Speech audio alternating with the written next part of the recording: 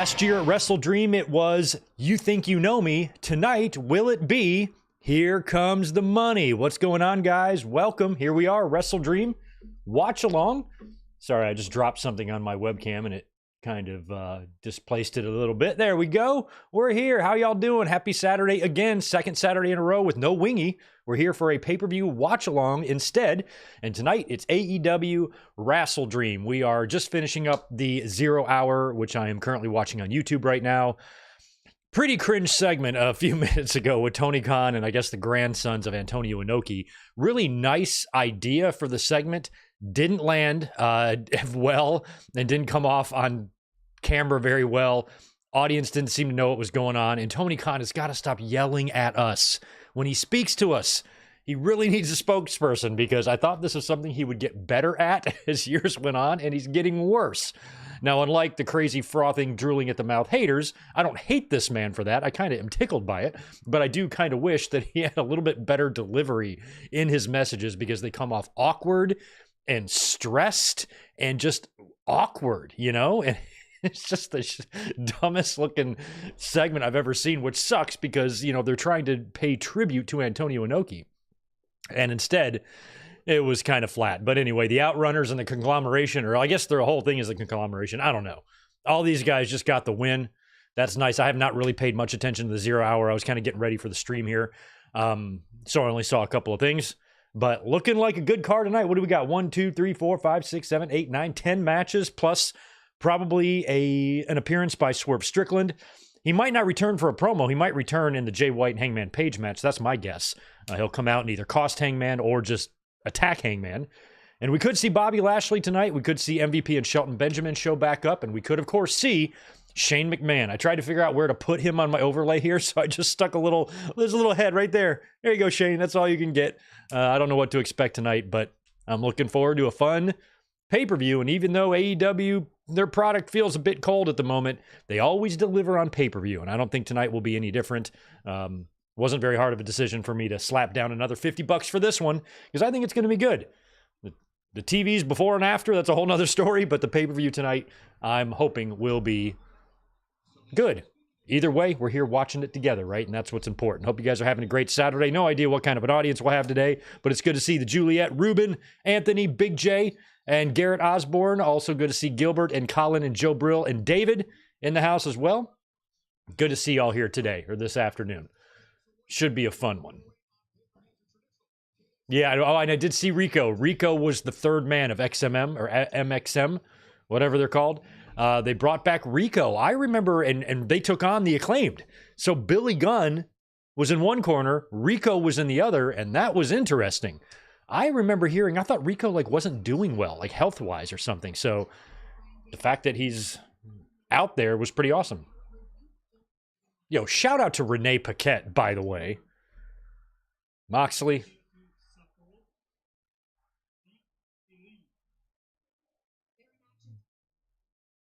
Lucky guy. This is cool. Kyle O'Reilly and Okada. Yeah, give him a shot at the title.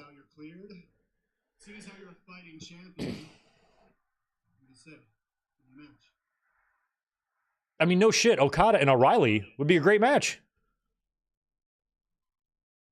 Okada's thinking about it. Was he going to say bitch? No, bitch. Hell no. Hell no. He thought real hard about it, though, Kyle. Bitch. Bitch. There's the bitch. I get it. Maybe next time I'll try a different approach. Oh, man, that was a shitty punch. Oh, my God. Well, O'Reilly just sucker punched Okada, but it really didn't look good. Oh, did Brian Cage win? Okay, Brian Cage either won or retained in his match. I did see a little bit of that hologram, right? Is that who it was? No, hologram's facing Moros. Who the hell was Brian Cage even facing earlier? I don't know. I'm kind of lost in this. I've only been half-assed paying attention to AEW for the last 3 weeks, so I might be a little lost today. I didn't even get predictions up. I didn't do them. Just too busy. I thought about it yesterday. I'm like, oh, damn, I did a shitload of shorts this week for YouTube, but I didn't put any predictions together. I'm like, fuck it. We'll do this one without. kind of a nonchalant pay-per-view week this week for me. I got a weird schedule. By the way, I'm not going to be here tomorrow for the watch-along, by the way. I think I told you that earlier in the week. I got to work tomorrow, so no classic tomorrow. So we'll have to make the best of tonight.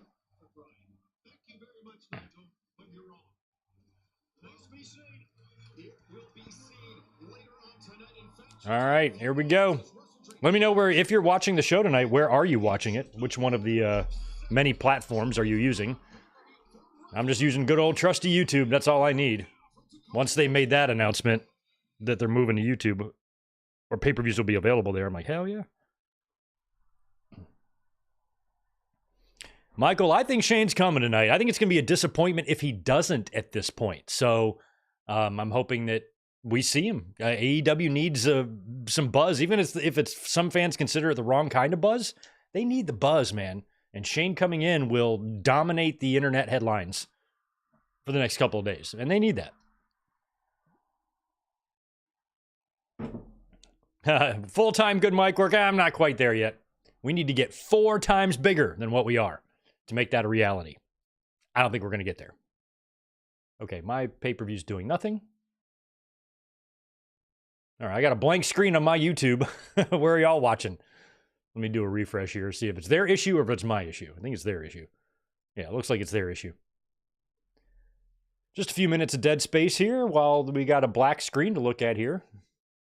How's the weather where you live? Oh, here we go. Okay, I was about to say, we're going to start chatting about weather and sports and politics and religion unless this pay-per-view doesn't start. So here we go. Guess I better take my trusty energy shot. I might need this. Shout out to Kirkland.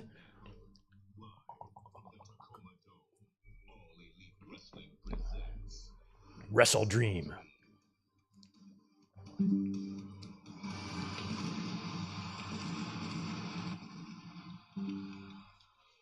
I'm going to keep my volume somewhat low. Apparently AEW does pull reaction streamers who play the full audio, so we should be safe here. I haven't had a stream pulled down yet by either company. I have never been to Washington State other than changing planes in Seattle, I think twice. That's it. And it's pretty up there. Super, super gorgeous. Big old trees and mountains. Pacific Rim earthquake's going to kill all of y'all one of these days. All right. Oh, we're opening with this. Okay. Welcome back, Jay White. I didn't even see how this match got set up on TV. I think I've missed like the last 2 Dynamites. I take advantage of not having Winged Eagles on Saturdays, and I take a fucking week off from wrestling, man. I'm like, if I ain't got to watch it and write down the results, I'm not going to unless the show was really good.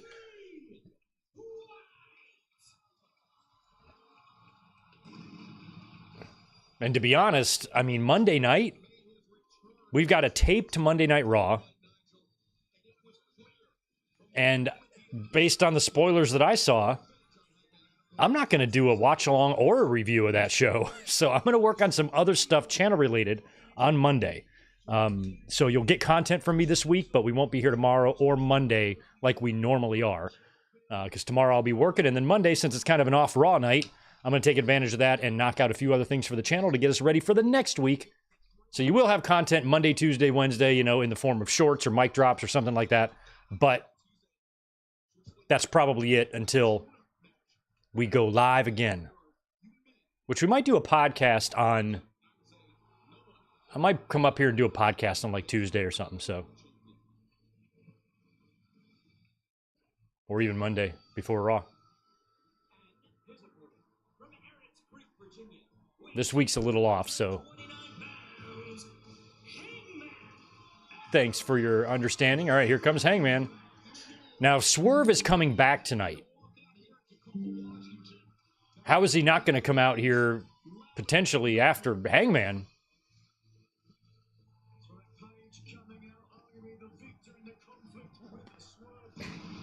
I mean, in my mind, Hangman Page feels like he's now back in world title contention. So I'm not beating him at all for a while. So the idea of Swerve coming down and costing him the match might make a little sense. But And I hate to see Jay White lose, but I kind of think that Hangman Page should not be losing for a while.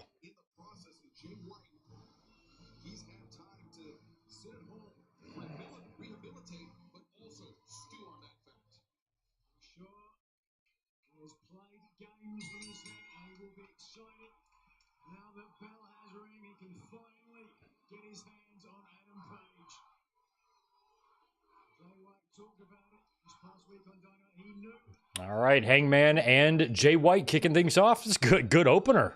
Jeez, I ain't gonna lie. Good opener. You can have worse openers. Jay White and Hangman.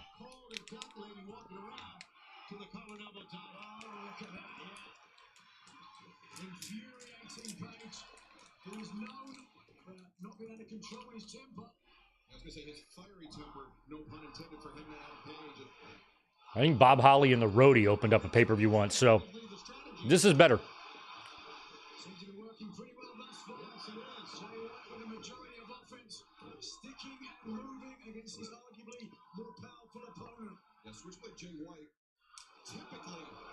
Is this the same? This is the same arena where WrestleDream was last year, right?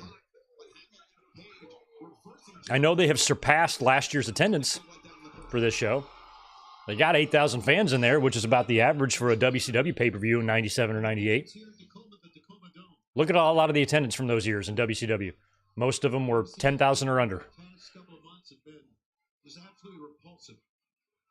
Some were bigger.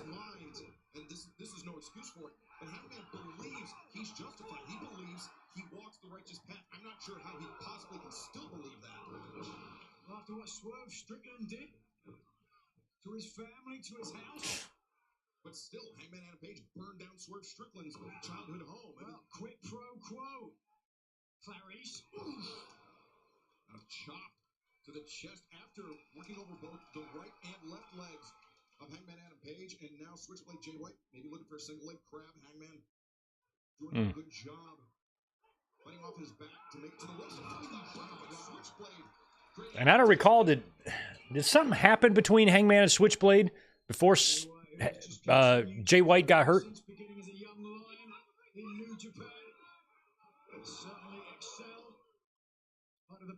That guy standing up on the fan, he looks like Tully Blanchard. I think Tully's in the WWE now. International star brought in to AEW. Kazuchika Okada was brought in. Our roster has never been better. And you're looking at Hangman. Oh, thank you, Gilbert. Man, yeah, I need to get back on those. Shorts are great tools to build audience, and I really need to get better about those. So I've been recording a lot of those. I got 5 more in the can I can upload. And apparently, on October 15th, YouTube Shorts are going to 3 minutes.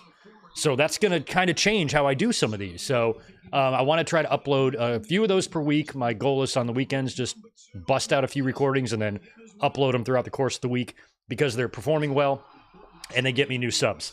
And right now we desperately need that on this channel. So I'm going to really try to up the production of the shorts because they're good channel. It's a good channel building tool. So expect more from those from me, even though if I don't say a whole lot because you only have a minute. You know, all I'm doing is listing my matches. I'm not explaining anything about them. It's like, here's my match, here's the next one, here's the next one. And I have just enough time in a minute to get all 5 of them done for most wrestlers. So I'm going to keep those coming on the channel.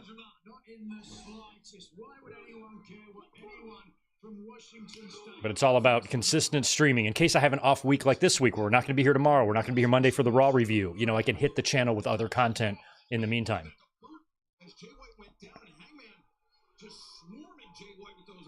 Nothing pretty about it, no technique really, just brutalizing Jay White.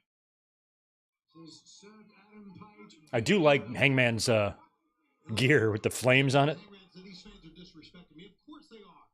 Jay White, who is a great wrestler, a great technical wrestler. Oh yeah, so Jay White's kind of the babyface in this? I feel slightly out of the loop. I haven't been paying much attention to this issue here, so I don't know what the fuck's going on. Oh, nice fall away into the corner. So the numbers of the Bang Bang Gang have been depleted as Hangman. Now the fall away slam into the corner. Jay White too close to the Top 5 Giant Gonzalez matches. I would have trouble naming 5 Giant Gonzalez matches, much less ranking them. I can think of like 4, and that's including El Gigante. Jay White's MO in this match to frustrate Adam Page. Now, Jay White, you mentioned earlier when he The Tacoma, see the seats here, the bleachers seem like they're more, they're not as steep. They got like a lower incline on them. Feels like it's 30 degrees or something. Look at the fans here in the Tacoma. Each and every blow across the head. Jay White. As Hangman turned his attention away from Jay White. Found himself on the receiving end of the Manhattan drop, but now has White captured in that sleeper hold. Hangman's typing. Jesus. Look at this. He's starting to let go of it. Spinning White around, driving him down, and Jay White, though, able to kick out. Clash of styles here. When we talk about And folks, we'll continue in picture-in-picture. Oh, never mind. This is a PPV. when it comes to Jay White. I like reacting to AEW's chat and my chat at the same time. Attitude of Adam Page. I'm giving the advantage to Page here. Sometimes I like to pretend AEW's chat is my chat, Look at that, he's staggered and I currently have like 5,000 people in here right now. Sweet. to his feet, but he hammered him once again. Well, here comes Jay again. Whoa. Hangman just Joe, yeah, Joe Brill, that WrestleMania memories. I did that in 2016, living in a studio apartment at the beach. I remember coming home from work every night, recording a little bit of it and working on it during WrestleMania season. I did have to, it did get blocked. I had to re-upload it and edit it out, the footage, but it's still there. just like that shot. I think it's got over 100,000 views, but my original video was going to hit 1 million, but it got pulled. Adam Page has just been laying a beating. Jay White hangs onto the top rope. Hangman sent to the outside. One of these days, I'll try to do another big project. I'm like 10 years overdue. Not thinking buckshot, Larry, but Jay White. 8 years overdue. Yeah. And a simple but smart counter move by Switchblade. Yeah. And he's got the middle finger, too. I do like that counter to the buckshot. He just backed up into the corner. Can't hit him from over there. You guys were at Nice. the Casino Gauntlet match in Wembley, but Jay White was ruined of a chance to go to Wembley. Ruined in his Wembley moment by Hangman Adam Page. So you can understand why he's so defiant, why he's so angry. But Hangman Adam Page, he took his chance to I mean, you got Page and Jay White and fucking Okada and Ospreay and Swerve. Moxley.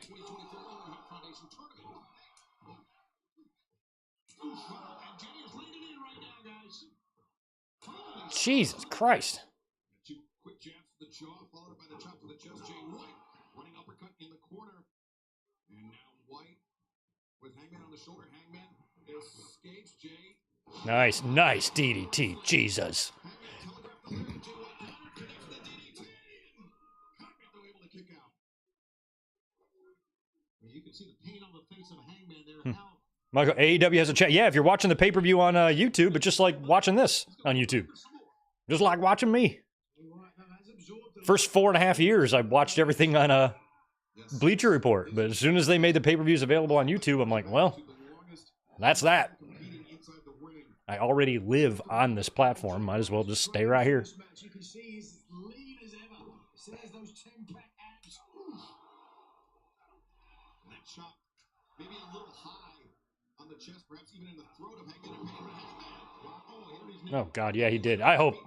favoring that knee, Jay White. Using Hangman's momentum against him, and now That was a good sell. Oh, God, assuming it was a sell. It was a really good sell on the knee because it was almost instant. how about that? He almost jackknifed up in the middle of the air. I really hope that he's just selling that knee tweak. Clothesline off the middle rope earlier in the match. I think he pulled something. He reacted very quickly to that in a way that didn't look like he would work. Getting worse and exacerbated as this match continues. Now, Jay White would not mind at all working on that knee to try to injure Hangman Adam Page. Quid pro quo. All right, they've said quid pro quo like 11 times already in commentary. Maybe looking for No collusion. take the Hangman down. But Page taking his thumbs into the eyes of There you go. That's what you do. Just fucking thumb in the eye. socket. Thumb in the eye socket. Pop your eye right out. Ouch. White Oh, upside down, a reverse trio on the outside of the ring, baby. That's not good. underneath the Happy 70th birthday to the American Dream yesterday. Oh my God. Jesus, God, double thumbs to the eyes. Tito doesn't like it. Tito's doing the thing, you know how the cats cover their eyes? That's what he's doing right now. He doesn't want to see the thumbs in the eye sockets either. Oh! DVD on the apron. Hey, people from Washington, that mountain that's on the apron, is that Mount Rainier? Rainier? How do you say it? Is that the one? I remember flying over it once.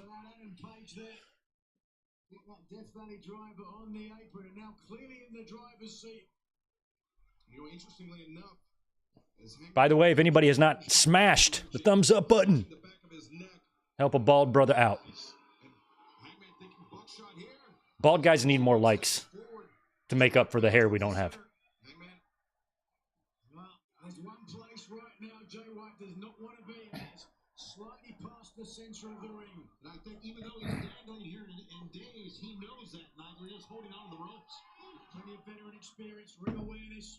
And Jay White's so highly intelligent, but I mean, when you're in there with a heavy hitter like Hangman Adam Page, there's little you can do as Hangman now has Jay White sized up and Jay White. There you go. See, that's the second time he's done the same buckshot. Oh, now he's coming in. Oh! Jay White trying to accelerate into Hangman, but Hangman come off that big elbow strike. You see the interesting point about. I know so little about how. Oh, God, nice leg screw. I know so little about how this match came about, but it's like one of the sexiest looking matchups on the whole card. There's nothing not to like on paper about this. Oh, apron bomb, Jesus. Oh, Lord. Oh!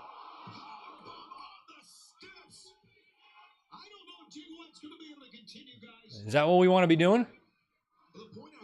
Powerbomb on the apron, lift him right up, powerbomb on the steps.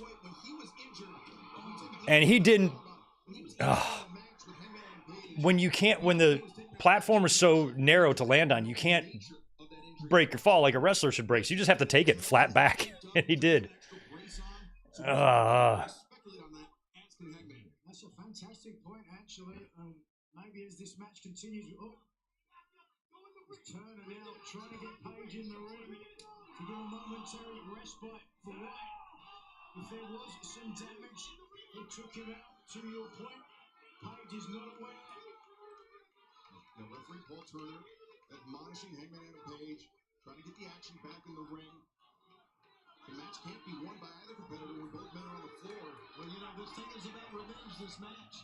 No, Mount St. Helens, I don't think it's that. I think that's... I don't know. I don't think it's St. Helens, though.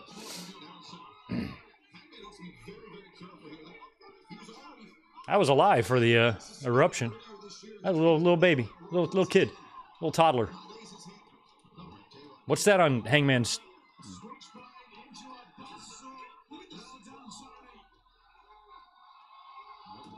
Oh, nice move. Hangman took off his belt, but then Hangman picked up, White picked up Page and rammed his knee into the stage there.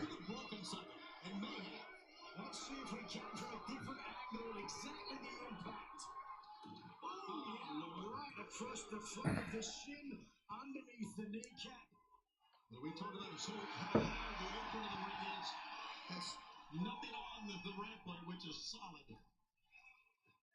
Well, Turner giving a 5 count, but Jay White, he broke the count. Ducked into the ring. Went back to ruin that decision. Or perhaps Jay White, he can feel that Hangman Adam Page is not out of this fight yet. Let's be honest, we all know Adam Page, if there's a breath in his body, he's getting back in the ring, bad leg or not. I don't think Jay White cares one way or the other. Whether he's going to roll him in the ring here. Let's see if he stays on the knee. He should. Wow, Hangman up right away. Swing by Hangman as Jay dragon screw. Hangman's momentum carried him across the ring, but it carried him up to his feet.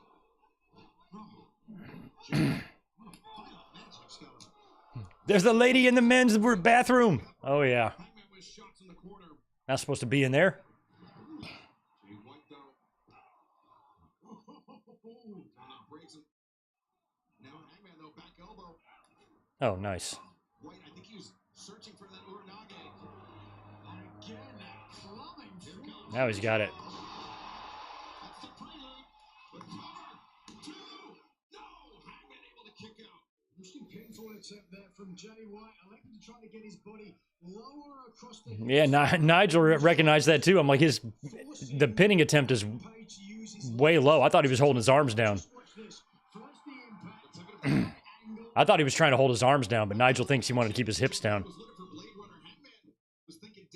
Look out, ref. No, nice block. Oh! God.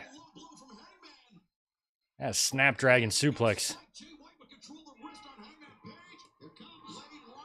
Blade Runner reverse, Deadeye. Wow, so smooth transition. Blade Runner into the Deadeye.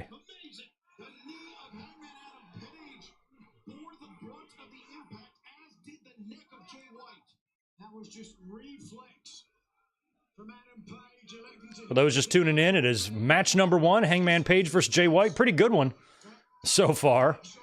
Definitely fun.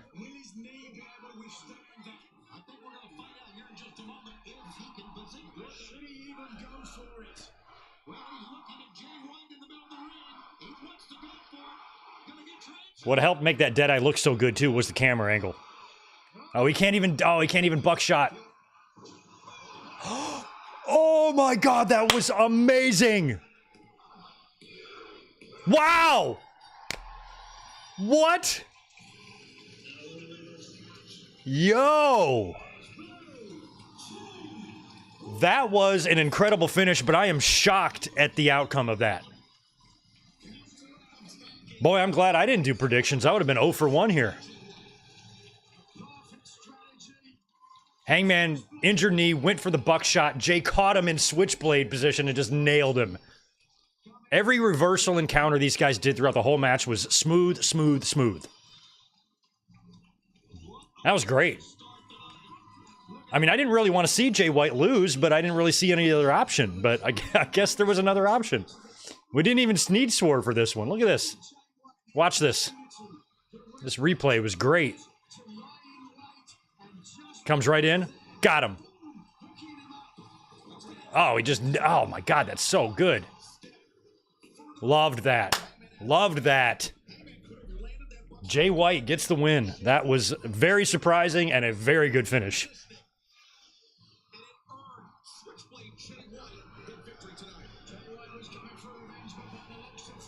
I mean, I feel like Hangman Page is going to win the championship and, like, Swerve is going to beat him for it or something. And so I, like, wouldn't have beat him here, but I'm kind of glad Jay White got that win because he's kind of did a whole pile of nothing since coming in, so. All right, Mariah May and Willow for the title. This got all goofed up, too, because Britt Baker got knocked out of that #1 contender match, so who knows if this is the original match or not, but Mariah May ain't losing to Willow. But then again, I thought Hangman would not lose to Jay White. So, don't listen to me. The AEW Women's World Championship. I want the Women's World Championship, and I'm coming for Mariah May. Everybody is just drooling for a shot at me. Mariah May, everybody's drooling over you. I know that. I finally understand why you're so happy and you're smiling all the time because you recognize you are lucky to be here. Mariah May, it is. And Mariah May has many of the qualities prized by the superficial male. Will be on the line. Oh. Ooh, oh my God, that headbutt. Jesus. I love Willow. Willow is so unbelievably pretty to me. Mariah May, a former champ, become the new AEW Women's. She got busted up there too, huh? Wow.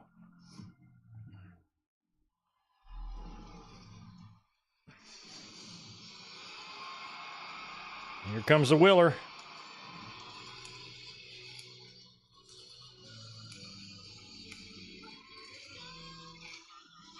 Oh, I like her blue gear.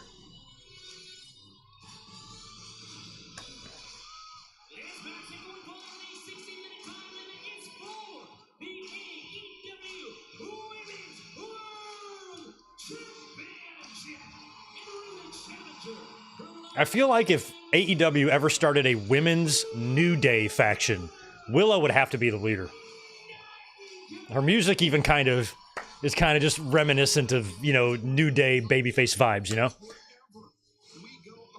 She just needs to get a Kofi and Xavier with her. A Kofina. I don't know what a woman's name for Xavier would be.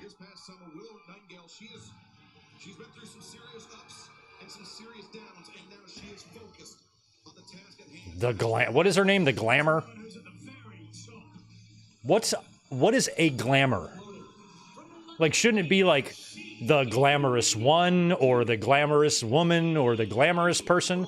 Not the glamour? The glamour. That sound you hear is not some interference on your speakers. It is Nigel McGuinness licking his lips, salivating over the AEW Women's World Champion, the Glamour, Mariah May. Ahmed, what's up? Glad I'm alive? Oh, no, I'm glad I'm live. Yes, I'm live. We're live and in color, baby. And Mike Thompson, I'm hoping to see Bobby Lashley. Bobby Lashley has signed with AEW. We know that. They wouldn't have MVP and Shelton on there if it was just going to be them. You know Lashley's coming in. And since we did not see Swerve in the Hangman match, I think tonight's where we see Bobby Lashley. He's probably going to attack Swerve Strickland when Swerve declines MVP's offer. That's my guess. Shout out to the UK. What time is it over there? 1 in the morning? Something like that? I'm on the West Coast. I think you guys are 8 hours ahead of me. I feel like it's 1:30 in the morning there.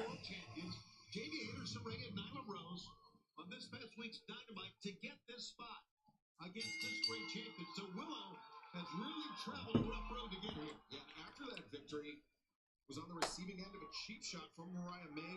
Willow had her lip split open, I believe is Man, I'm loving Toni Storm in Japan. That promo, that video she had recently. I'm all wet, and not in the fun way. God, she is a legend. And she had an affair with Stan Hansen in Japan. He gave her the goods. The big sweaty goods. You know, we just saw a rematch of the semifinal round of the men's Owen Hart Foundation tournament in Hangman. Willow, what are you doing? Oh yeah, they're getting drop kicked. Okay. Willow Nightingale and Mariah May faced off the Calgary Saddle Dome. Mariah May earned a victory that night, and that was also the night that she had enough, where she felt that timeless Toni Storm had outlived her usefulness. She disposed of her former friend, the champion Toni Storm, and ever since, the whore you adore, the slut you can't rebut. Oh, you can't denounce.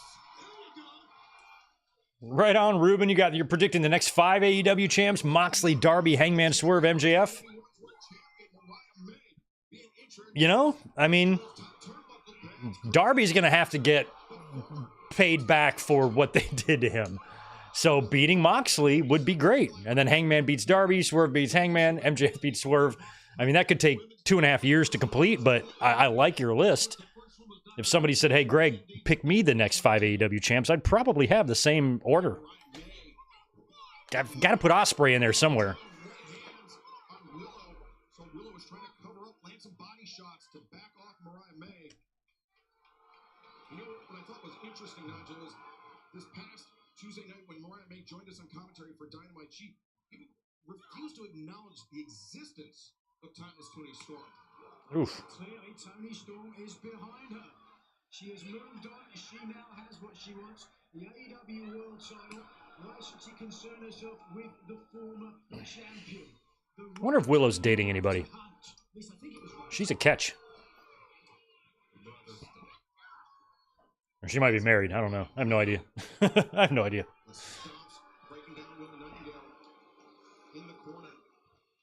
I don't know if MVP is going to be a champion in the AEW. I doubt it. I kind of forgot what happened between him and Chris Jericho.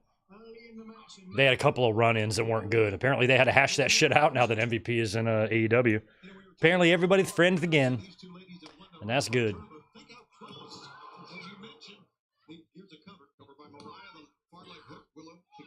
As you Next cover.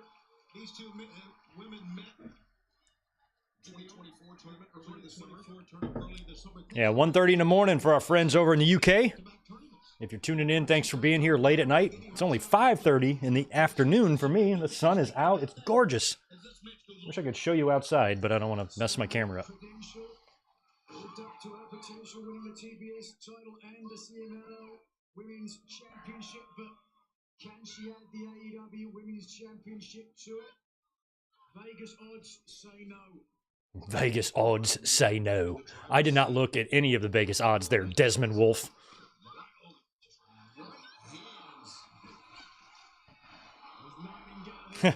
Yeah, Barry, that's the way I was for a while, too. I mean, I never knew much about Jeff Hardy and TNA, but I knew the Willow stuff. And so I'm glad we have a new Willow, because I always thought Jeff Hardy's use of the Willow character in TNA was dumb. Jeff Hardy is, like, really, really creative, but not in the good way. Remember that VHS special they did like 25 years ago, the Imagination or whatever he had in his yard? He's weird. And not in a good way. He's not a very good artist or musician. And he's not that creative. He's just weird. Ooh.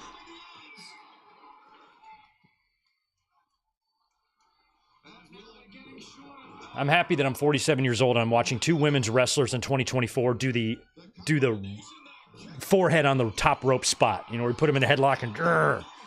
Doesn't really work well on these ropes. It worked well in WWE because they were ropes and they would rope burn you. But these are cables wrapped in tape, so I don't know if it has the same effect. But I do like to see it. Ooh, the high stack. Great pinfall attempt by the challenger, Willow Nightingale. Getting Mariah May stacked up high on the shoulders with Willow's body, putting all that weight down in search of the 3 count. And yet still the AEW Women's Champion kicked out with aplomb. Hold on, looking for it. The bait with the power bomb, perhaps. No, Mariah thinking Mayday. Both women. Wow. There we go. Finishing shot, Mariah, the German suplex. Willow able to kick out. Pure leverage from the champion there with the German suplex. Low angle. Grabbing at the shoulder. I mean, I'm not sure if this is going to be just a straight up clean win here for Mariah. Might as well be. I don't know if they know what's going on with the women's division. That Chris Statlander stuff was very frustrating because I thought she was doing well in her role, and then just to abruptly kill it with no explanation is a little. Look at Willow's going for the figure 4. No, she's going for Indian Deathlock. Come on, you got to put the knee up on the. There you go. Yeah, get you some Willow. As Willow bridging up, causing separation on those knees, on the hips. I mean, this is a total lower body attack by Willow Nightingale on the Glamour, the AEW Women's World Champion, Mariah May. Willow's done a lot of things that have like kind of surprised me and made me realize how well she's improved and how much she's tried to improve and how she has improved and how good she is. That match she had with Stat at All Out, that was one of the funnest matches I've ever seen in AEW. Funnest women's matches, I should say. Like right up there with Thunder Rosa and Britt Baker. Like it was all kinds of fun.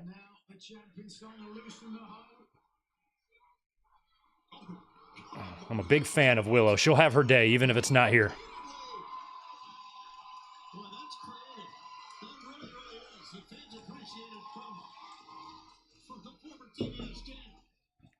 TBS champion, perhaps future AEW Women's World Champion, as Mariah. Oh, Lord. God. You get no respite. She's going to give you the somersault. She going to moonsault it?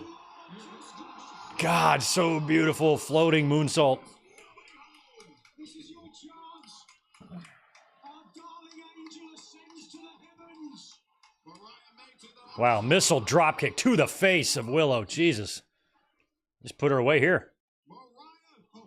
Wow, strength.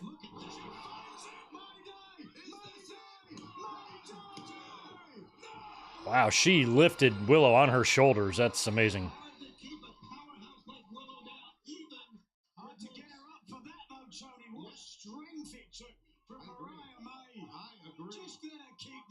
But what perseverance shown by the challenger, Willow Nightingale. Able to escape from that mayday. No, I like Willow Nightingale as much as the next man. But hold on. Willow had Mariah up. Big elbow strike. Willow really leaned into that one. Oh, wow. Pounce. No. Headbutt. Countering. Oh, nice lariat. Countering a pounce with a headbutt. I feel like that's a lose-lose for everybody there. Wow, this great crowd appreciates what we're seeing here again. Look at this Willow. Barry, Jeff used to make YouTube videos and danced around in the woods with his paintings in a clown mask. I didn't get the joke either. Well, I mean, who doesn't go out in the woods and dance with a clown mask? I thought that's something we all did. I mean, if you're going to criticize Jeff Hardy, at least criticize him for something that's abnormal. But I don't know about you, but I always go into the woods and dance with a clown mask. It's totes normal. I don't know why you think that's weird all of a sudden, Barry. You mean to tell me you've never been in the woods and danced around with a clown mask? You're missing out. Now Willow looking for that big with the power bomb, but no, Mariah, the waistlock, Willow back elbow. Mariah got nailed on the back elbow. Nailed. Willow likes the Death Valley drop. Do you even have woods out there, Barry? You got mountains. 2.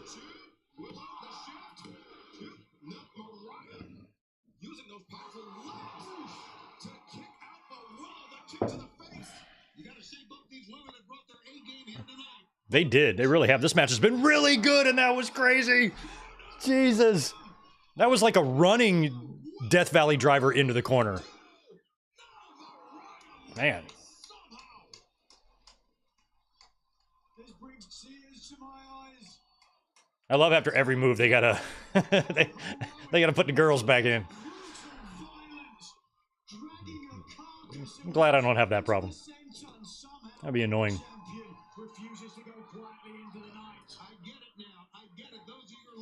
We're going for either a destroyer or a superplex or, God forbid, a Spanish fly. Something's coming up here. Or we're gonna do a Rana. Head scissors. Oh God, there we go. Nope. Ooh. Ooh, that was very good.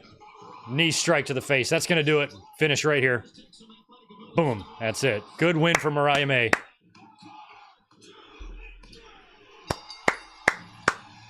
Very good. That was a great match. 2 great openers. Or 1 great opener, and the first 2 matches were good. That's my point.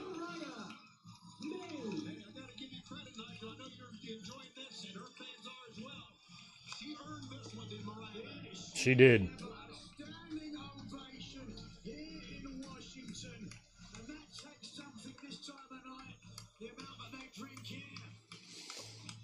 The mind of Mariah may be rife with treachery. However, she continues to impress as the AEW Women's World Champion. Just thriving under pressure. 3 consecutive. Just incredible counter. Good job, Mariah. Or moves on Willow Nightingale allows Mariah May to retain the AEW Women's World Championship. Mariah's great. I mean, those 2 women are more pillars of the women's division, I think, than anybody else is. I mean, they are just excellent. Mariah May and Willow, 2 of my favorites right now in the whole damn company. All right, TNT title, Jack Perry taking on Katsuyori Shibata. We know how this one's going to go. We love Shibata, but, I mean, is he still driving around that bus? He's driving all around for real? He doesn't shoot driving around the country, right? They drive it for him, and then he just pretends like he drives it in.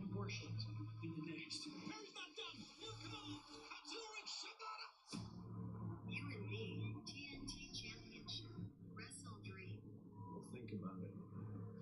I want to have a conversation in a language that you really speak.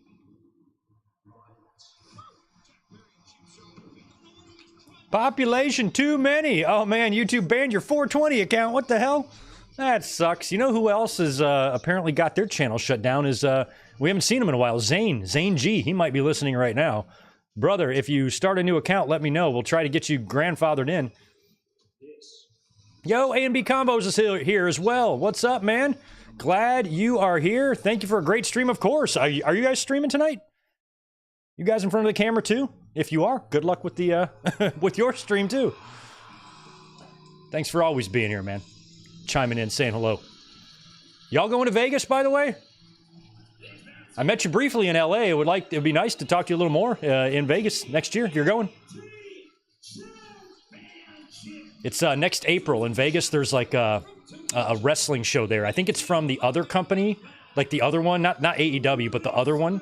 And they run like their big, all in, like what they call what their all in is. It's something WrestleMania, I think. But their version of all in is like every April, and they're gonna be having their big show in Vegas next year. So I'll be there if you want to chat.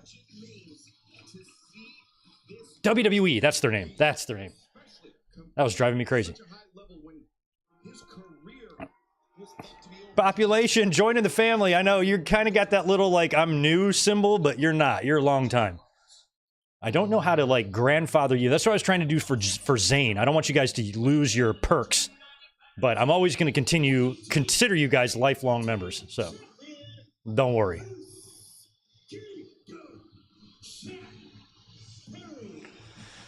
Oh, the scapegoat. And he wears a real goat mask.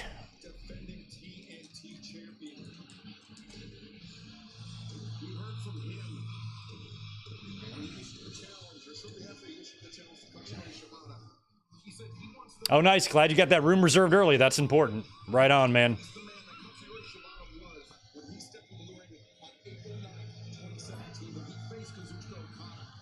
I'm kind of bummed too because tomorrow I usually come up and do Raw reaction, but I don't know if I want to. Tomorrow's show's taped. There's nothing to. It looks like shit.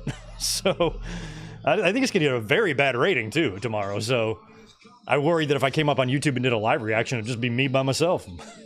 Like 4 people in here.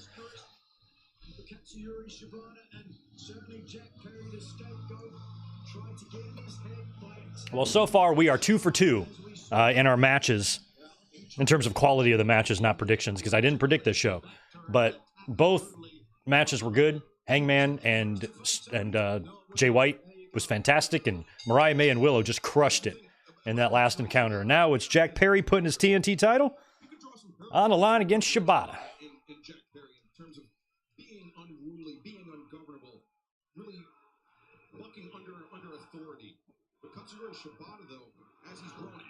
Dude, it's Bucks and Private Party. I was like, what are the Bucks doing tonight?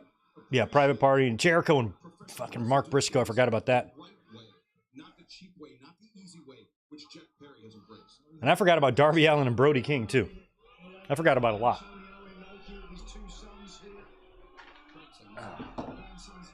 There we go.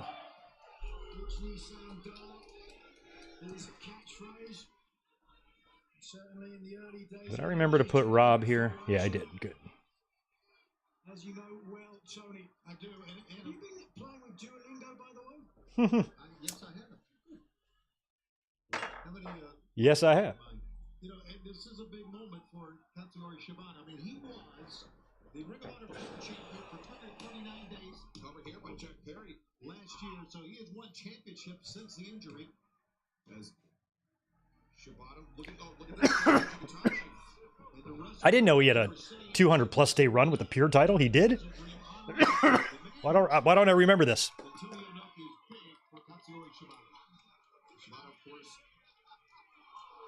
Second-generation wrestler. His father, a former pro wrestler, long-time referee in New Japan Pro Wrestling, close associate of Antonio Inoki, as Jack Perry luring Shibata into the ring. Come on, Shibata, you fell for that?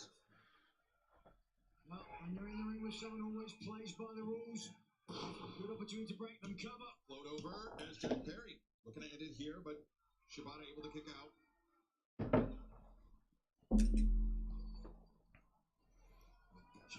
Kick to the spine is not a game that I think Jack Perry wants to play against Katsuyori Shibata. Colin Wright, Monday's Raw is taking place wherever last week was, which I forgot already, but they did a double taping last Monday. So it's already been taped.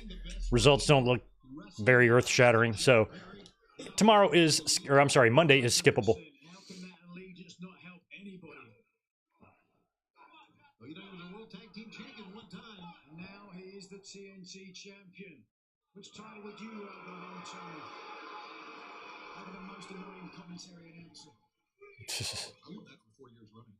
That's true. Surprised they didn't name it after you. Only time will tell on that, but take a look. And Shibata, I think, is absorbing these. Look, yep. Now Jack Perry just digging the fingers into the eyes. Shibata, he was welcoming the contact from Jack. Yeah, we do get the return of War Raiders, which isn't that... It's not worth me being like, oh, we definitely got to do a watch-along because we got to watch the War Raiders. I don't give a shit about them. Although, it'll be interesting to see how Triple H kind of reboots them. From the TNT champion Jack Perry. Shibata has looked very good of late. He's undefeated in singles competition. Oh, yeah, he did kind of... Yeah, Tatanan, you did kind of spoil something, and then I assisted in that spoiling. So that's all. We're not spoiling anymore. Watch the show on your own tomorrow. We don't do spoilers here. I respect people who don't want to be spoiled. I just have the luxury of never giving a shit about spoilers. I have never not wanted to be spoiled. Closest thing I get to that is when I shut the chat off near a match finish in case you guys are ahead of me, and I don't want you to spoil me. But in terms of like a show that's been taped, I kind of feel like it's unavoidable. If you're just like scrolling social media and you're a wrestling fan, you're gonna get spoiled. And so we have so much wrestling. Fans complain about how much wrestling we have. Who cares if one show gets spoiled? You got 6 more coming up in the rest of the week. So I'm just not... I'm not a stickler or uppity at all about spoilers, but I still respect not spoiling for others. But if you ever spoil me, I don't care. I'm fine.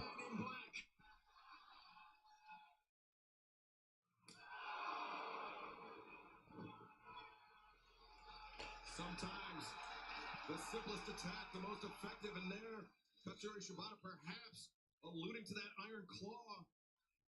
As Katsuyori Shibata. Some people don't like European uppercuts, but I love them. Learning the iron claw, but Jack Perry not concerned on that. We're a long way from Texas. Katsuyori Shibata countered with that suplex. And that was a desperation suplex that time. As Caliber goes, you can see after he landed with a suplex, he rolled over. He's still trying to get up on his feet. Transferring Heat is trying to spoil us, trying to claim that tomorrow is Sunday. Let's fact check him on this. Let me get out my calendar here. All right, where are we at here? Today is...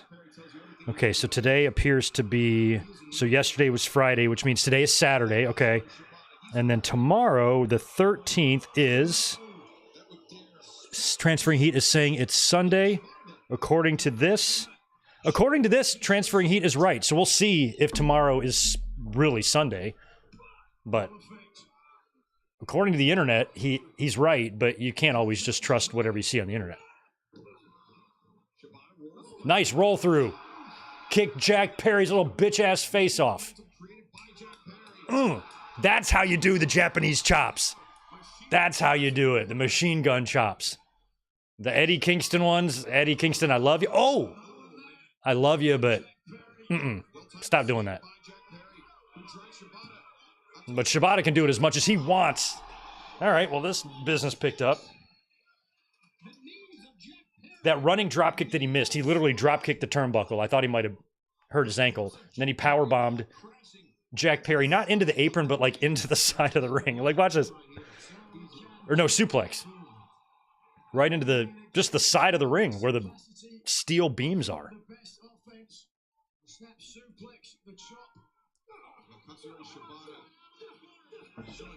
You know, like 2 feet to the left, Titus O'Neil would have been killed in that Royal Rumble botch. If he would have hit one of them beams under there or something, or if he would have been a foot higher on the fall, he would have just smacked his head right in there, probably broke his neck. He's a lucky man.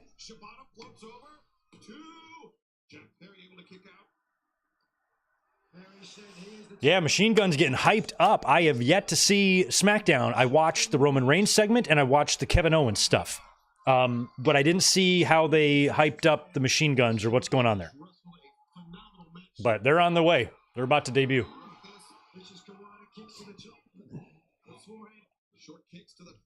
Perry's not bleeding, is he? Is he bleeding? No, he's not. I'm like, this is one. If there's one match we don't need to see blood in, it's this one. Nice STF. I'm a big fan of, or snare trap, I guess. Shibata, though, tremendous submission defense, tremendous endurance of Katsuyori Shibata, but Jack Perry's version of the FTF. Step over Toho with a face lock. I guarantee you, Shibata's spent plenty of time in this hole. We'll know a few ways out. This, one of them, get to the bottom rope. Shibata doing the army claw, carrying not only his weight. Yeah, Barry, that's a good point, too. If you are on social media during a show that's been taped, that's kind of your own fault. Oh. These days, the only way to protect yourself from spoilers is to shut off from everything. Shibata returns to the ring. Perry looking for the cover. Two. We mentioned the outset of this match, the nearly life-threatening. Okay. So it was just all this hinting of a new team, and we've already seen those two vignettes with all the Detroit landmarks, so obviously it's the Motor City Guns. Emergency surgery, so anytime Shibata takes a blow like that, oh wait, well that's exactly what Perry was looking for. Family driver, and now Katsuyori Shibata. But do it again, why not? A second. Oh, the knee. No, how about that, Shibata? Wow. I mean, Shibata here in this last half sequence here just looks like the much stronger. And if your non-wrestling fan girlfriend is watching you with you right now, she's gonna think that the little long-haired fucker is the underdog here. And he pinned him. Shibata's got the sleeper. It was almost the Brett Piper finish from WrestleMania 8, but Perry didn't rotate all the way over. He just laid on top of him. 1, 2, 3. And Perry gets the win. Fans did not like that finish. What a bunch of shit.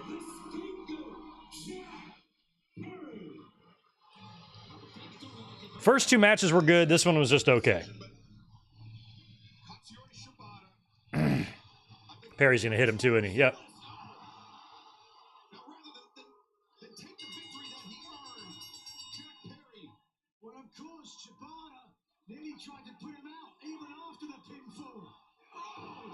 And then belt shot to the head of Shibata.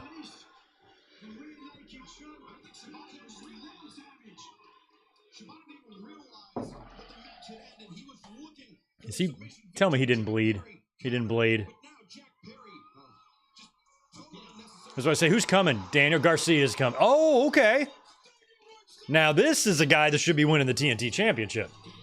Here's your next champ right here.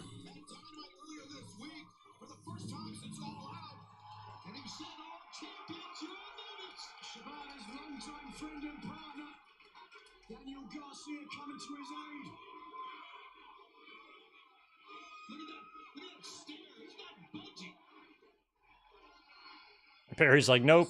Yeah, Daniel Garcia and Jack Perry. I can get behind that program. Hell yeah. Because in that scenario, Garcia will win the title. Jack Perry knows his road as TNT champion will continue. Oh. MJF's here. Or is he? I think he is. I saw his woman looking hot as all hell backstage interviewing people. Oh, man. He kicked this goat mask out of the way. Look at his hair. Now, apparently he has wrapped Happy Gilmore 2. He's finished filming.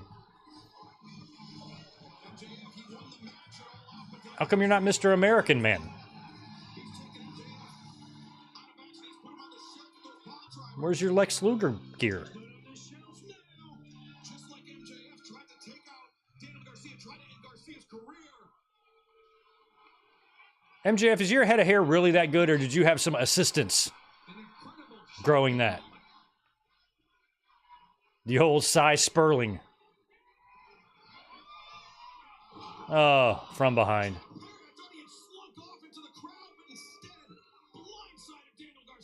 Well, Garcia, that's kind of your fault, too. If you're wearing a black wife beater, you got to have street smarts, man. You got to be able to see behind you, head on a swivel. That's what they teach you on the streets, where people wear black wife beaters. It's like day one shit.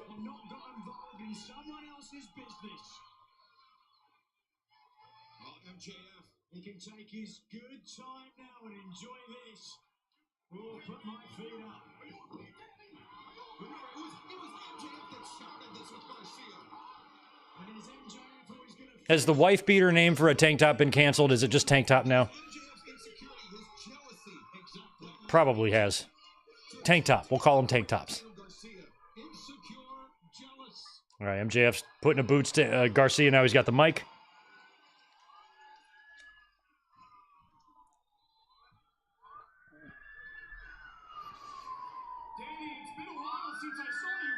It's been a while. He's got his foot on his throat while he talks to him. To make several movies and several millions. But 1 second. But if I'm not mistaken, you've been up to some pretty big stuff since too. Apparently you had a bidding war, huh, buddy? Oh, yeah, Garcia had his own bidding war. That bidding war was about as real and as existent in 2024 as the Seattle Supersonics. MJF, don't be throwing shade at people's bidding wars. You didn't shut the fuck up about yours for months, and then you didn't even have a bidding war. You just re-signed with AEW.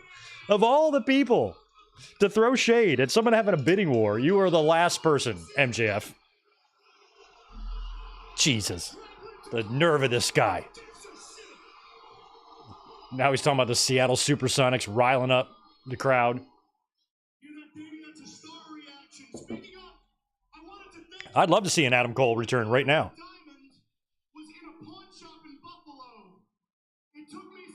Oh, he got the diamond back. The one that Garcia pawned.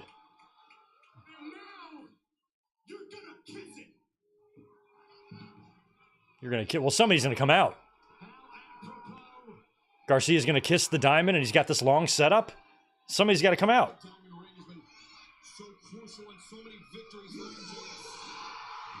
You know it's all about the boom. And here comes Adam Cole. It felt like that was going to happen. I hope he's actually healthy and he's not just walking out here. He looks good.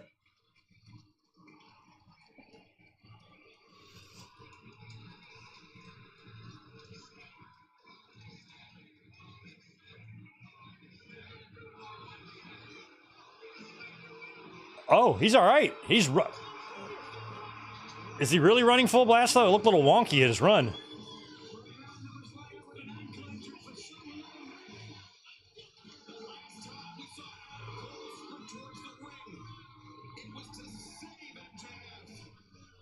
Now, Cole, I'm not an asshole. I'm not usually a stickler too much for the cosmetics. But now that you're back, just hit the gym a little harder and tan. I think it'll make all the difference for you, bud. You can be a small guy. Who cares?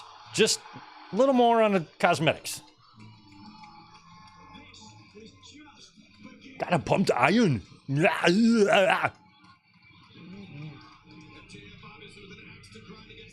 getting that tan in bed, man. Get that farmer's tan going on, bro.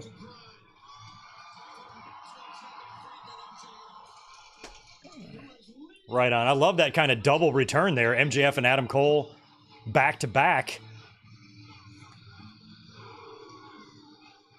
And I thought they just killed the MJF Adam Cole issue. They just they couldn't pay it off because the injuries. But let's hope he's back. I mean, if we can have, like, Adam Cole since coming to AEW, I just felt like he has not been healthy. And a healthy Adam Cole to that already extremely stacked roster. AEW is a distant number 2 to WWE in overall size, but not in overall talent. I still think they're number 2, but they're not distant. They have got a fucking roster there.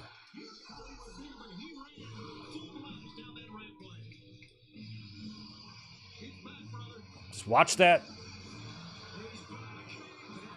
No more injuries, please, Mr. Boom Boom. You're just like CM Punk in WWE. Like, just, you gotta stay healthy. For us, please.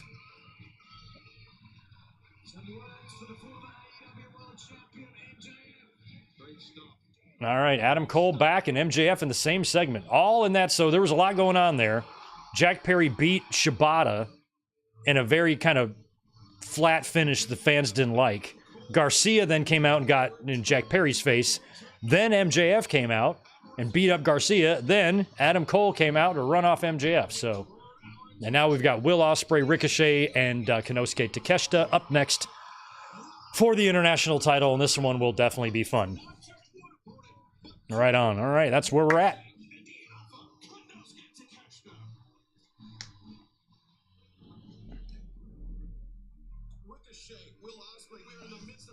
I don't know, Gilbert. We might have to take a poll on that one. 3 hours of Dynamite on Wednesday. Sometimes it feels like there's already a lot of filler on there, so I don't know.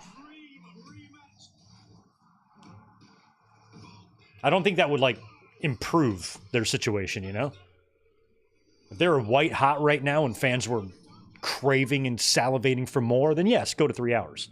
But they're not doing that right now.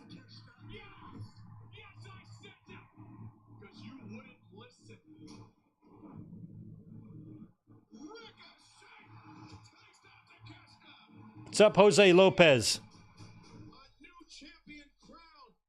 Anybody else that said hello recently that I have not acknowledged, thanks for being here today. Thumbs up button smash would be helpful if you don't mind. Totally free to do. Cost you nothing. And you just need one finger.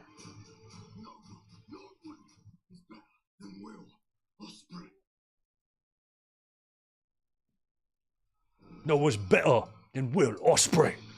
I wish I could do accents. The only way I can do accent is if I live in these places. And just learn it.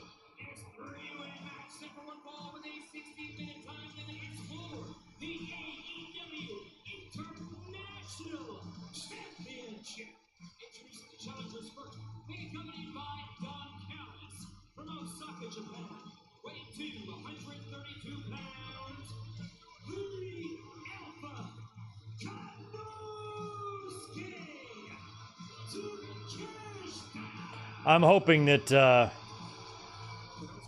Takeshita doesn't win here, but maybe beats Okada, you know, for the Continental.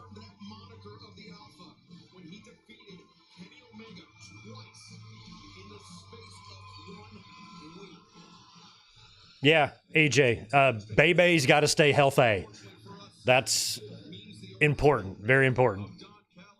In the same way that Punk's health is important in WWE right now. It's just, you know, their legacies, I feel like, are on the line here. And Cole's situation's been a little more heartbreaking than Punk's, you know? Because he just, you know...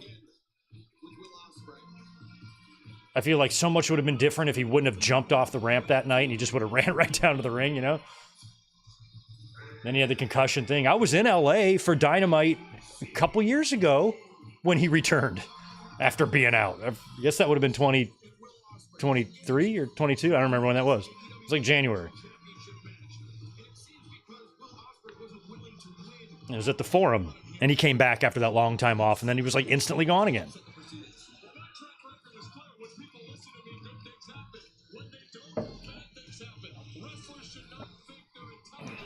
Ryan, thanks about the Padres. Yeah, they kind of choked there, but you know what? I was kind of selfish. They have been crushing my business at the restaurant because the town's kind of shut down. Padres are good, so business has been hurting a little bit with them in the playoffs. So now that they're out, at least things get a little bit back to normal.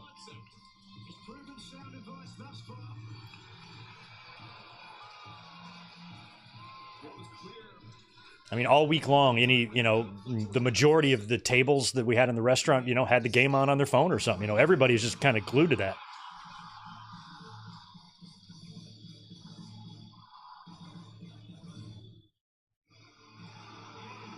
I love Ospreay. Somebody said that, because I love his theme. Apparently, this is the same band that does Miz's. I didn't know that.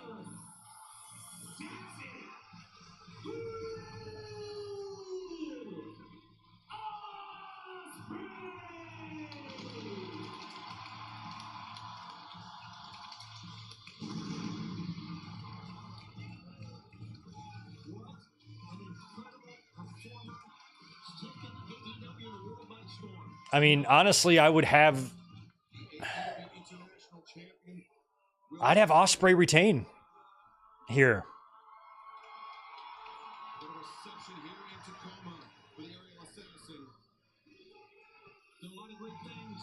I mean, sure, you could put the belt on Ricochet if you wanted. You could definitely have Callis or somebody come here and interfere and cost him. I love that for the AEW entrance, they've moved up that Ospreay part of the song that usually comes later in his theme, but it's kind of up front now, so the fans can do that. Ospreay, I like that. Sometimes music edits are good.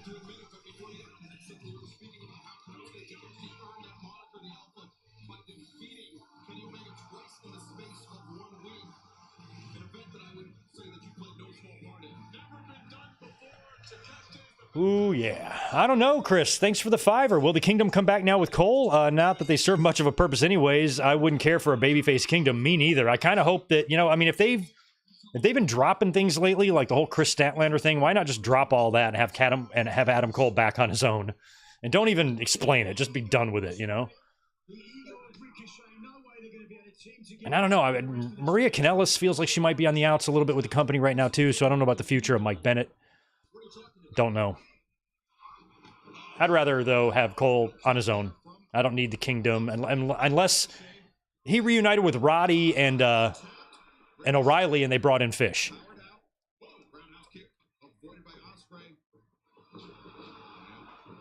Nice. I'm glad that Takeshita is on the outside giving these guys a chance to do their little thing.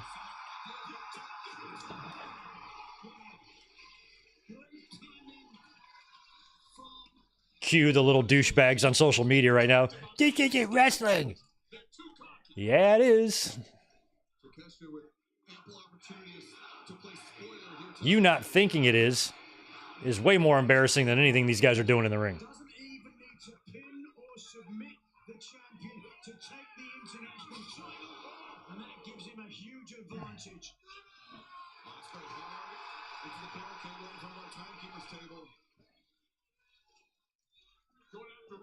I think Wardlow's done.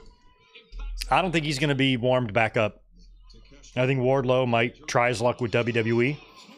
But as somebody pointed out, Wardlow is smaller than Sheamus. So he's not going to be the giant over there. But he's lost all steam and momentum here in AEW, so I don't even know how you get him back going again, especially when you've tried a couple times. It's over. The window's closed. It's a shame, but he was hot. Fans were into him. That was 2.5 years ago.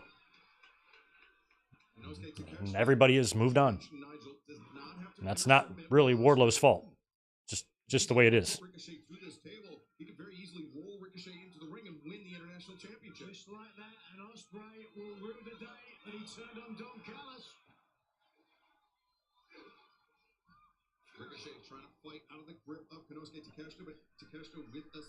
Joshua, hey Greg, sorry for being late. I hope you can forgive me. I cannot. Sorry.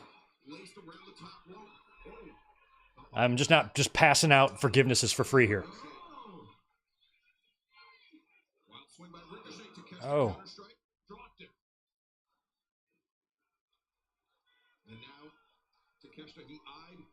Will Ospreay on the floor. You see Ospreay's arms coming up.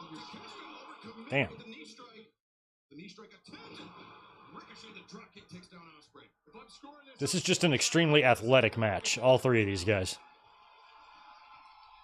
Ricochet in the short gear. I just kind of put that together now.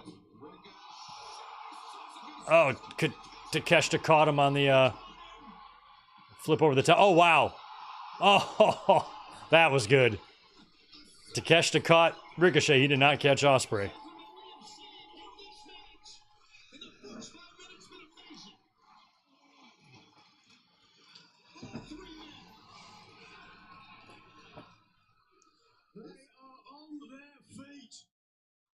This international championship match so Damn, Jose, sorry to hear about your torn ACL, man. Oof. scores with the elbow strike. Ospreay lateral press to Takeshita. Kicking out on referee Stephon Smith's 2 count. Ospreay looking so impressive. There's a reason I referred to him as the gold. Glad that you don't need surgery on that. Hopefully you won't miss WrestleMania now. Because if you had surgery, that puts you out like 9 months and you wouldn't get the Mania payday. That landed flush. Don, it was not long ago that you were pitting Will Ospreay against his fellow members of the Don Callis family, Konosuke Takeshita included. And it was Ospreay that came out victorious that night against the Alpha. Well, that's a very different thing than the personal nature of this bout, in my opinion. Yeah, Callis being on the call too. Ricochet attacking both Ospreay and Takeshita at the same time. And Oh. Ospreay spiked inadvertently by Takeshita. Ricochet is incredible. And Ricochet, shooting star press to the ribs. 2.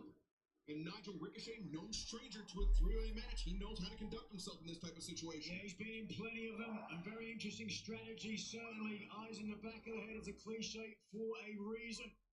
Certainly incredible athleticism on the part of Ricochet. Pac is the man that gravity forgot. Ricochet is the man that gravity never met in the first place. the man that gravity never met in the first place. That's a... It's been a great run for Will Ospreay and a chance to keep it here tonight. Back elbow from Ricochet into the jaw of Konosuke Takeshita as the challengers in this. Yes! Wow! The windup from Takeshita and the fastball for the strike on the jaw of Ricochet. Do I think Ricochet or Ospreay will compete for the Olympics in the future? Only if they add pro wrestling. Again, lying in wait, waiting to the absolute last minute. I mean, they added breakdancing and that dumbass ruined it. So I don't know with pro wrestling. I don't know. As soon as he saw Ricochet poke his head up, he found his mark with that elbow strike. Done all of it. That's all you can ask for. Now Takeshita. I feel like each match should be judged like they should both win the gold, you know? It's a cooperative effort, you know? Oh! Like, I don't know how you judge that. 2 for 1 for the champion. Love him or hate him, that move is incredible. And what are your feelings to Will Because you can judge how a wrestler executes a move, but you also have to judge how the person he's executing on receives the move, and there's just a lot to think about. So I feel like... Used to say the same thing about Kenny Omega. Well, I was right there too, wasn't I? Oh, You'd say that about it would almost have to be a team event. the Bucks. Yes, I've hated the Bucks for 8 years. You choose the opponent you want to work with, and you see who can make the most beautiful match. Takeshita tried to elevate. Look at this. Gotta block it. Gotta block it. Right on the edge that time. Takeshita finds Oh, his foot double on the chops apron. here. Unfortunately for him, finds himself on the receiving end of some chops there. Ospreay. Oh, kick to the face. Kick to Takeshita nearly crumbled. And There's Ospreay set up for it. Oscutter, but instead Ricochet counters. Looking perhaps for a half and half on the apron. And Wow. Somebody's going through that table. Nope. I was like, somebody's going to go through that table. And I feel like it's going to happen real soon. Jesus. this is unbelievable.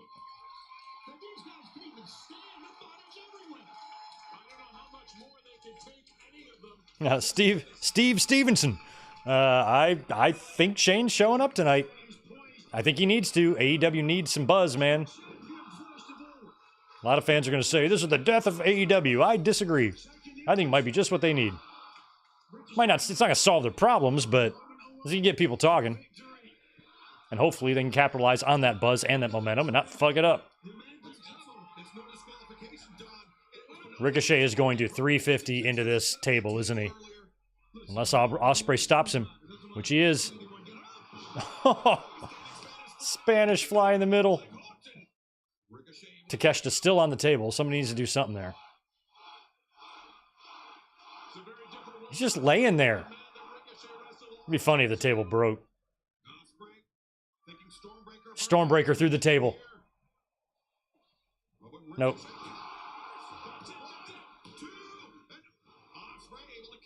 Is Takeshita going to keep laying there, or what are we going to do here? Oh, hidden blade coming. Missed. This is like the third pinning attempt since Takeshita's been laying on the table on the outside of the ring. He's got to be off the table by now. There's no way he's still laying there. Yeah, he's gone now. He's off the table. Will Ospreay, the champion, finds himself exactly where he does not want to be against a high flyer like Ricochet. Watch this. 450 splash, but Ricochet mid-flight. Styles Clash. See, I'm not nervous when Ospreay does a Styles Clash for some reason. That move scares me shitless, but not so much when Ospreay executes it.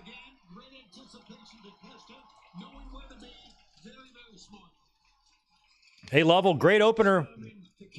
Hangman Page losing to Jay White clean, which was wild with a really good match. Willow and Mariah May was awesome. The last match was just okay, but we had MJF and Adam Cole returning. And this three-way for the international title here is not too shab. So far, it's a great start to the PPV. Weakest match is Jack Perry and Shibata, but they had a lot of extracurricular that made up for it. Look at that. Oh my God. Damn.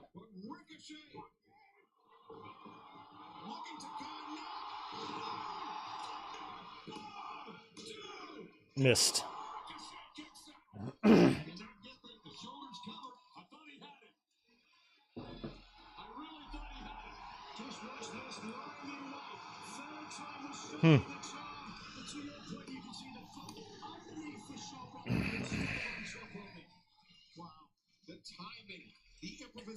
Gilbert, no, Luchasaurus has pneumonia in his lungs, but Tony Khan will not give him the time off, so he's expecting him to wrestle while he's sick, and a lot of people think that's unfair. No, I'm kidding. Of course he's got time off. He's sick. He's got pneumonia. I think he's all right, though. He should be all right, but there have been some complications, and there's no timetable, from what we understand, on his return. We just hope he's going to be all right. Sounds like his situation is kind of serious. Ooh.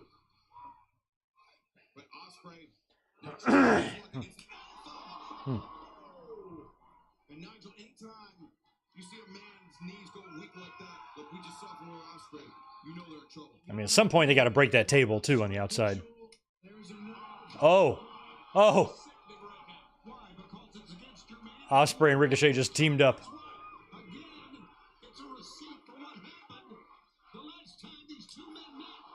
Damn!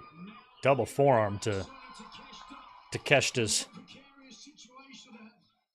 melon.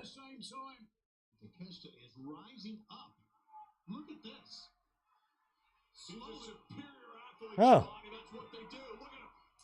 Oh my. He took his elbow pad off and laid out, floored both of them.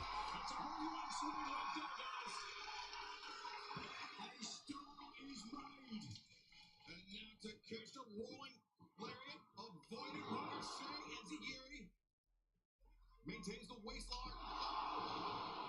Inadvertent shot there by Ospreay. Takeshita, another elbow strike. Ospreay, quick combination. Takeshita staggered. Hard to register when he's that quick. Cutter. Blocked. Takeshita, too strong.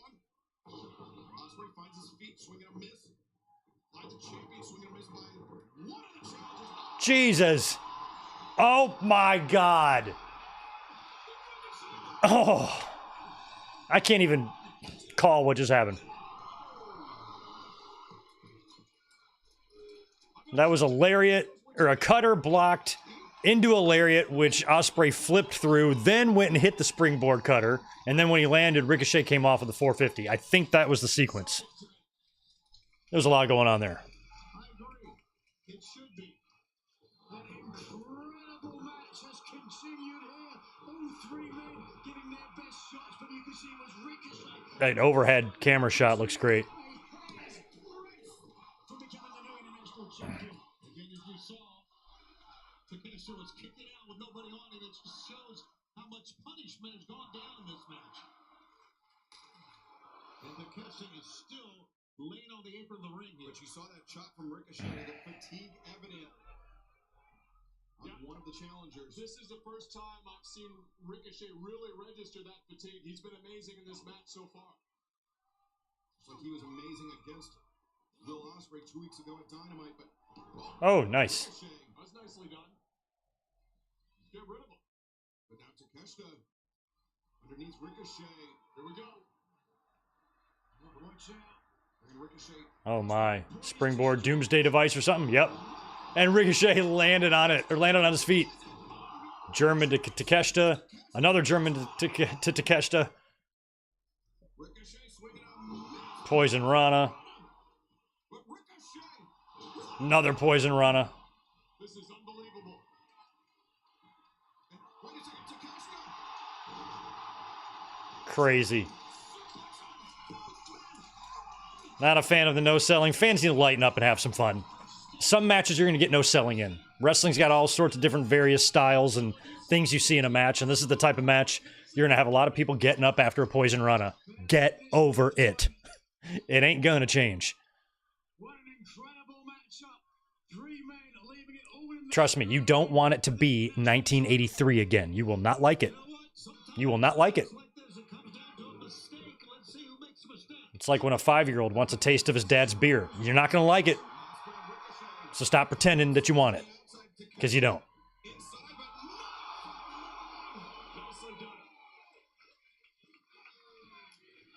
Oh, watch it, Ricochet. And his fellow challenger elects to return Ricochet to the ring now. Kenosuke Takeshita.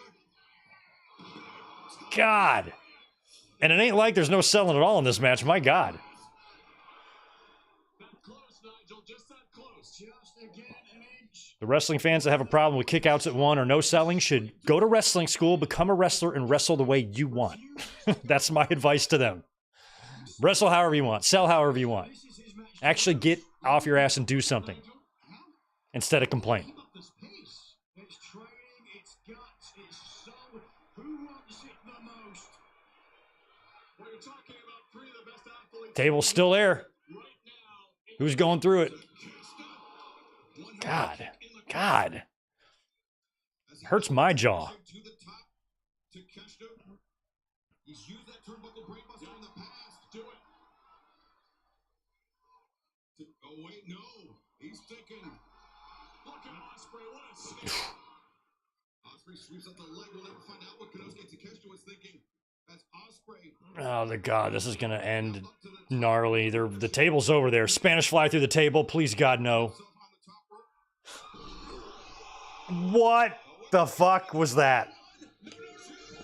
They tried something. They went for it. I don't think it went as intended, but they're all too good for it to look too shitty. So even though that was a fail, it looked kind of good still. Every single person is on their feet. You know, this is. I thought it was going to be a Hurricane Rana from the top to Ricochet, who will then land in Hurricane Rana position on Takeshita and Rana him. That's what I thought they were going for there, but Jaw from Ricochet, but Ospreay with the high ground connects with the kick now. Hidden blade, a takedown kick, drops Ricochet. Rapidly ascending.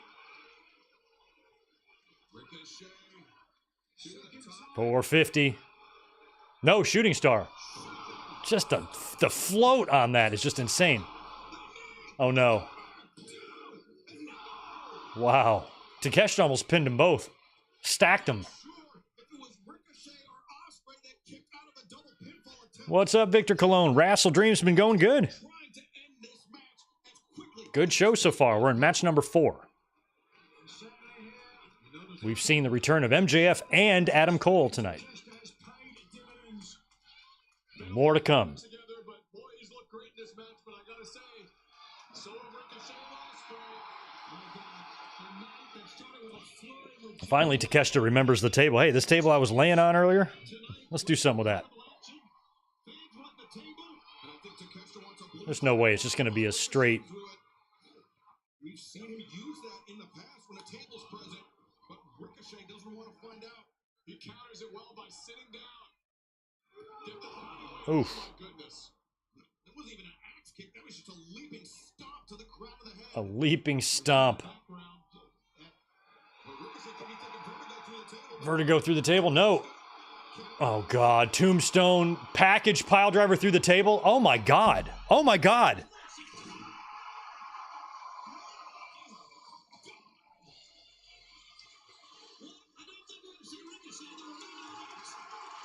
Okay.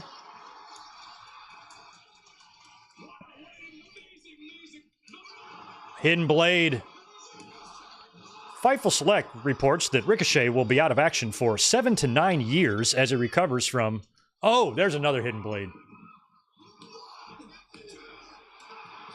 Ah, Don Callis, I knew you'd do that, you prick. Look at your little shoes, your fruity little shoes. Look how bedazzled they are. And his little exposed ankles. And he's got the screwdriver. Blocked. Take him out, Ospreay. Well, this was one way I thought that maybe Ospreay could lose the belt here. You just have interference from Callis. And that's Fletcher. That's Kyle Fletcher. He's going to turn. It's Fletcher. You can tell. You can see his face. All right, so Fletcher turns. So maybe Takeshita is going to win here. That's fine. I really like the idea of him and Okada down the line, but shit, let's just do it right now. You're not going to do this big turn and then Ospreay's going to retain. He's going to lose here. He's got to lose here. Ricochet's dead. Remember the report? Out 7 to 9 years. Execution with the knee strike. Get the referee in here, you dumb referee. There he is.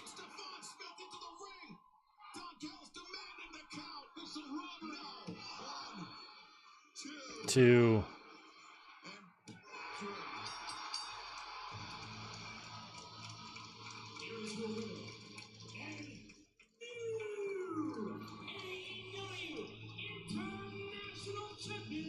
I am really glad I did not do predictions for this show, because I would have already missed at least 2 matches already.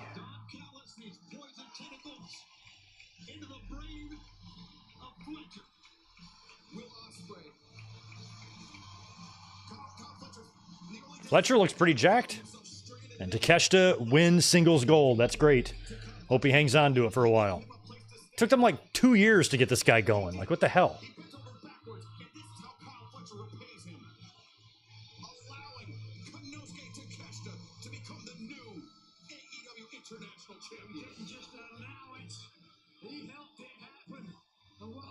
All right. Well, if you're just tuning in, Jay White beat Hangman in the opener. Mariah May retained over Willow Nightingale. First 2 matches were great. Jack Perry retained over Shibata. MJF, Garcia came out, then MJF, then a returning Adam Cole. And now here, Kyle Fletcher and Don Callis help Konosuke Takeshita win the international title in the 3-way with Ospreay and Ricochet, with Kyle Fletcher turning heel. And now I believe he's going for a Stormbreaker here on Ospreay.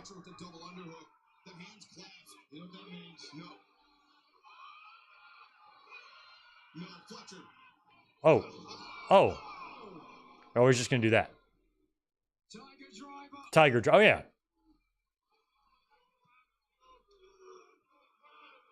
Ospreay's going to need some help. But we don't need that Will Ospreay took out of his repertoire. The may have ended his career. When Powerhouse Hobbs comes back, apparently he's cleared, ready to rock. What was the last thing he did? Did he break away from the Callis family, or is he still in there? Like, what will he do? Anybody he needs to target? Like, I forgot what he was doing when he left, or when he got hurt. Because I'm down for him to come back. He'd be another interesting person to see show up tonight, randomly.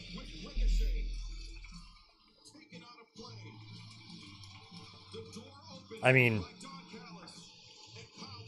you know what I'd do? Bobby Lashley is 50 years old. I'd bring in Hobbs to the Hurt Syndicate to be the eventual successor to Lashley as like the top dog in the group type of thing. You know, because Shelton's old too. And that might be all they need is those three guys with MVP backing them up. Maybe Powerhouse Hobbs being a person who Lashley kind of passes a figurative baton to. Plus, they got Swerve in the mix here, too, you know, trying to help get him over.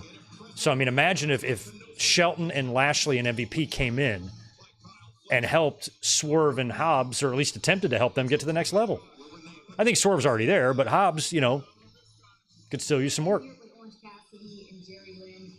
Jerry, you told me earlier that you want to stay at Orange, but you want to do it here. Jerry Lynn and Orange Cassidy. Thank you for giving me the time, Orange. I just want to let you know that I've been doing this for 40 years, and I have never seen anyone like you. You're unique. You're special. You connect with all the fans. Hell, you connected with me. I dressed up like you for Halloween. And the scary part is, all that was in my closet. And I know you've been going through some stuff lately. Oh, the scary part is all that was in my closet. That's funny. I've seen you when it called for to show the fans a whole other side of you. And with all the chaos going on around here, if you really wanted to, if you really Renee looks drop dead gorgeous tonight. you could be the man. Just food for thought. I don't even know what the point of this was, but somebody's running a power tool in the background. Listen, Jerry, you are the man, Orange. Okay.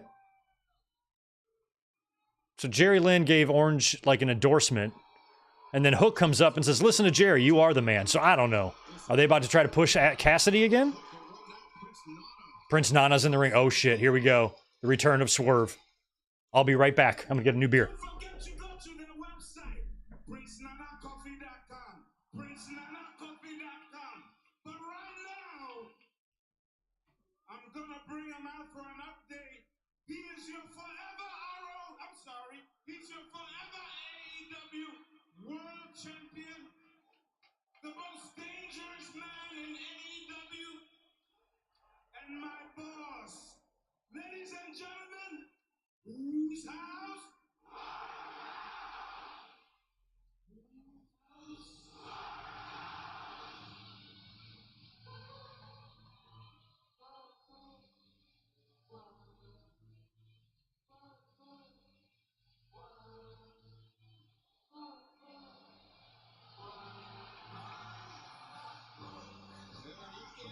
Former AEW World Champion Swerve Strickland. But the man that has been at the forefront of the mind of MVP since his arrival in AEW. MVP pointing out that Swerve Strickland, not only has he suffered 2 consecutive losses for the first time in his AEW career. All right.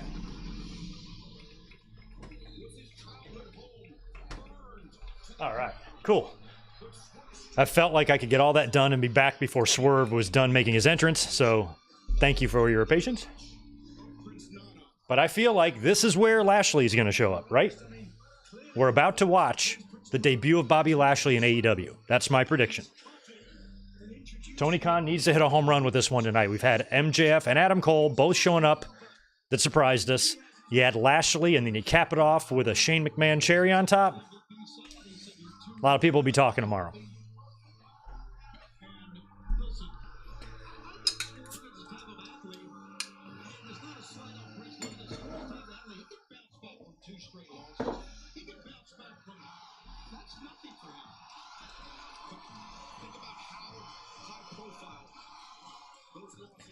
Good to see you, Chiro, and WWE fan for life.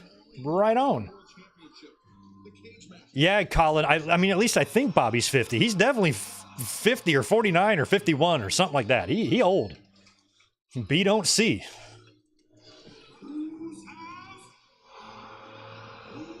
He looks so good. He just looks the same as he did in 2006. It's unbelievable. I'm so glad that I'm not done enjoying Bobby Lashley as a professional wrestler.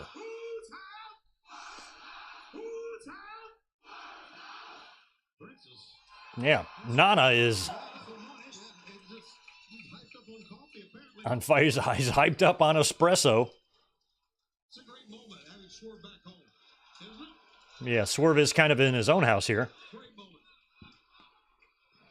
Oh, I like Swerve's kind of, not gear, but his, I don't know if it's called an outfit. Whatever, the shit he's wearing. His clothes, I like it.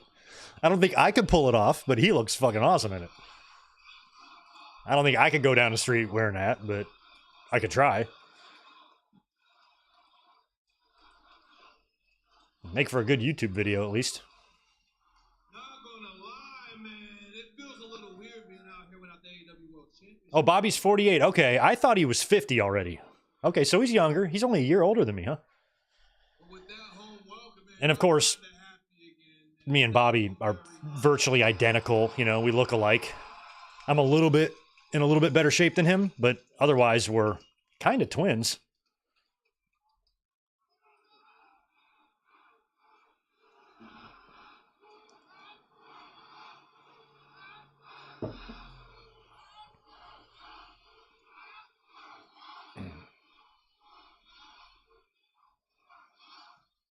Y'all saying everything I need to say for me. It's good to see you back, Swerve. I'll cut to the chase on one thing. My medical update. Yeah, what is your medical update? How's the back? A little wonky. I still feel a little tingling in the back of my neck. It shoots down to my lower waist, and it shoots down to my legs. And sometimes a little tingling in my fingers. It's almost like, But what was in the syringe? It's all coming back to me now. Karma is a mug, ain't it? Yeah, you took bumps on a cinder block. I am medically cleared. Medically cleared. We knew you would be, Swerve. I wanted to come out here and address my hometown. Well, I think we're going to get an interruption from MVP any moment here. I wanted to tell you guys about the past.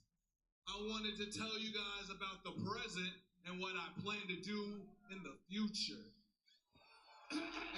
Here, yeah, I was about to say, here's MVP. I can't see Swerve splitting from Nana. I think Swerve and Nana are going to stay together. I would not break that duo up. They're over. What a wonderful segue, Swerve. All right, here comes. This is going to be the Lashley part. It's your future that I'd like to discuss with you. But they said they'd be here. Dominion, maybe he didn't give you my business card because you haven't called me back. Shell Shock WrestleDream's been great. You haven't answered any of my emails. And we might get another big debut right now. So I'm thinking, No matter how shitty they do on TV or how boring some of their TV can be, pay-per-views deliver. about the decisions that you're going to have to make regarding your future.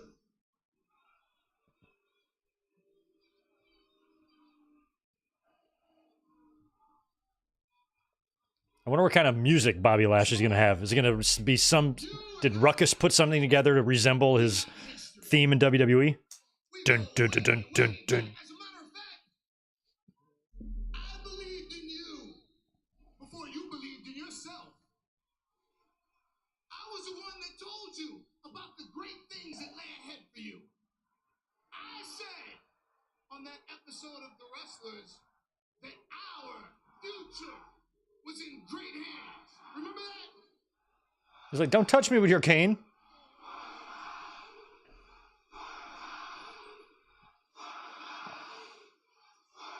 You're absolutely right. It is Swerve's MVP, you got a Dr. House cane, but you're in Swerve's house.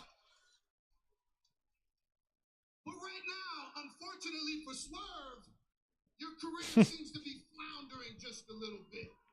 Camera caught a little kid just fucking pounding a soda in the front row. So funny. Speaks for itself. And then he fixed his glasses when he was done. I'm exceptionally good at is taking former champions and helping them remember the things that allowed them to become great, to reascend to the mountaintop, for them to regain the championship titles that they should have. So Swerve, now that I'm here, let's talk some business, shall we?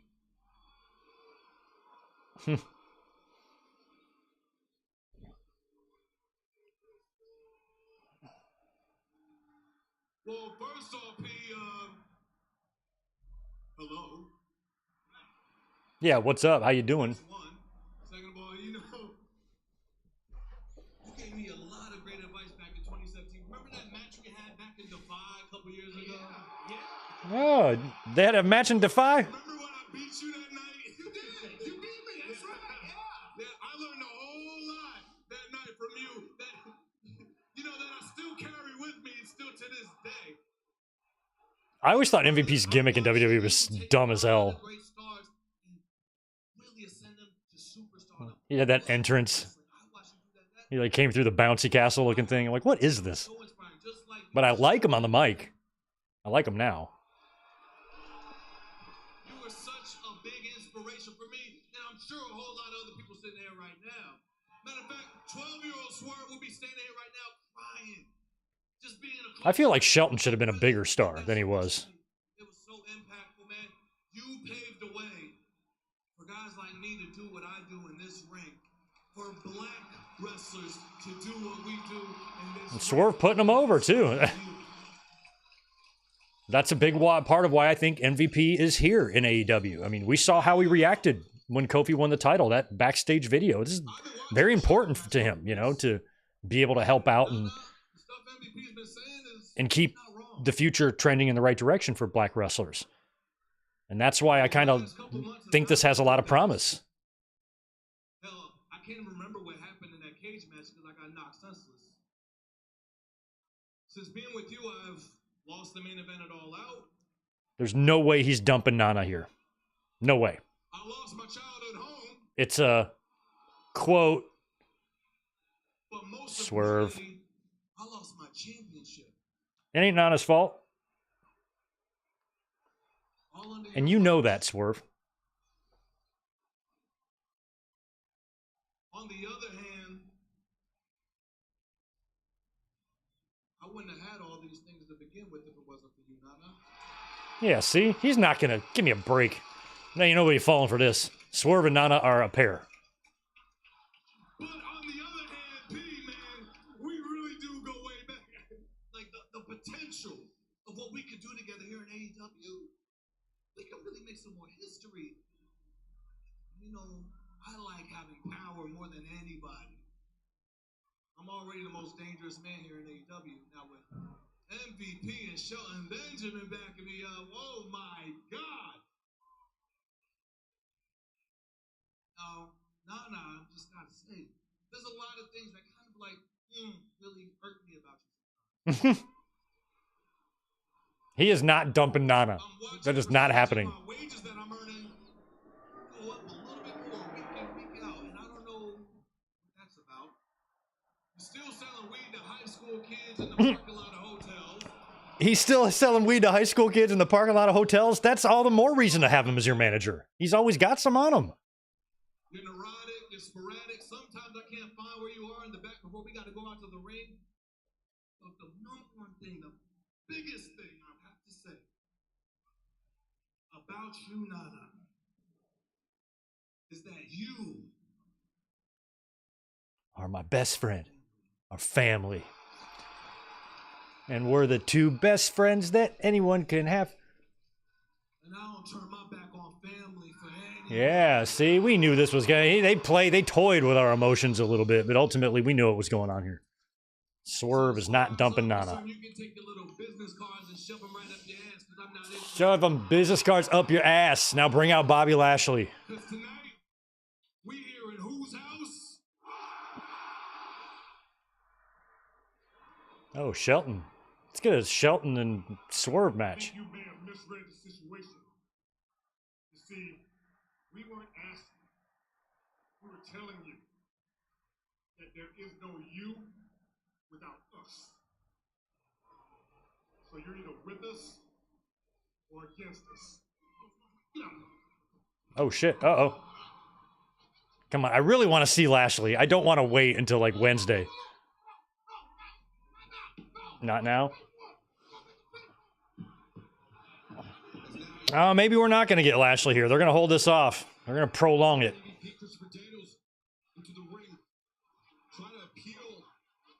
Unless he comes out here, but it feels like MVP and Shelton would like know he's coming. So, but they're all disheveled here. So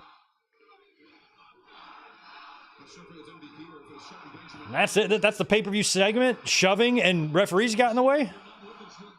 This pay-per-view. All right. He said make them pay for it. Don't give it away for free. But we paid for it. I think Excalibur realized he said that. Like, but what we, excuse me, we did pay for it. Well, I guess it's going to be Lashley on Dynamite and not tonight. Oh, see? All right. I thought we'd just get the full-blown debut tonight.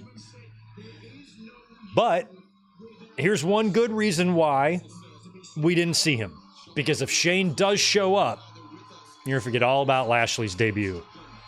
So,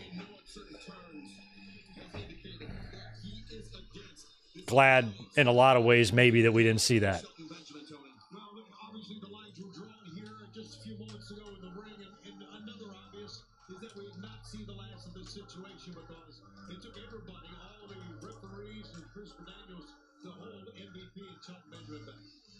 Situation most certainly worth keeping our eye on. And speaking of situations, fans, if you joined us earlier in our broadcast tonight, you saw when the TBS champion, the CEO, Mercedes Moné, arrived here at the Tacoma Dome. Who's she facing?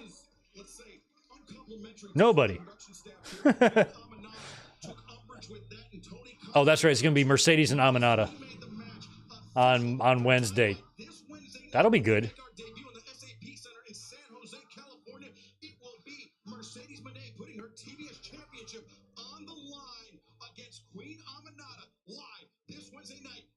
On TBS. But coming up next, this is sure to be. This is going to be just nuts.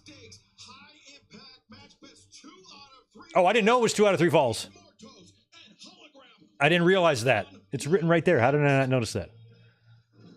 Hologram and the Beast Mortos, 2 out of 3 falls. That's like 2 times better of a match than I thought it would be.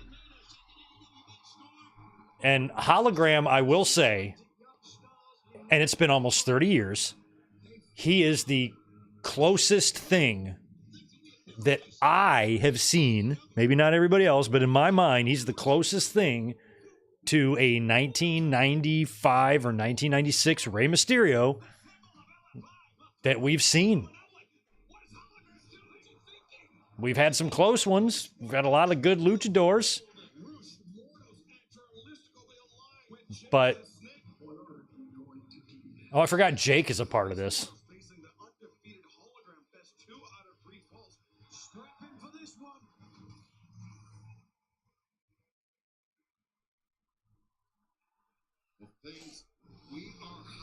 I'm actually surprised that Hologram didn't manage to become a wrestling name before this. I'm surprised when you get Hologram on Nitro in 97. Like, it just feels like a name you would see back then. How did we avoid not getting a hologram? Or how do we avoid getting a hologram? We got a Blitzkrieg. We got Suicide. We ain't never got a hologram yet?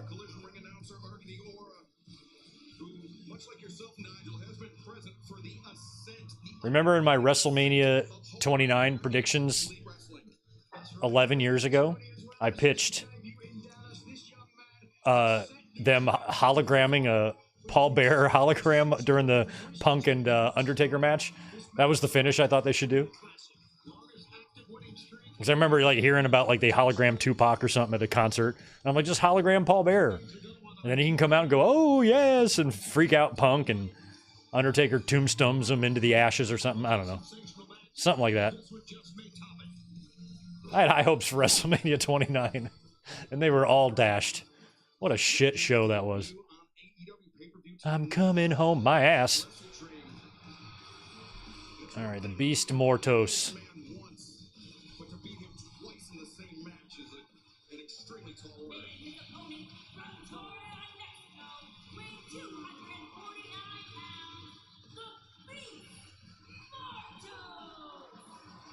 thanks tonight, AEW makes our pay-per-view debut on Fox Sports Mexico. So let's kick it over to Carlos Cabrera, Alvaro Riojas, and Ariel Levy, our Spanish announce team. Gracias, amigos. Aquí estamos haciendo historia. El debut de Fox Sports México. Álvaro Riojas, aquí tenemos un servidor Carlos Cabrera con lo mejor. Porque aquí están precisamente luchando los mejores del mundo. Aquí tenemos el invicto en 14 oportunidades. Right on. Enfrentando a la bestia Motos. Shout out to I've been DMing with her today. Shout out to our first channel assistant. Shout out to Maddie, who's been helping me out with some things on the channel. And she's going to be helping getting my Facebook page back on track. That's going to be one of her things that she's working on. So she's going to start posting over there and helping me kind of clean that up so I can start utilizing the page a little bit more, because I've ignored Facebook for like 5 years. So anyway, keep an eye on my social media and stuff, especially that. She's done good on YouTube as well, organizing my playlists and things like that. So I've got a little bit of help now, trying to, you know, some of the tedious details can go into this. You know, she's been a big help with. Ooh. I love Mortos. He is so fun. I'd hate to wrestle against him with that mask, but... Even perhaps more incredible. The arm drag off the back. That's Tijeras. Mortos finds his feet. Hologram sent into the ropes. And now Mortos taken down. Hologram. Such tremendous body control, Nigel. Yeah, it certainly helps you when you are a slighter luchador. Gotta be able to control yourself, especially when you're flying around the way that this man does. Somebody brought up a really good point about the Beast Mortos, is that when he's wrestling a smaller wrestler, he wrestles like a big man. When he wrestles a big man, he wrestles like a luchador. And that is a unique ability. Will be the victor as Hologram. As for the kick, Mortos flipping Hologram over the Bipaso, and now I mean, I was wondering when somebody just from fucking Cirque du Soleil would get into wrestling. I mean, some of these moves this kid does, it's just insanity. Mortos once again baited in, sent over the top to the outside. As Hologram. That is what I love about Hologram, is he is the only person that properly executes a tope suicida. That's what a suicide dive is supposed to look like. That's how you're supposed to do it, but like... Something to behold, like a torpedo between the middle and the top rope, and riding Mortos down with the diving headbutt. I feel like Hologram is the El Generico of luchadors. It's just kind of a generic name, generic gear, but his ability is anything but. Survived a real beating at the hands of Mortos to pick up the victory here tonight. Won't be an easy job. Oh! WWE fan, thank you for the $9.99. Appreciate that. How's it going, my man? Sorry I'm late. Bummed that the Detroit Tigers lost today, but happy to be here. What did you think about Jay versus Hangman? Loved it. And loved the finish. Oh, God.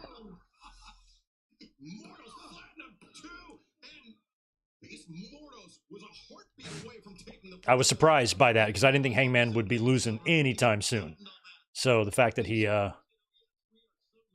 dropped that one there clean was surprising.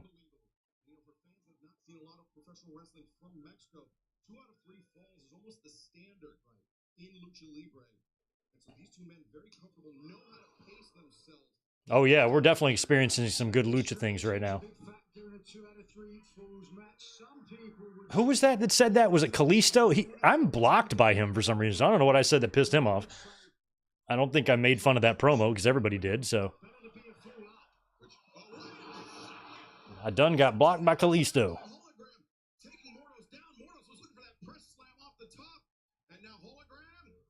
Oh my God. Diving crucifix bomb.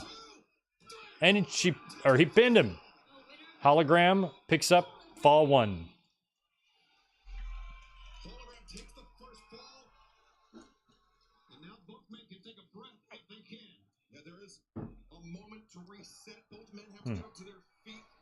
Anybody following me on Twitter, you see how the other night I tweeted that I burned the hell out of my thumb?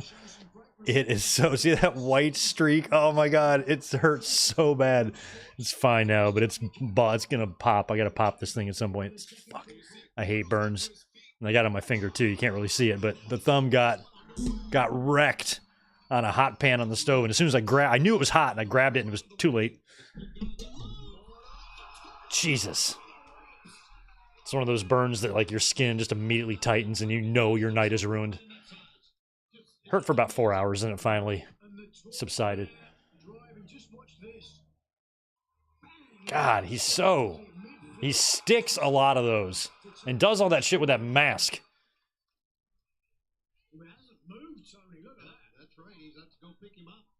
And again, I know it's probably a small point because he's been doing it for so long, but it's amazing to me that It's gotta be nice for, like, both of these guys, like, when they're traveling, will never get recognized.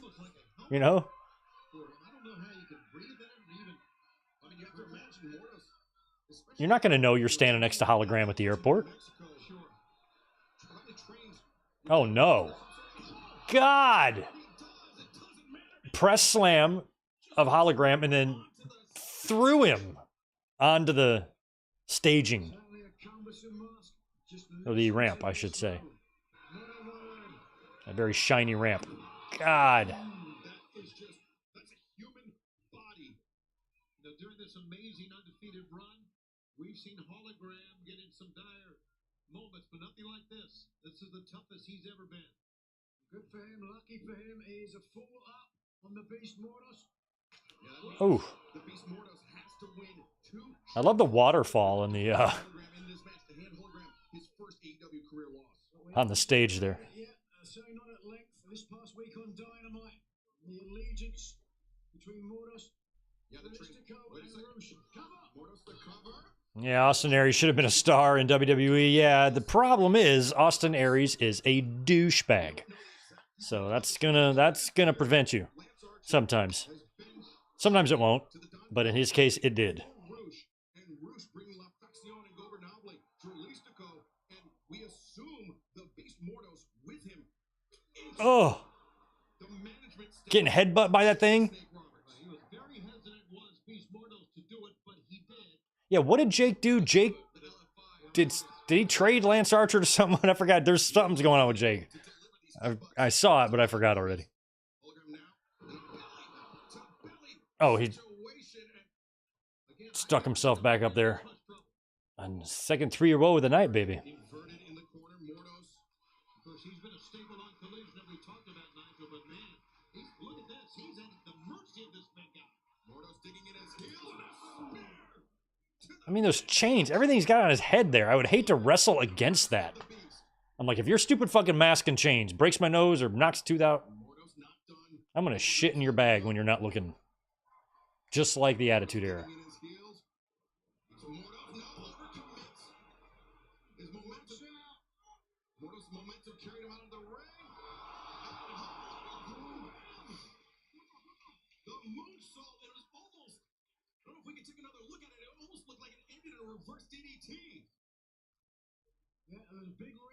Look at this. Ugh.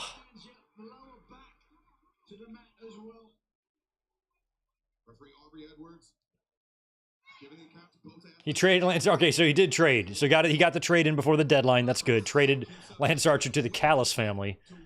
That's right. To preserve that undefeated streak. His hologram up onto the shoulders. Taking his time. Poison Rana! He slipped, but he still got it. Still got it. And now, hologram. Gonna be looking for that portal bomb. Big guy. Yeah. This deep into a match. Now, Mortis, that's when his size is Nice. advantageous against an athlete like hologram. As Mortis. Oh, this is going to be bad. Up on the shoulders. Oh, just a backbreaker, not too bad. God. Oh, I've never seen that before. So you power bomb him, but when you come down, you basically backbreaker him. And Beast Mortos wins fall number 2. It's tied. This match, the winner's still in jeopardy, but that is the first time that we have seen hologram go Still down to a 3 count. And one wonders as we head into the third fall now, Excalibur, how that will affect the mindset of this young man. A sudden death situation here. The next fall determines the winner.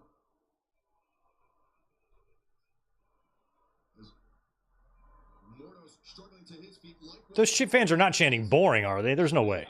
Now the match is restarted. Oh. As soon as Hologram got to his feet, Mordos 1, 2, and now Hologram just barely able to kick out. Tremendous timing by Mordos, Nigel. Okay, so maybe I have seen it before. It's just never registered. That's when the fall restarted, and that's when Mordos. Well, registered now. Right underneath the jaw there, almost a knockout blow. Somehow Hologram staying in the match. Uno momento. At this juncture, the Beast Mordos has to be heavily favoured, having not only won the second fall to tie even, but now clearly more strong, more powerful, and more determined. Hologram's got a hit and move. But thankfully for him, that is his style. And Tony, it was that press slam. All right, cool. My feet were cold, and I wanted to put on some socks, but all my clothes are in the other room, but I keep my towels in here, and some of my socks always wind up in the clean towels and get washed. So my suspicions were true, and I found some. Oh, God. Second row spinning something.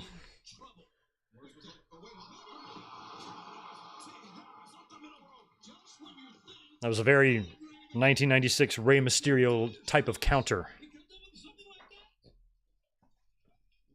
And now Hologram to his feet, once again baiting in. Beast Mordos, a speed advantage for Hologram, even at this stage of the match. Look at how nimble he is. So nimble. He's so nimble. I wish I was nimble. I'm not. Neutralize the strength, the size advantage of the Beast Mordos. Literally running rings around his more powerful opponent. Oh, wow. Over the ropes, went to grab onto the mask of Hologram. Hologram. I have no idea who's going to win this. On the apron and no boy. Dangerous for both men this deep in the match. Hologram onto the shoulder. What's happening here?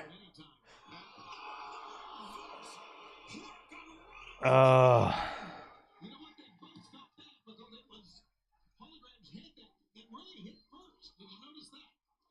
It's a real risk anytime you attempt to And that was from, like, electric chair position you can get into that, under yourself before your opponent goes.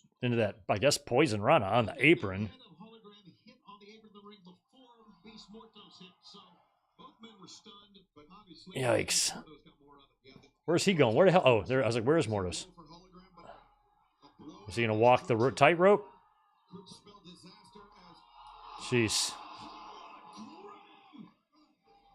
crashing down on Mordos, but clutching his right knee, clutching his ankle. How about that hang time? Certainly got up there when you could see clear as day. Just look at Hologram. The hang time is like he's So because of that, the right leg jumping off a diving board. to the mat, jarring the ligaments in the right knee. Aubrey Edwards, great job going to the outside. Aubrey fluent in Spanish, or nearly fluent, as she would say, but still enough to communicate. Hologram indicating he's able to continue as he makes his way to the top. Oh, Diving foot stomp. He's going to go up again here, and I have no idea what he's going to come up with now. Perhaps a second foot stomp, perhaps something else as Hologram ascends to the top. oh, 450, got the knees up. The knees of Hologram wasted too much time on the ascent. Now Mordos poised to strike. The counter by Hologram. I don't know who got the best of that, or the worst. Once again. Yeah, second time he literally knocked it out of his boots. We got a lot of matches left. We still got Darby and Brody. We got Briscoe and Jericho, the Bucks match. And, okay, and then the main event, right? The 2 out of 3 falls. So we got like 4 left. Sometimes can favor the Slayer athlete like Hologram, but if Mordos can It's going to be a long pay-per-view. Sorry, we're 2 hours in. bait this match It's going to be a 4-hour show. They'll get it done. you would have to agree with that. The longer the match goes, the slighter wrestle, the better gas tank. But to that point, when you get hit with a shot like that, you can have all the gas in the world. A right hand from Mordos temporarily stunning Hologram, but Hologram answered with a kick. And now Hologram ascending to the ropes as Mordos the beat. But wait a second, the beast, the hands around the throat. Oh my God. Was looking for this. Oh. Basically a avalanche press slam. Now the near leg hook too. And Hologram. All right, another kick out. Let's get this match. All right, let's go to the finish here, boys. This is a big, long pay-per-view here. A lot of stuff going on. You guys have got good 15 minutes here. Let's wrap it up. Right there, you see, very easily could have sustained a rib injury at some point throughout this match, but right now inside the ring, back to live action. Mordos up, backbreaker again. This is the combination. He broke out. Oh, there, yeah. Oh, man, yeah, same one. Right now, and another. The lariat. Mordos 2 and 2. Ah. I think I could tell from that pinfall attempt there that Mordos is hurt when he was grabbing at the ribcage with the way that he pinned him there. Yeah. I think there's something I would be claustrophobic as all hell in that mask. I would try to end this quickly. Just swing for the fences. Can Mordos do what no one has been able to do, and that is defeat Hologram. Hologram, a desperation move there, just jumping up with the headbutt.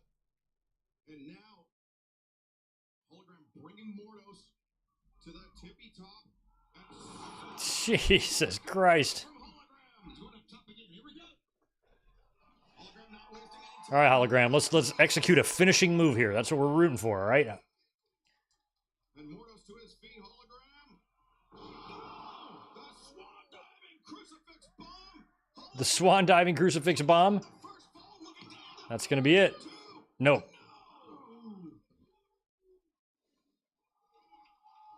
All right, this match is very good. It's just going on like too long for me. Like this would just be excellent for Collision, you know?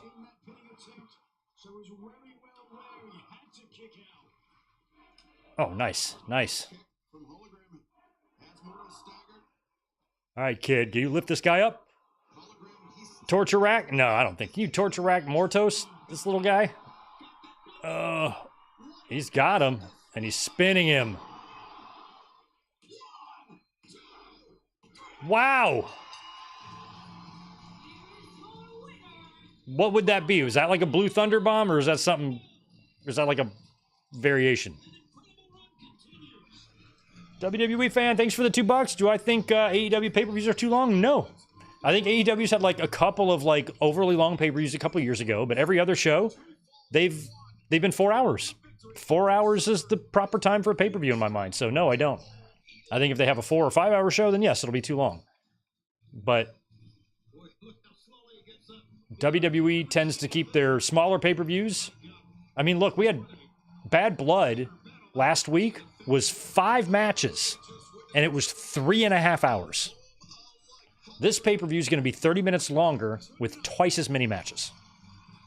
So 4 hours, as long as it doesn't go over that, I personally am fine. All right, Darby and Brody. I just feel like this is unnecessary abuse on Darby's body. He's going to have to take some insane bump here from the massively larger Brody King. Step right up. Nothing left to lose. Big bad Brody King. You want what I have, and what I have is I am the face. I can't believe they didn't get Darby Allin in that last Jackass movie, like as part of the cast. You can say that you don't take it for granted. You need someone to save you from yourself. Put me out of my misery here now, Brody. Darby Allin threw out the open challenge for WrestleDream. That challenge was answered by a longtime nemesis, Brody King. I have never pinned you in that ring. We all know you have the death wish, Darby. I put you in a coffin. I thought that was good enough. You have everything that I want. Yeah, Darby, you definitely got a death wish. You're gonna have to work really hard to take it from me.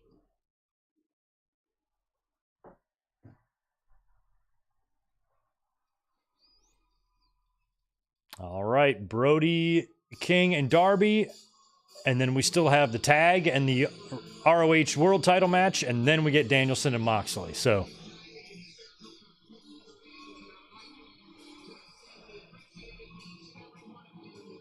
this is kind of a new entrance here for Darby, or a special entrance for Darby.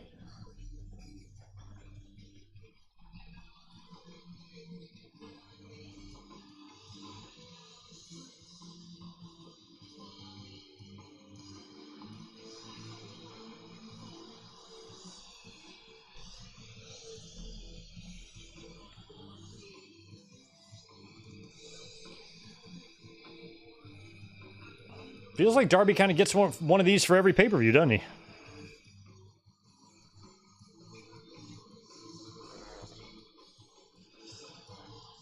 Oh, that's how he's getting to the show. He's hitching Back to the Future style on the back of a bus while he's skateboarding. You just need Huey Lewis playing, not whatever this is.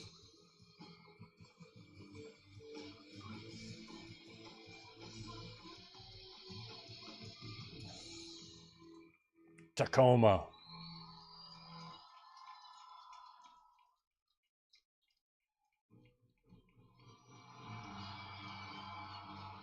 All right, Darby.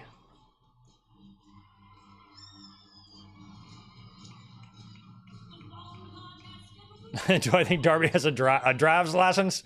Yeah. I don't know if you need a driver's license to drive a car over a house. Not sure if it's required, but I would hope he's got one.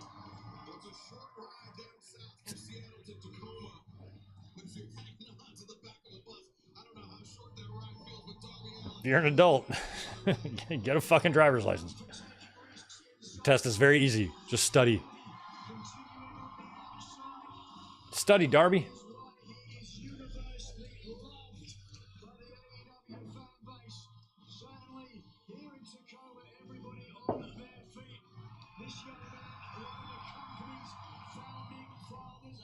Colin, thanks for the $5. I would be lying if I say I'm not worried about this upcoming Everest trip.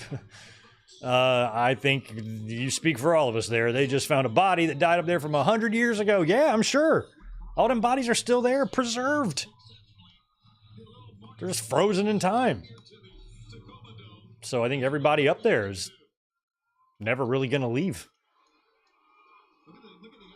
A lot of the bodies from the shipwrecks in like the Great Lakes, I think a lot of those bodies are still kind of intact because it's fucking frozen down there.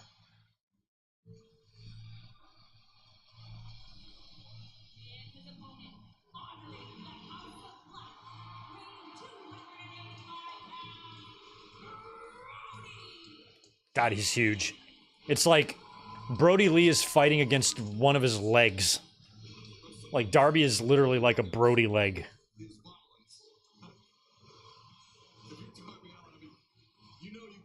He's got the John Cena chain and lock.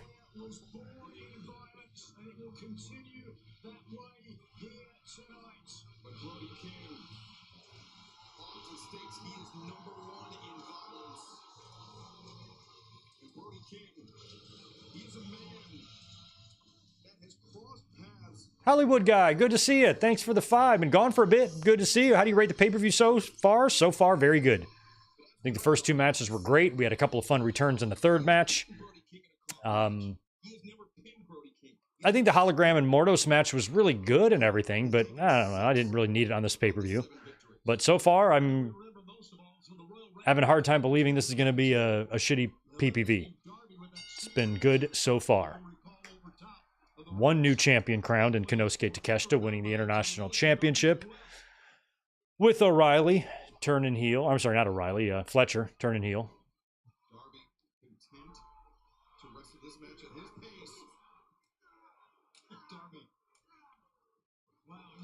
Jesus, that's what I'm worried about. Just one, you know, the Beals and the things that Brody's going to do to him.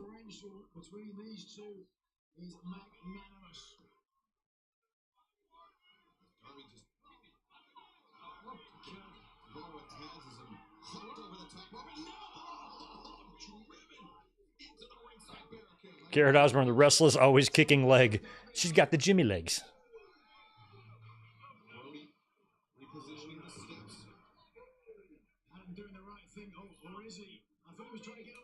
Oh, Darby, look at those cross faces. God. Breathing, going after the nose.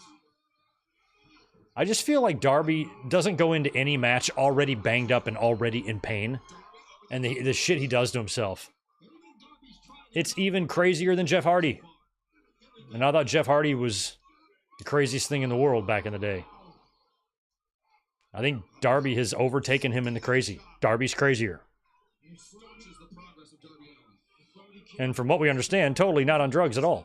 Darby coming into, hold on. Cleared over the steps and now. Oh my God. Once again, Brody is there at every moment. Yes. We saw on Dynamite earlier this week, Nigel. Darby Allin using that rock, attacking the formerly broken hand of Brody King, but also attacking Just Brody just tattooed from head to toe. It's just crazy. Brody. What a decision. Brody may have wrecked the jaw of Darby there, and now Oh, he's going to walk up the stairs with it under. Or with it on top of Darby. Ouch. 65 pounds. I feel like they can cut right through you. Which I can tell you are not the right thing. Your like pancreas is in there. Bicep Darby Allin here. Gotta be careful or hurt your pancreas. Rolls in the ring and goes down a count. 10 count delivered to both athletes on the floor. That was visually violent. It was physically violent as well. Yes, it was. Darby. Thrown into the steps. You know, the thing is, Nigel, it's legal. The ring steps are. Yeah, I hope Darby doesn't have some weird wish to like die doing what he loves, die wrestling. I'm like, don't die in the middle of a match because it's not going to ever be shown or talked about or sensationalized. You're not going to be remembered fondly for it. It's going to be a tragedy. And the company is going to want to probably shy away from any attention of it and not remember it, that situation fondly, as to not We got run over by a bus in New York City. influence the wrong kind of people. 2 weeks later, came in and took Eddie Kingston's spot in the Anarchy in the Arena match. Damn, the whole crowd reacted to that chop. I mean, it sounded loud, but it must have been crazy in the arena. Damn, God. It was only a broken ankle that prevented that. Darby Allin is recommitted to climbing Mount Everest, but right now Darby Allin is facing a mountain. Jesus. Part of me thinks Brody King should go over here. I don't think he's going to, but He waved off Paul Turner. Darby is just a star no matter what. Wins, loses, doesn't matter. Give me a second. Maybe he wants to help out Brody King. Wasn't he left out of the PWI? Did I hear that right? I barely looked at the list, but I thought I saw that somewhere that Brody King wasn't even on it. He's got a pay-per-view match. Body press in the corner. Fucking B-Fab is on it. The fuck's going on? That's just a guess, if she's on it.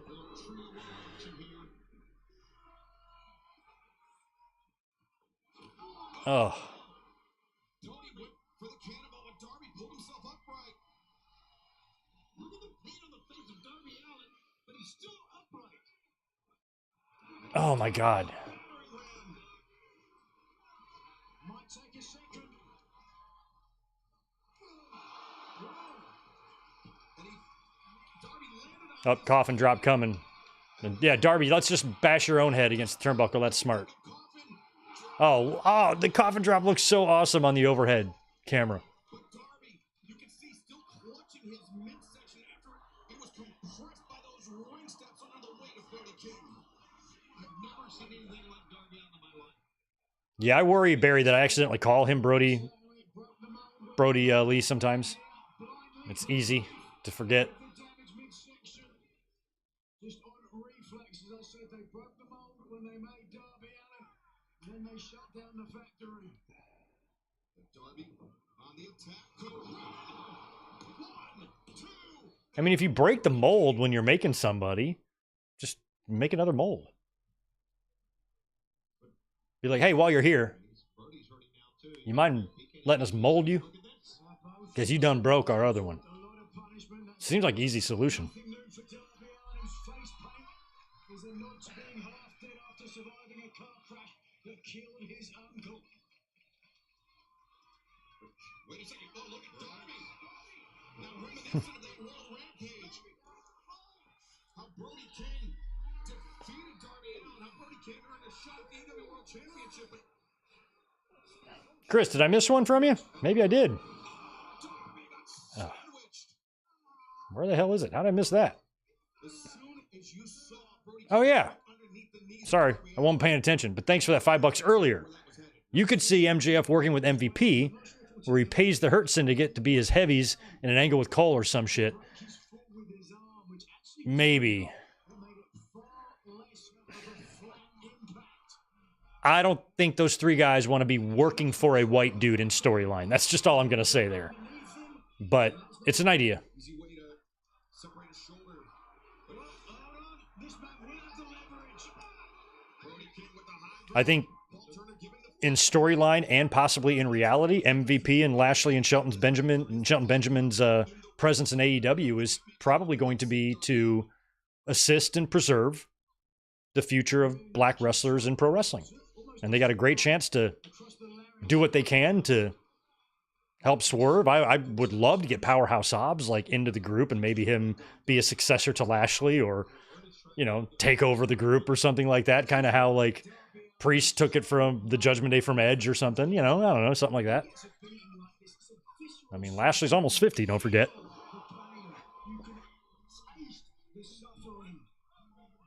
But MVP does have a business card, and he is handing that out, and it seems like he's willing to do business, so if MJF makes them an offer, I suppose that could work. being knocked down and getting right back up. Not only in the ring, but in life, right? I mean, that's you want to be like this. You want to be the guy that continues to come back, regardless of the odds, regardless how big your opponent is. And it's a damn big opponent on the other side here. I mean, Darby Allin is the man that broke both of his legs while he was skateboarding. He sat on the skateboard. He wheeled himself to the hospital. That is who Darby Allin is. That is the perseverance of Darby Allin. But right now, Darby Allin is trapped in the grip of Brody King. There you go, gouge the eyes out again. Brody maintains David Blaine is the only guy that, or the only man that climbed Mount, well, lots of men have climbed Mount Everest. JBL climbed Mount Everest, didn't he? But lots of men also died doing it, so David Blaine wouldn't be the only one. But I feel like David Blaine would like do it naked. I'm gonna climb Mount Everest naked, or like in a thong, a Mount Everest thong. I'm like, this is a really bad idea, David, and he'll insist he's fine. very difficult to control your body. And now the waist lock. This could be a crash. Oh, Suplex from the ropes. And you can see that one coming. And I think the only saving grace for Darby Allin is Brody King might have clipped his head on the way down. An awkward landing for both competitors. But nonetheless, Brody King with the advantage. Finding out, just watch this. I mean, how many bouncing jobs has Brody King had? Darby Allin, You stick that guy at your front door. perhaps the same. Ain't nobody who you don't want getting in. Oh boy. Now the waist lock in the corner. Oh my God. That is just an unnecessarily violent bump to take from the top rope. Brody here again. The second time, just a gigantic crash. Could I rock the James Harden beard? I wouldn't let it. I would go. It would drive me crazy the longer it got. Plus, I can't be going to work looking like that. But it would start to drive me crazy. As I've grown my beard out a couple times, and I really starts getting itchy and bothering me. So I like to keep it somewhat trimmed-ish. But the longer it gets, the more it would probably drive me nuts. I wouldn't be able to stop messing with it and stuff, you know. The cover and Darby Allin barely kicks out. Saw that replay. Not only did he come up with that German, but Brody used his arms on the way down. Well, that's the thing. You have to hang on for a little longer than feels natural if you're Brody King, because an athlete as nimble as Darby Allin, he could backflip out of that. Brody has to sacrifice himself even more than he normally would on a German suplex in order to effectively. Oh my God, no. Now, see, they got these steps out there, and I saw the same thing. Darby's like, well, I haven't taken my make Greg fly out of his chair bump yet, so That are on their side. let's just superplex us. It's just, no, guys, come on. Let's not do this, whatever we're doing. That can't be anything but bad. Oh, Brody might take this bump.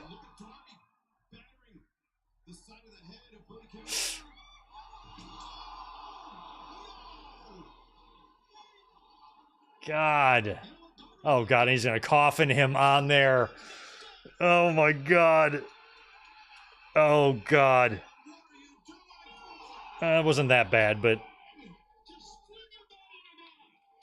Just fling your body and die. Is that what Shivani just said? Oh.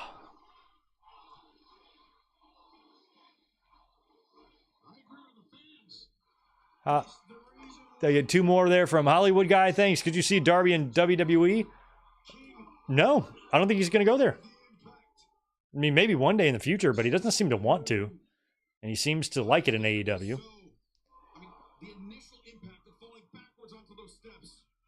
Darby seems like he wouldn't function well in the chained down nature of WWE. You know, in AEW, he can climb Mount Everest. He can skateboard his balls off, jump over houses, do whatever he fucking wants on his free time. I think WWE would be more controlling of their investment. Oh, yeah, there you go. Coffin him. Oh, nice. Coffin drop as Brody Lee was getting into the ring. And he pins him. And Darby gets the win. Not a huge surprise. Darby doing a coffin drop off the top of the Hell in the Cell. We might see that one day, but it's going to be a long time in the future, and Darby has a lot of crazy things he needs to survive before we get to that, so...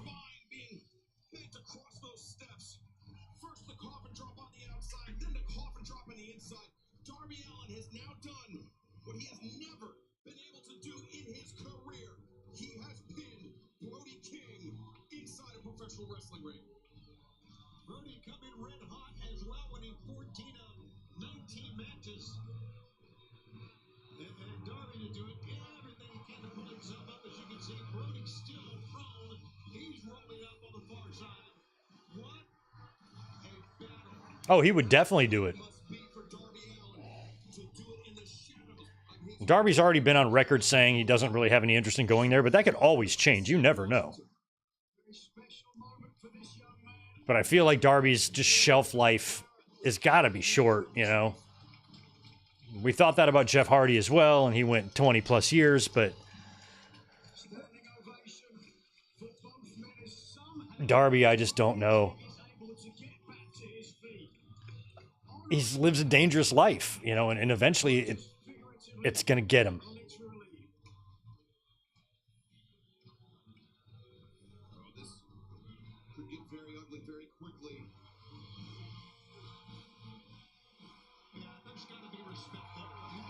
Show respect. I like it.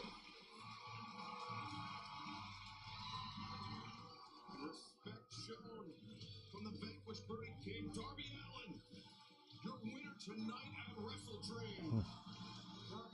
Ew, Darby's always got that bloody juice in his mouth. I don't like it. A gutsy, courageous victory by Washington's own Darby Allin.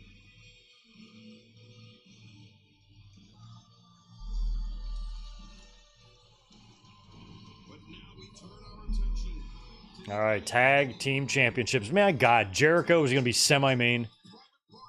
I hate him. All right, well, he'll be at least Briscoe gets a good spot on the card.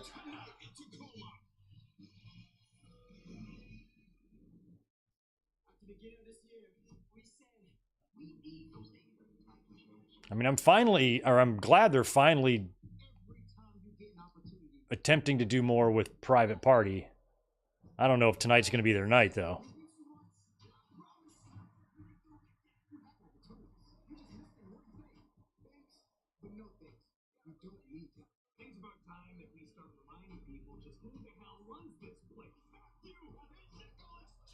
You guys got complacent, but allow us to put that chip back on your shoulder. Private Party, you seem super confident.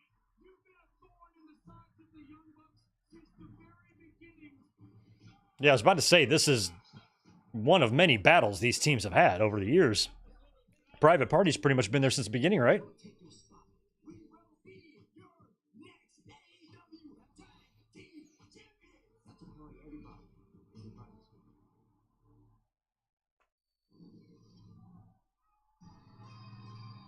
Here come the Bucks. Well, when it first started, I had pretty high aspirations for this elite gimmick. But aside from Okada being an absolutely brilliant heel, I don't give a shit about this at all. And I don't like these little schmucks either. So I think, when we first were speculating about Shane McMahon, we were kind of thinking that Shane would be with these guys. He would be with the elite. But now, if Shane shows up tonight, it's going to be the Moxley thing. Unless there's an extra layer to this, and there's a merging of factions or something, and the elite meld with them, but that just seems out of place. They don't match the vibe of Moxley and Shafir right now, and those guys, so...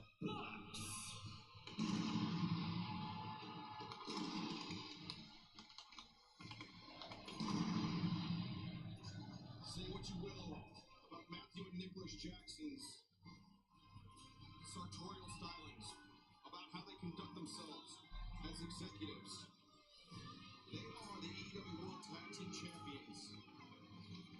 They are the high watermark in tag team wrestling, and they are in the conversation as one of, if not the best tag team ever. Now just think about this. These two young men, as we're taking a look at There's Dante Martin and... Oh, that's Darius and Dante and Leo Rush. in this match with Private Party that won that number one contenders match back at Collision. Yeah, it was actually Pretty was very vocal about that. But when you 40-year-old men with an obsession with basketball sneakers is just weird to me.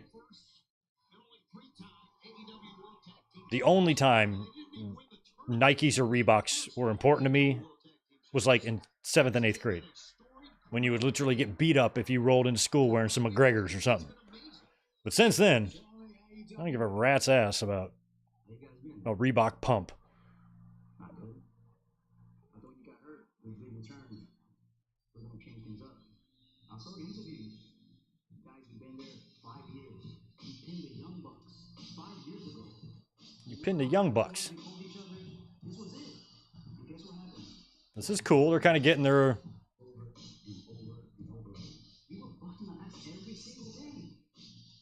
Every single day. Going through this. Just for this situation to happen and us not to talk. I mean, do they have a chance to win the tags here? I wouldn't think they would, but the way this is being presented kind of makes you want to see them win.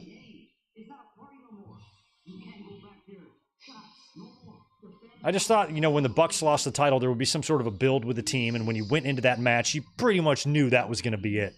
Where this, I feel like, might be kind of a shock. let's win some belts. You guys have to get serious.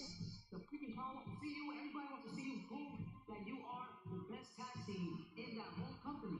We're tired of waiting, bro. Let's go, bro. Get your ass up. Let's go, bro. Get your ass up.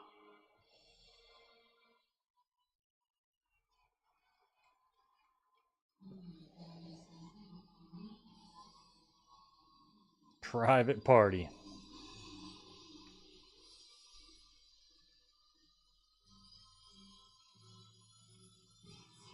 And their challengers from Brooklyn, New York, at a combined weight of 381 pounds, Sid and Quinn Private Party. All right. I feel like they need a little bit more, like, fan momentum still before, like, they take the titles off. They need to be, like, hot, rolling, momentum, all that stuff. Right now, it's just the story that they're trying to get to the next level. I don't know if the fans have gotten behind the story yet or not. I feel like a lot of people are still kind of indifferent on them. They haven't been making people take notice the way, like the, what are they called? The 80s guys. The Outrunners. Amazing Red as an inspiration for his groundbreaking style in the early years of this century. Every time you see a code red, that's not what I was going to say. Every time you see Dustin Rhodes using code red, it goes back to the Amazing Red. How about that, Tony? Amazing Red, I did see many of these matches, and I know, I remember talking to the kids. I said, Where's the Amazing Red? How come we don't see him? Terrible music for the love of God. All right? All right, Private Party, 5 years ago, we all know you guys beat us in the middle of the ring. We've seen the clip a million times. Yada, yada, yada. Now here we are 5 years later, and it's the biggest match of your entire careers, isn't it? Now the Bucks are going to talk shit to them on the mic too? Okay. After you guys beat us, what did you do? Oh, I know you did absolutely nothing. So what makes you two dorks even think that you're on our level? Because what I'm looking at when I see you two is I'm looking at two guys who will always just be a mid-card act. And the closest you'll ever get to these is sniffing them right here in your Oh my God, sniffing them right here in your face. Cassidy actually did sniff it. He leaned in and got himself a whiff of the tag belts. All right. WWE fan, thanks for the $2. How does Shane mesh with Mox and his crew? I have no idea, but Mox is dropping way too many cryptic hints for this just to be nothing. So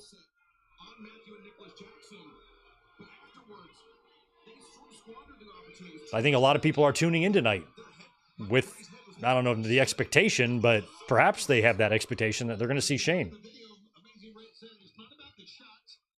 It's all fans have been talking about. So if Shane wasn't coming in, if I was Tony Khan, I would do something to try to cool down that chatter because I don't want a whole bunch of fans pissed off that we didn't bring Shane McMahon in and let that take away from what is a really good pay-per-view card and a great show where the men and women worked hard and worked their asses off. And it was good. But all because Shane didn't show up, oh, that's going to ruin the pay-per-view. And some fans might feel that way. So I feel like AEW would be doing things to try to change that perception. But they haven't really. Moxley continues with the higher power type of talk. You know, who else can he be talking about here?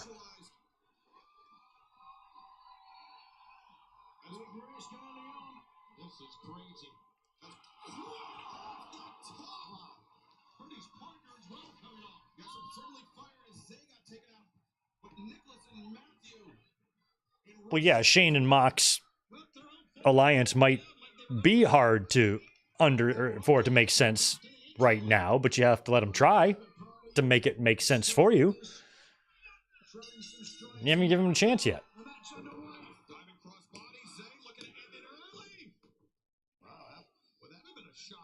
Seconds after the bell rang, Zay looked for a pinfall on Nicholas Jackson. Now Quinn and Zay. Despite that success in the inaugural tournament, they've been perpetual underdogs, Nigel, but I think they're a team that everyone knows is capable of so much more. This is their opportunity to show how focused they've become, how much they've matured. It's not whether anybody else knows it, it's whether they know and believe it themselves. A super kick caught. Oh, wow. Quinn is so quick. I got Tito hair on my face. I can feel it. There we go. Double Rana. Wow.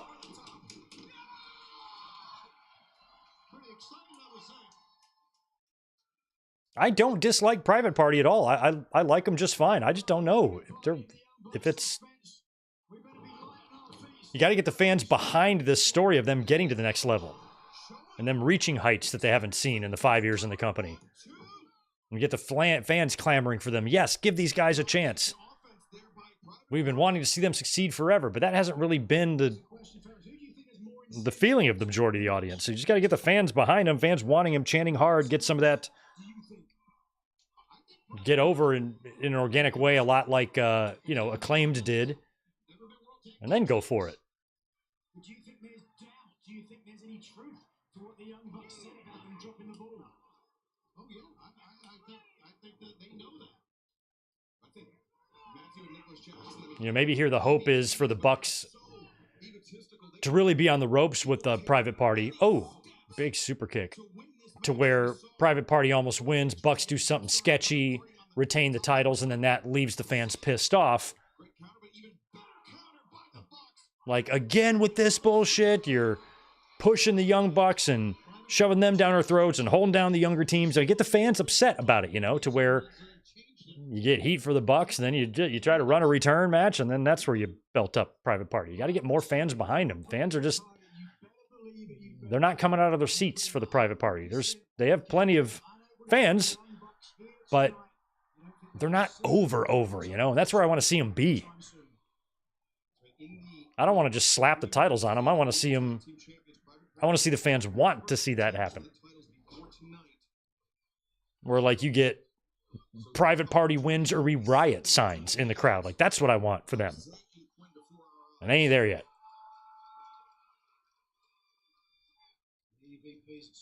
So good, so seamless, stereo optic, if you will. Slowing down the pace. Think back to fans are very quiet for this match. You can hear a rat take a shit. Now today, 2024, that's Private Party, but the Bucks, who just masters at their craft now, they've slowed down this pace and ground it to a halt. They've learned from experience. It's not just the fact that they're trying to slow things down. They'll pick up the pace, but only when it suits them.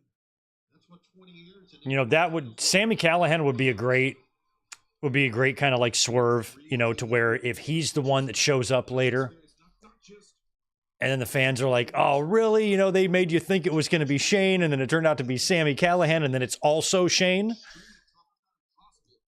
I wouldn't mind that. That would be fun. Spending so much time early in their career in Ring of Honor, then in New Japan Pro Wrestling, before the establishment of AEW, and now Private Party, though, looking to make the most of this opportunity. Zay, the right hand, takes down Nicholas first, then Matthew. Yeah, fans are cold for this match.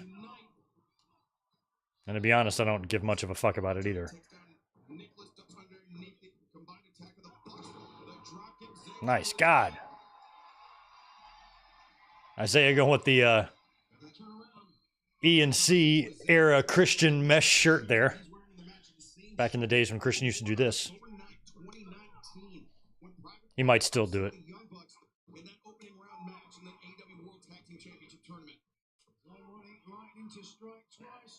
Looking for good luck. Okay, brought it there by Zay. Takes out Nicholas on the outside. Matthew stunned on the inside.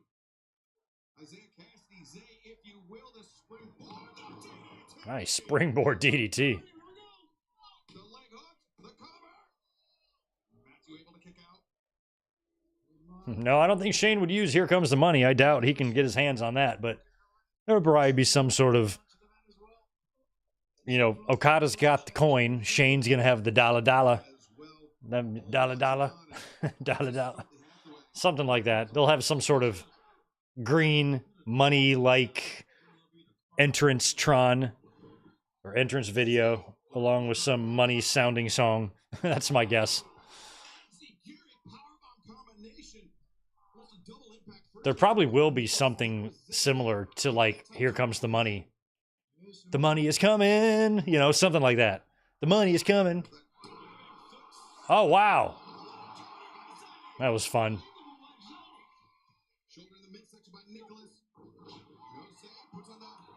Oh.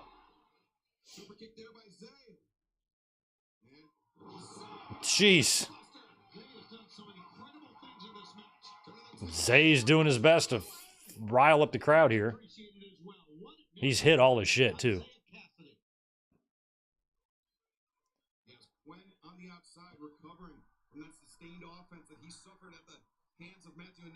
Oh, yeah, I forgot about Christian.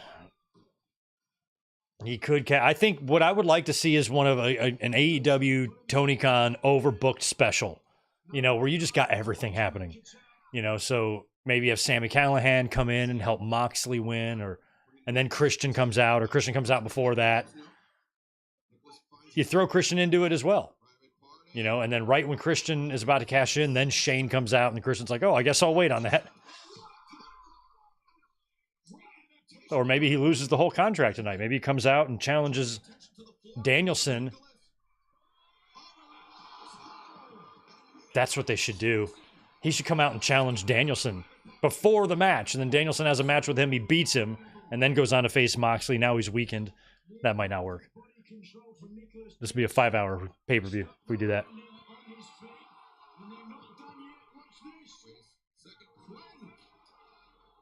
Thrown over the barricade into the laps of Top Flight accident journey Leo Rush and Layla Gray. And wait a second, Nicholas Jackson vaulting off the barricade. Plus, you got to remember Stokely's kind of eyeballing these guys, so But wait a second, don't think it, maybe TK driver on I feel like Stokely will come first before them winning the championships. Nicholas, the Giri, stunning Zay, and Canadian destroyer, but Nicholas landing hard on his lower back, and 50 on the outside. These four men giving it their all tonight. And well, they should, and I think that the Young Bucks brought the action over right in front of Top Flight for a reason. All four men struggling to make it up to their feet. Rick Knox. He's up to a 9. All 4 of you fools are down there. There, they made it in. All 4 participants diving into the ring just to fend off the count if they don't want to be left. Dudes, get to the finish, man. Jesus, God in heaven. Nicholas, you can see clutching those ribs after that 450 splash. It's like Isaiah Cassidy's gotten the crowd riled up a couple times. We had a faint "This is awesome" chant.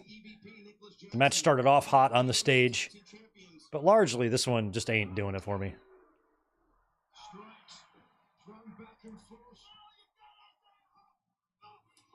Oh! Isaiah, I think, accidentally tagged Nick in the face with a backhand right in the mush.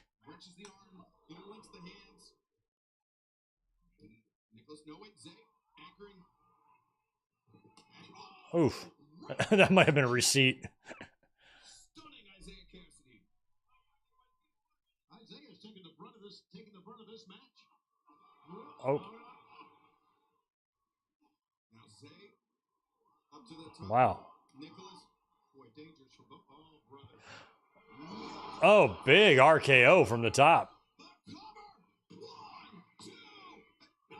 Kicked out from a top rope RKO. As much offense we've seen from Isaiah, that was great resilience as well for the young man. Isaiah Cassidy showing his heart, but Nigel, I don't know how much more he can endure. The Bucks outfits are crazy. I feel like Nick is kind of getting fat. It just might be the shirt that he's wearing. He's still quite nimble, but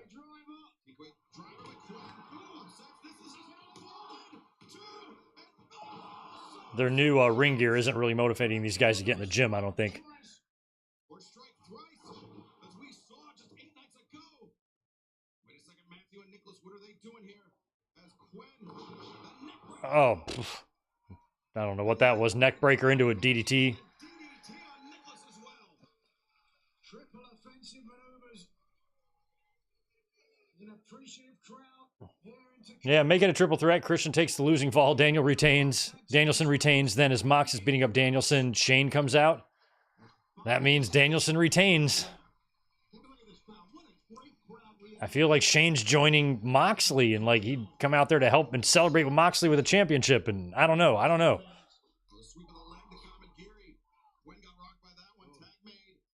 But that could work.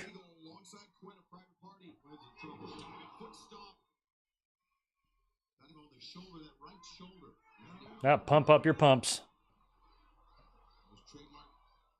Young Bucks Reebok pumps. I asked the question earlier. I think the Young Bucks want this victory more. They want to expunge that loss in 2019. Very well could be, Nigel. And now, breaking out one of the classics, maybe. We're back for your buck. No. Ooh. Jesus. And off the back of Quinn Zay. Sandwiching Matt Jackson in the corner, and now the Gin and juice. Is that going to be it? 1, 2, Nick kicks out. so close. Or Nicholas kicks out. By Nicholas. Look at the face of Zay. Can't believe it. Disbelief on the face of both members of Private Party. They cannot afford to get flustered. I'm telling you, fall for gas now, fellas. This is your opportunity. The match is in hand. The AEW World Tag Team Championships.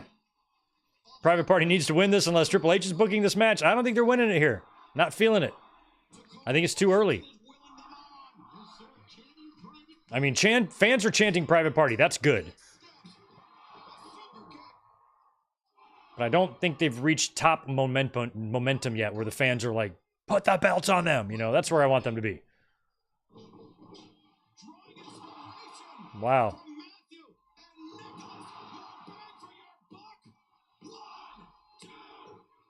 Yeah, they pulled a page out of the Bucks playbook there. Look at that guy. He's worried. Within a split second of losing the titles, Tony, that is why the Young Bucks are so good. Their resilience is second to none as a tag team. Absolutely great sense of timing. They know positioning in the ring. They have a great sense of awareness. That's why they're the best. They really are. And I mean, we have got to be getting to the finish here. away from losing the championship. What is this? Well, Private Party has come to wrestle, guys.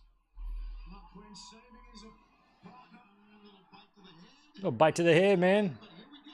Not only has Private Party come to wrestle, they come Matt's holding on to the leg. championships, but here's an example of what you were talking about just moments ago, Excalibur. Why the Bucks are so good.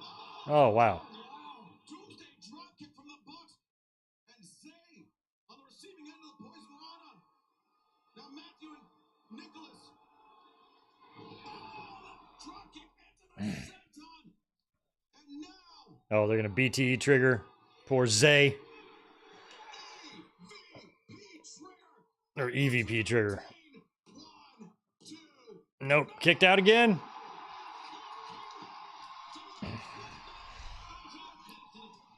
Holy smokes.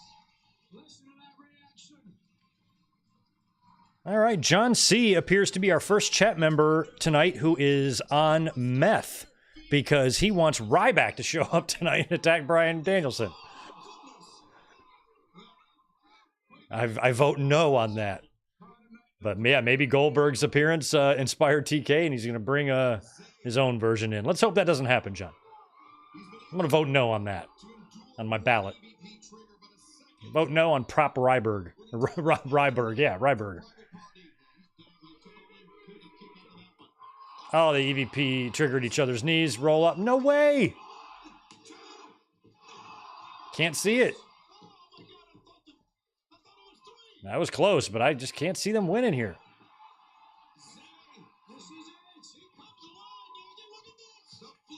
He really did come alive. Oh, he's hurt. Something happened.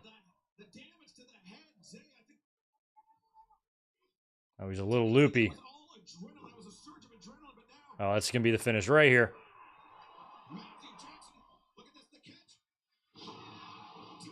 TK driver, that's definitely it. No, he'll kick out again? Okay, good. Done. Bucks retain.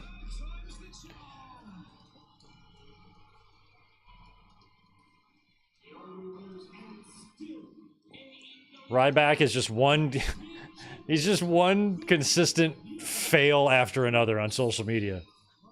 He put up the poll if he should retire. Or which company he should come back to, or if he should retire. It was like 98% retire. He's like, they hijacked the poll. Let's put it up again. Same result. I saw him at WrestleCon. His table was always empty. Nobody there. He's so unbelievably unlikable. It's almost kind of comical. Look at Stoke. I love that hat. I try to wear... I can't do it. I can't pull it off. You'd think my bald head, I could pull off that hat that Stokely's wearing. No go. I look like a complete buffoon.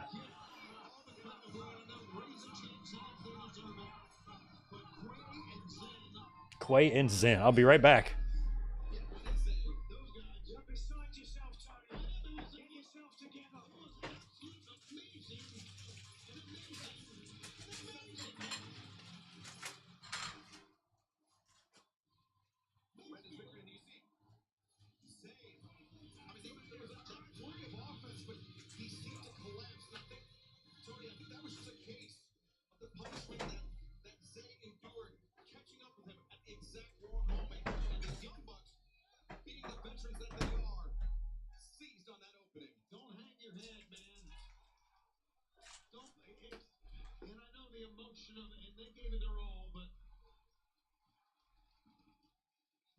here are applauding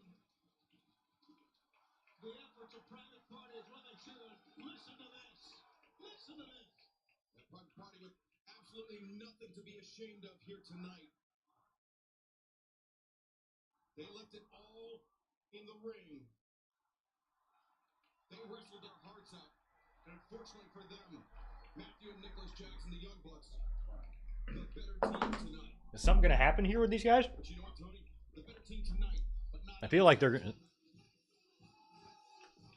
Nope, guess not. They're not going to turn on each other? Zay and Quinn left to consider the next steps. That will be crucial in their tag. It's all right, guys. Fight another day, man. I think your title victory will be better in, like, a little bit. Just keep telling the story, build momentum, and for fuck's sake, get the fans behind you. As much as you can. That was made deeply personal. Belonged to Mark Briscoe. Outrunners would be great. They're getting over. You know, get over like the way they're getting over. And you get a hit of caffeine. So, Mark, I'm challenging you to a Ring of Honor World Title match. Oh, man. Jericho cannot win this championship again. He cannot be the Nueve. Hold on. You want to beat the legendary Chris Jericho? I don't think you could do it. Maybe your brother Jay could have. Bringing up Jay, that was just so unnecessary. He'll never be as good as Jay was. Jericho, we have to tell you that. This ain't a place you want me to be at, man. I'm gonna hurt you. Mark Briscoe, you know what the word of the day is? It's humble. And you need It was just like, it was like bringing up Jay for the sake of bringing him up. There was no, like, real point behind it. It's like that one time in WWE, they brought up Reed Flair. I'm like, it was so out of place, you know? Like, I'm sure all parties were fine with it, but it's still just out of place and just pointless. If there's a reason or a purpose, then do it. No problem. But you're just doing it to get cheap heat because you're lazy to get it the real way. I don't know.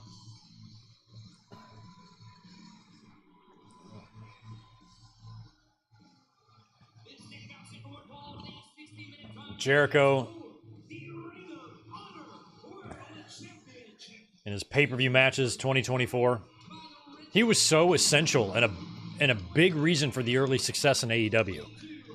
And I'm glad he was there to be the first champion and all of that stuff. But my God, we don't need him anymore. And he doesn't need to be doing this anymore. Big Bill, on the other hand, this guy, what a monster. Hey, JR. JR's going to sit in here for the final two. Shane McMahon, or JR is somebody who knows Shane McMahon pretty well.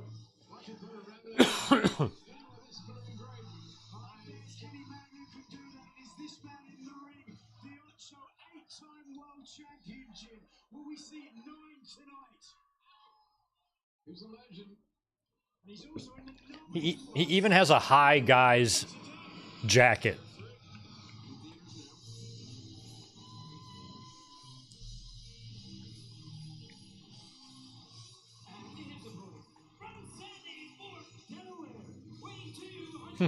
Briscoes are the only wrestlers I've ever heard of from Delaware. I forget Delaware is even a state. Anybody in the chat from Delaware? I mean, y'all got beaches there.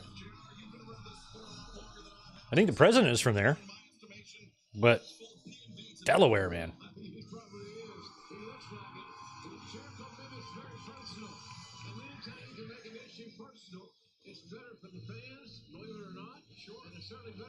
All right, Briscoe. I hope he just squashes Jericho. Squash his ass.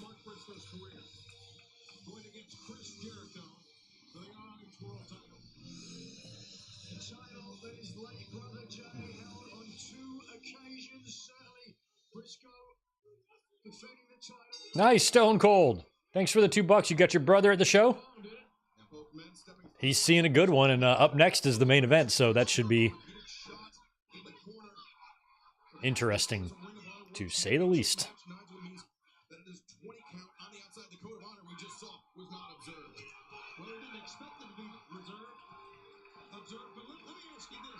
Oh, I bet. Delaware's got some great lakes to fish in. Maybe some good lakes. Only one state has Great Lakes. Briscoe kicking out. Barely a one count, but how often do you get to challenge for the Ring of Honor World Title on a weekend that your movie is the #1 in America? That could be a first-time occurrence here tonight, but Mark Briscoe, he's motivated as hell, Excalibur. Let me ask you this, JR, do you think too much? Maybe, we'll find out the other day. Oof. We'll answer that question. Yeah, I know what he's fighting about. He's fighting because of anger, because of what Chris Jericho said about his brother. But the fact is, you got to retain the world title here. That's the #1 thing. There's that redneck kung fu that Mark Briscoe. Redneck Kung Fu. And of course, look a good t-shirt. Suplex there. That's Briscoe. Well, the chicken might fly. They're right in front of us, which is uneasy. Oh, wow. He did the Bang Bang Cactus Jack apron elbow. Feel the flood through our feet here at ringside.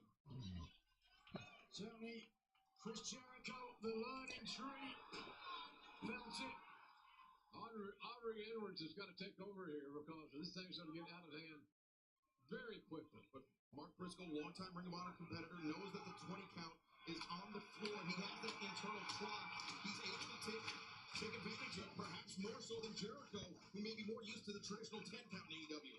I just thought it would have been really funny if Briscoe if it was just like 45 seconds, just boom, put him down.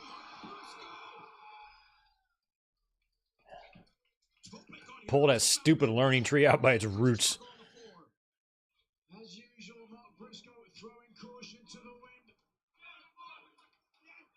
Certainly, Jericho's strategy of firing up Briscoe.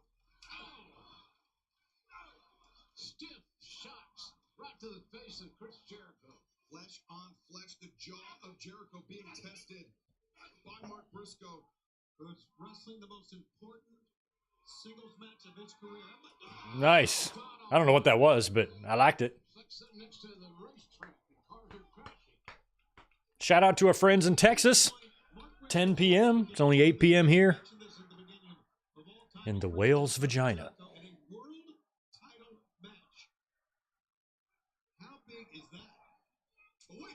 Oh.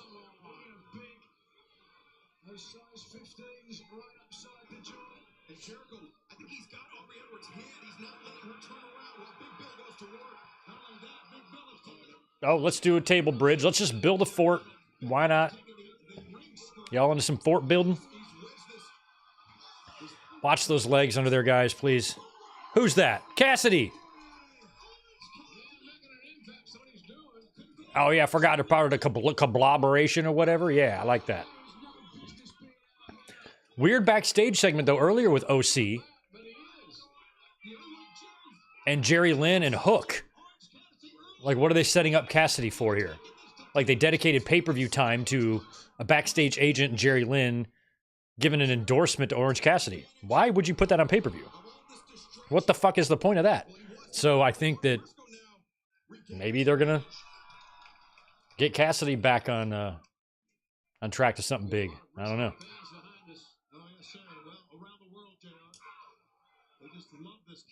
Remember the mimosa match or whatever? The production cost alone. Right, here goes Mark up top. Are these styles clashing or are they melding together, gentlemen? Well, Chris Jericho, he said that invoking the name of Jay Briscoe was to gain an advantage on Mark, to take him off his game. You're gonna need more than that, though. Of which he succeeded, right? Well, I don't know, because Mark Briscoe's had most of the advantage, but Jericho just turning the tables as I'm about to say that. To your point, JR, Chris Jericho, Oh. known as the greatest sports entertainer of all time, knows how to cut a corner here or there, and that certainly has given him some respite. So Jericho is known as the greatest sports entertainer of all time? Are you sure, Nigel?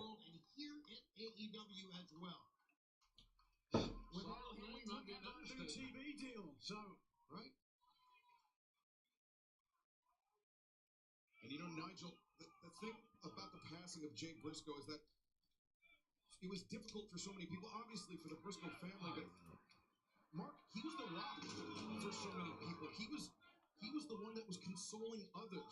He was beloved. Mark was beloved, Excalibur. Or Jay. Yeah, but Mark, he was people were heartbroken, and Mark was the one consoling them, even though his brother passed away. Yeah, the resilience of Mark Briscoe and his faith in God and his religion certainly was admirable, to say the least. Well, Jericho's commandeered the camera now. And correct me if I'm wrong, we have not had, I don't believe, let me look at the card again. Nigel, I say all that because this is Yeah, the first time that I've seen we have not had any blood since the passing of his brother, at least tonight. to my observation. None. And it was because Which means of Chris Jericho. they might be saving it up.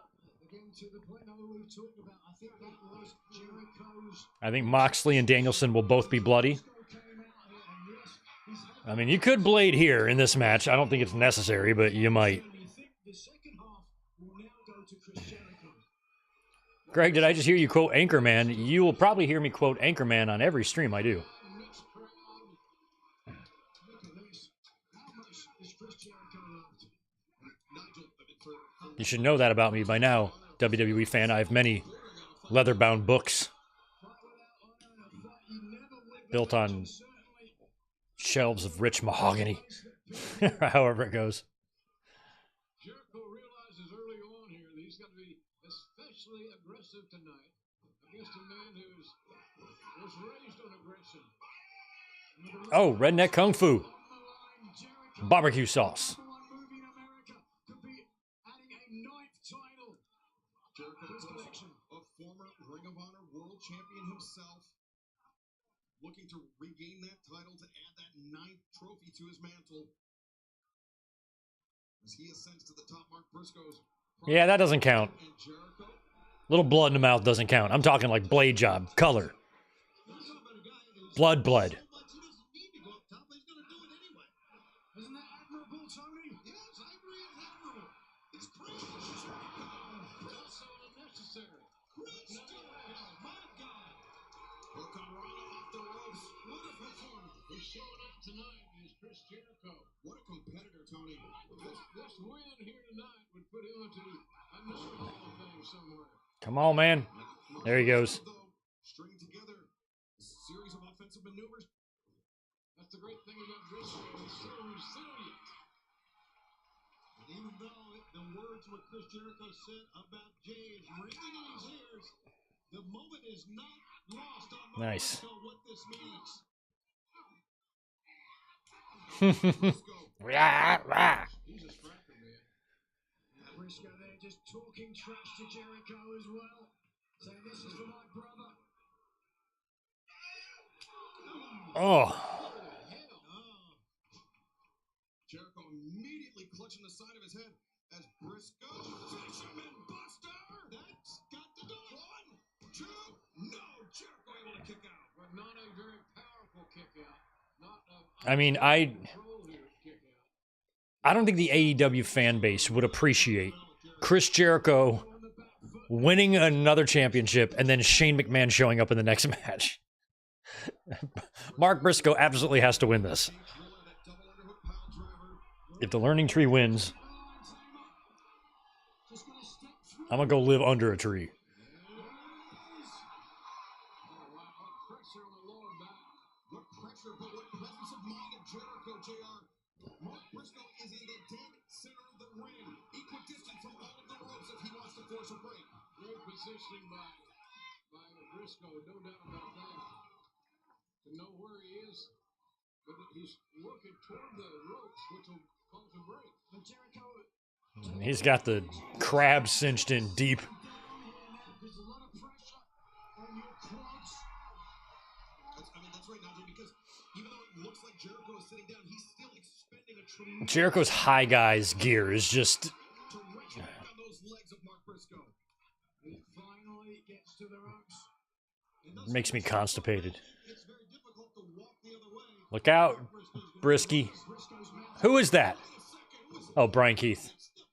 No! Brian Keith, the official did the Mother of... You better kick out, Mark. Good.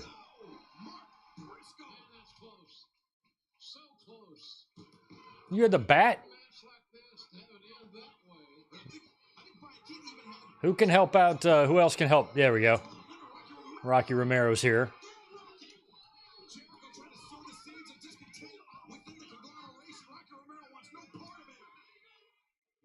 There we go. Yeah. Get rid of the chair. There. Now Aubrey see. Oh, here we go. Jericho's lining himself up with the table.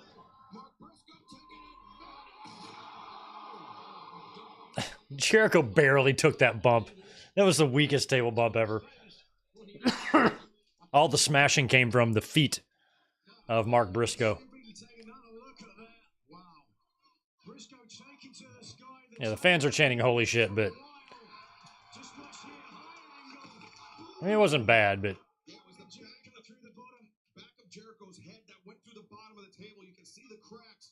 you can see the cracks. Well, no, we saw the crack. Into Jericho on the floor. Punching the table, not in his head. Right. This may be the froggy bow coming up here. Oh, I hope so. Jericho's up. Froggy. Oh, code breaker counter. That doesn't. Please kick out. Thank God.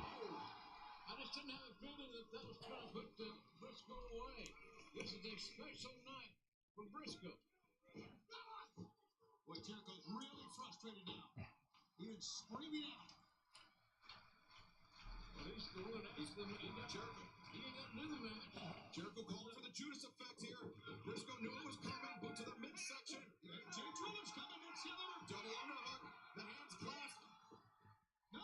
Jericho fights out of it. Straight on miss. A nice counter. Oh, shit.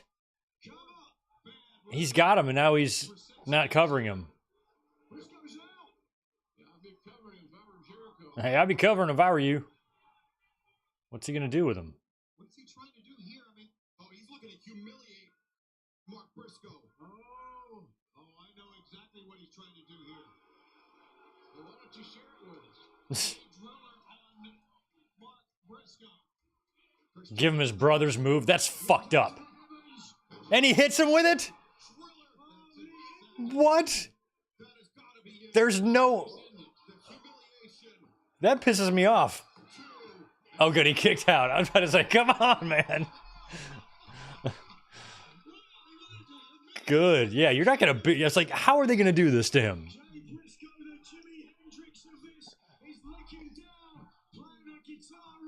Well, he's going to use the power of his brother's memory to get him through this one.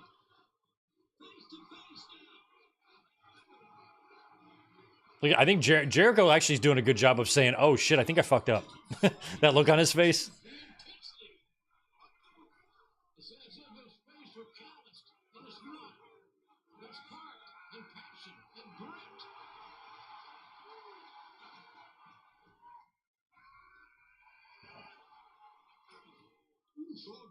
He's hulking up. Briscoe called something. I didn't hear what he said.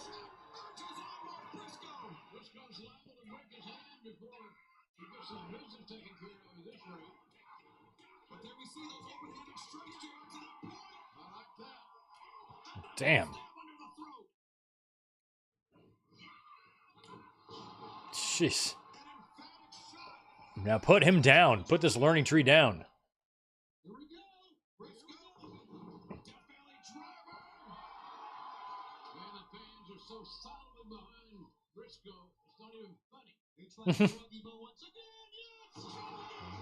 Froggy bow. Oh, now he's going to hit Jericho with it.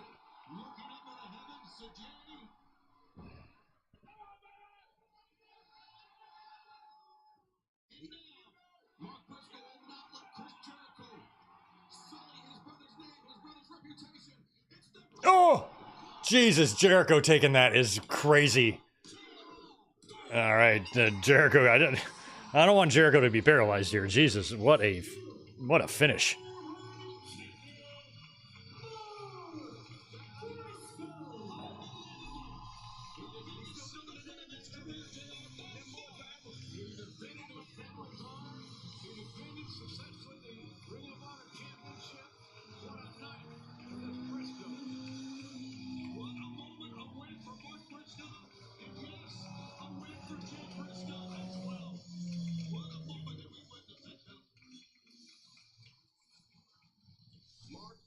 Briscoe, a tremendous victory.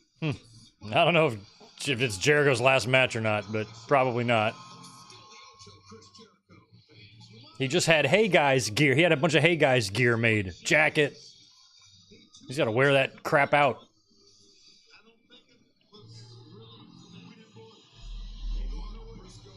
All right, let me grab a cold one for the main event. And this is it, guys. Main event time.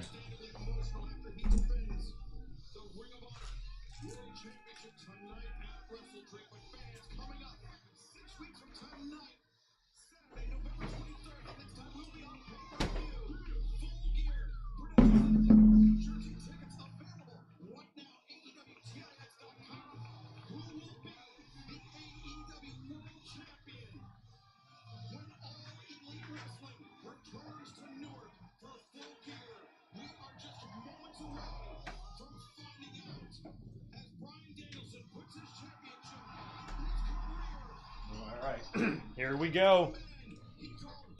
Main event time. Let me have your picks. Shane, yay or nay? Moxley winning the title, yay or nay? Christian cashing in, yay or nay? What do you think is going to happen here?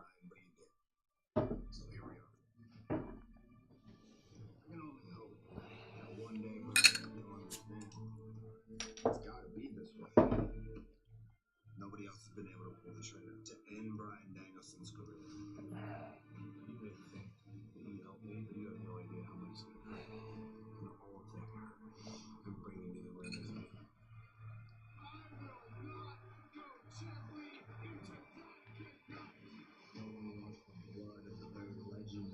Also, if anybody hasn't hit the thumbs up button yet, try to get us to 100 likes before the show's over. That would be nice.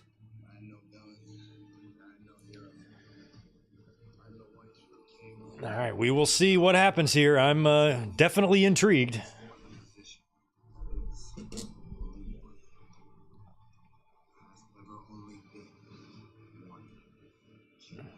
matter how much you want it to be, this isn't about you.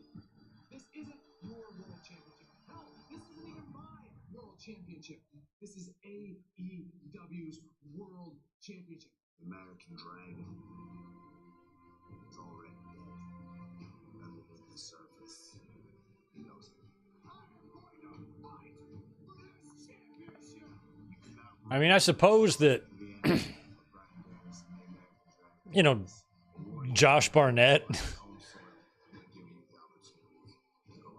it could be him too, I suppose, but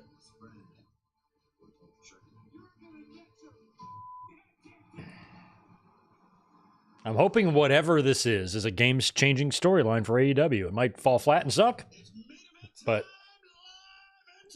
it feels like it's big.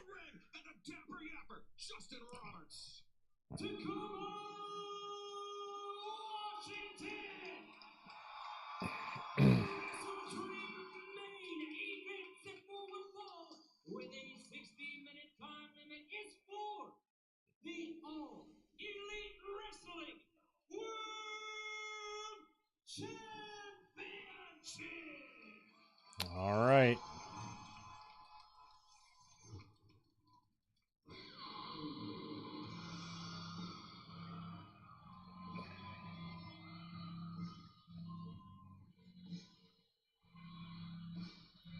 Well, if they say the seas near this location we're in, batten down the hatches.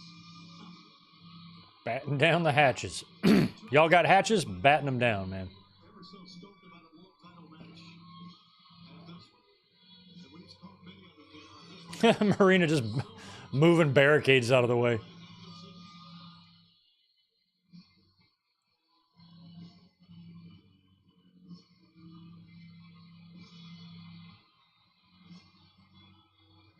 Stumped is the word I would use. I am afraid this is going to be dangerous, brutal, and violent. John Moxley has shown what he is capable of. Bryan Danielson, ditto. We are in for an Every single fan just with their phone on them. So crazy. I'd be light on your feet. Well, Bryan Danielson, JR, had said that before the year's over, he is going to have surgery. This is a very dangerous match for him. Here in the month of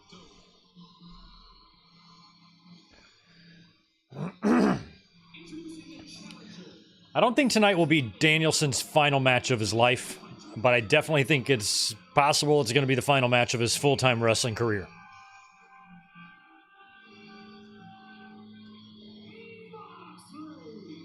I still think he kind of will have like one more perhaps send-off, like when he finally knows he's going into the ring for the final time. And for the last time, that'll still come. I don't feel like that's here, but I definitely feel like him losing the title and him not wrestling for a long period of time is possible after this. They're harping on the surgery on commentary here. That's got to mean something. And Tony, to hear Moxley tell it, he says this is not what he wants to do. This is what he has to do. He's being forced to do this to Bryan Danielson. Forced by who? I would say none other than Jon Moxley. I don't get that. Yeah. I don't either. He's been speaking in riddles ever since I walked in the ring and he said this is not your... All right. Hopefully it's not the final time we hear the final countdown. It'll come to fruition tonight.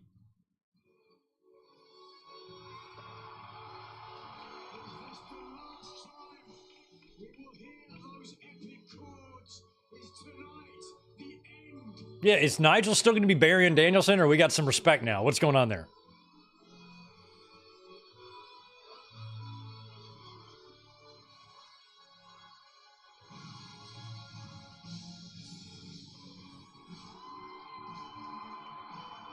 And there he is, the AEW World Champion. I hope, see, look at the look in his face, though. You know, you can tell.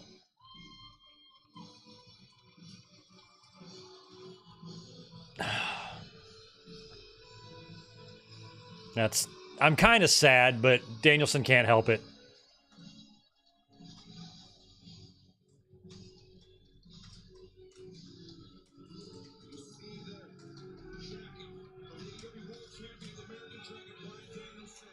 I mean, I'm convinced. That's all I needed. All I needed was to see Danielson's face coming through the entrance. I can see the truth written all over his face. This is it. This is it.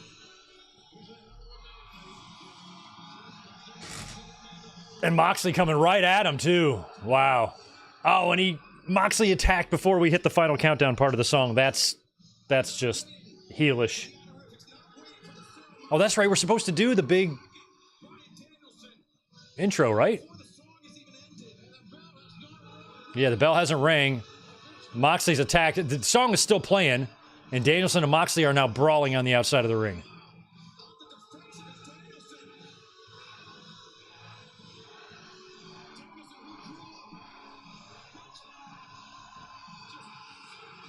Fucking great. The fact that the song is playing through this is awesome.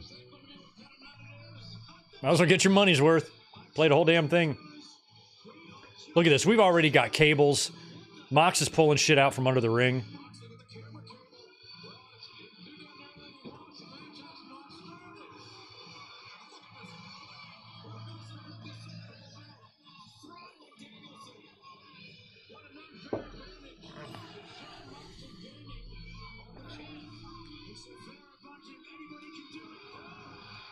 The fact that the music hasn't stopped.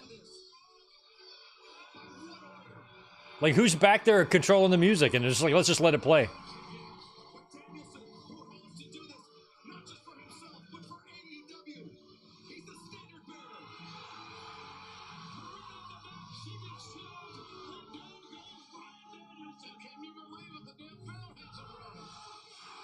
The fans are singing the song now. Why not? Why not? So while Danielson is making his entrance, Moxley attacks, and they've been brawling while the song is playing because the bell hasn't rung. They haven't even done the introductions yet.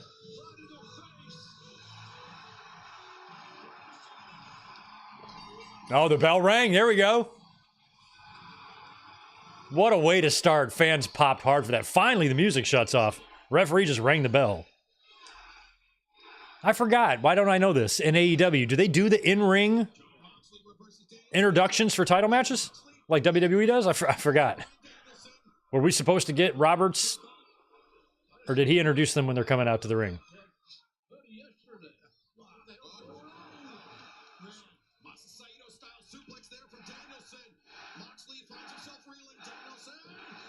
Boom, hits the knees just like that.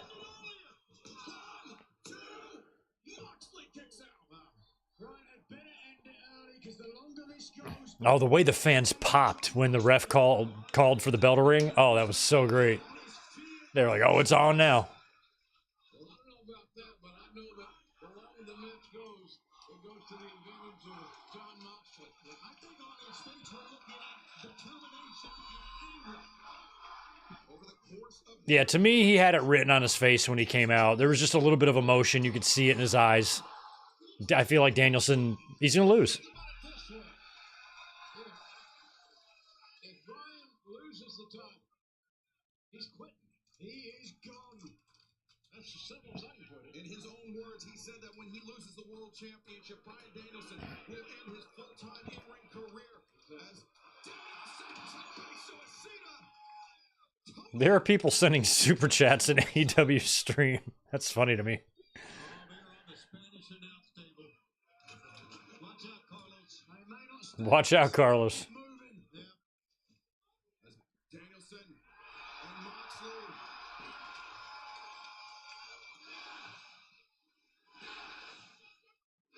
Atop I hope that table stays together. table.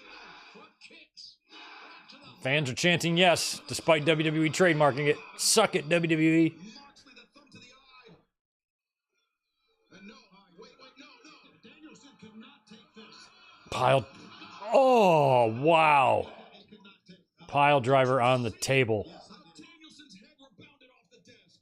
That looked like it hurt Moxley, too. He landed right on his tailbone. And now Danielson understandably clutching that injured neck. tough call for the referee. He's got to do smart here.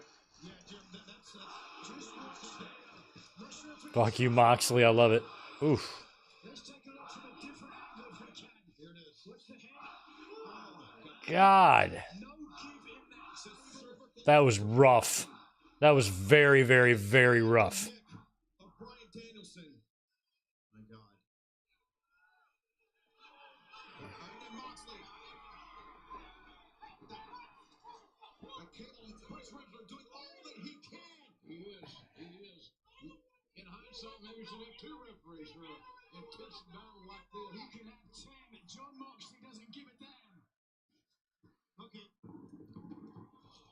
Well, if this pay-per-view is going to be 4 hours long, they got plenty of time to do whatever they're going to do here. We got 33 minutes until the top of the hour.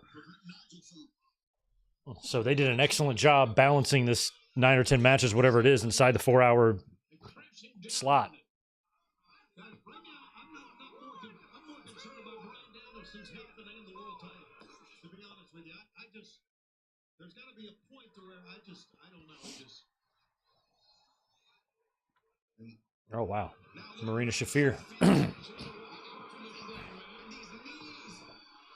To the head and neck of Danielson while the referee Damn, Marina. is diverted.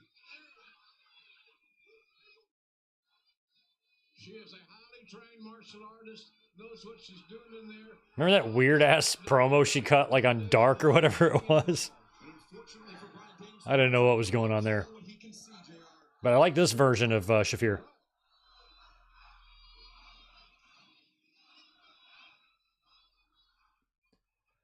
John Moxley got just an evil look on Now his Moxley, face. lateral press the cover. I used to think Do you think if there were any plans for a Christian involvement in this somehow, that maybe AEW patience, lack of uh, patience, right? That he was not opted not to do it because Luchasaurus isn't a part of this and he's sick right now? Maybe they've held off on paying off that contract? Former AEW world. He was the man That might have been where Kill Switch was set to on his back. finally turn on Christians, maybe when that unfolded. He was the And now with him being face of all elite wrestling. pretty seriously ill right now, But now we might not see Christian at all. he claims that this company has become something unrecognizable to him. That only John Moxley can set it right. kick right to the neck.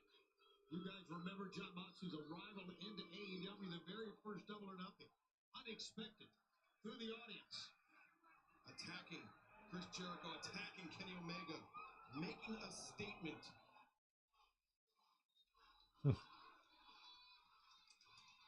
So Bryan Danielson cannot even get to his feet right now. And so I just don't know. I don't know if It takes a lot of guts to make that call, Tony.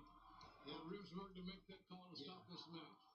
It takes a lot of guts. there is no way Bruce Rimsberg is stopping this match.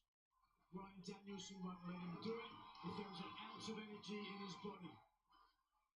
John Moxley, I hate to say this, is going to kill Bryan Danielson. I hate to say this. Ouch. And you know what, Nigel? I think John Moxley's willing to do it. Yeah, I mean, I hope it's not like a hard story to watch unfold here, you know. Danielson's going to fight till he dies type of thing. Oof. They put a bag over his head, okay? John Moxley put a bag over Danielson's head. Oh, man. And John Moxley. Yeah, how's Moxley going to put a bag over his head and then also beat him at the next show? Like, how does that work?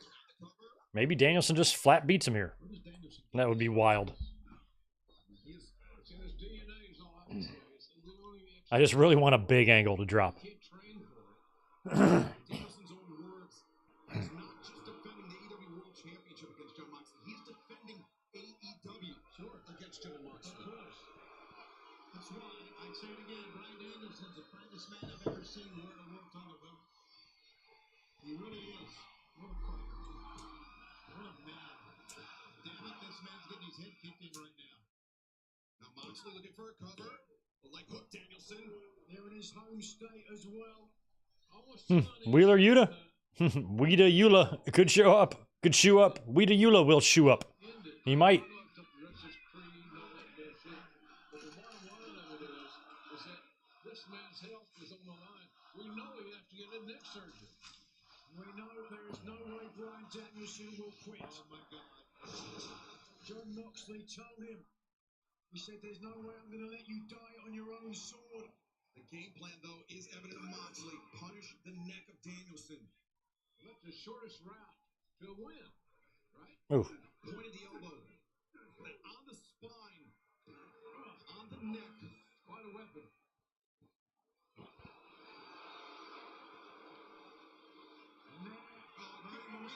Marina. Well, that's the element right there that I didn't expect to this severity. You need to run her ass out of here. Run her ass. Come on, Bryce. The referee, though, can only call what he can see. I know that. Are you going to do it, Tony? No, I said they. Do you think anyone in the back wants to do it? No. Very emotional here tonight, ladies and gentlemen. Very dramatic in many areas. Motion is certainly the word. He's going to break his fingers. And John Moxley. You see the look that Bryan gave Moxley after that? Moxley looking to prevent the label lock, Nigel. Attacking the fingers of Danielson. I wrestled Bryan Danielson recently in New York City. That was my intention as well, was to injure the arm. Got Marina pulling up the. Bryan Danielson, he forced Kazuchika Okada to tap out to that label lock with a God, I wonder if this is going to be one of those matches where they tear the ring apart and all that. Jesus. She's scary. Damn, Nature, you scary. Oh my God. John Moxley, it doesn't have to be this way.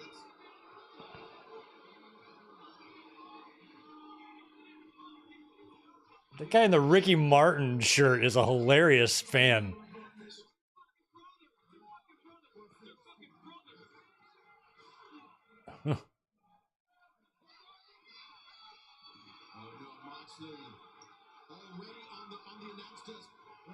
Gonna power bomb him on the, or pile drive him maybe. Timely elevation by the world champion. He may have saved his career right there. His spot.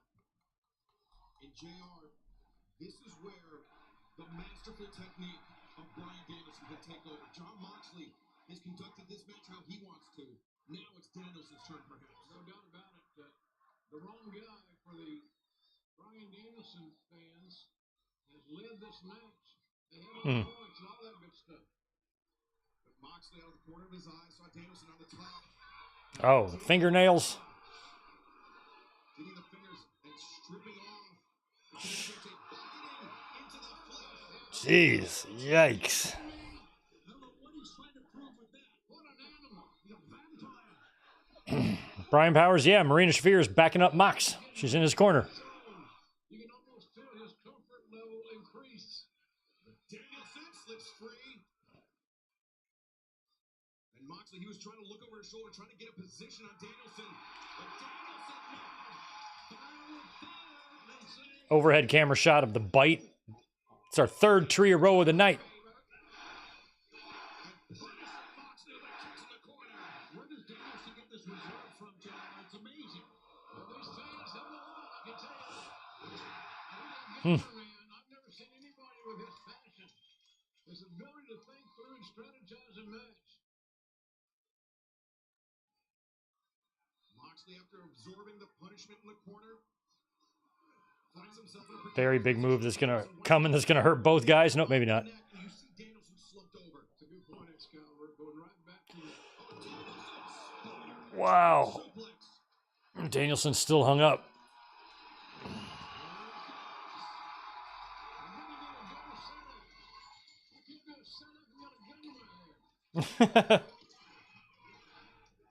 JR said he couldn't do a sit-up if he had a gun to his head. Yes, you could, JR. Maybe not.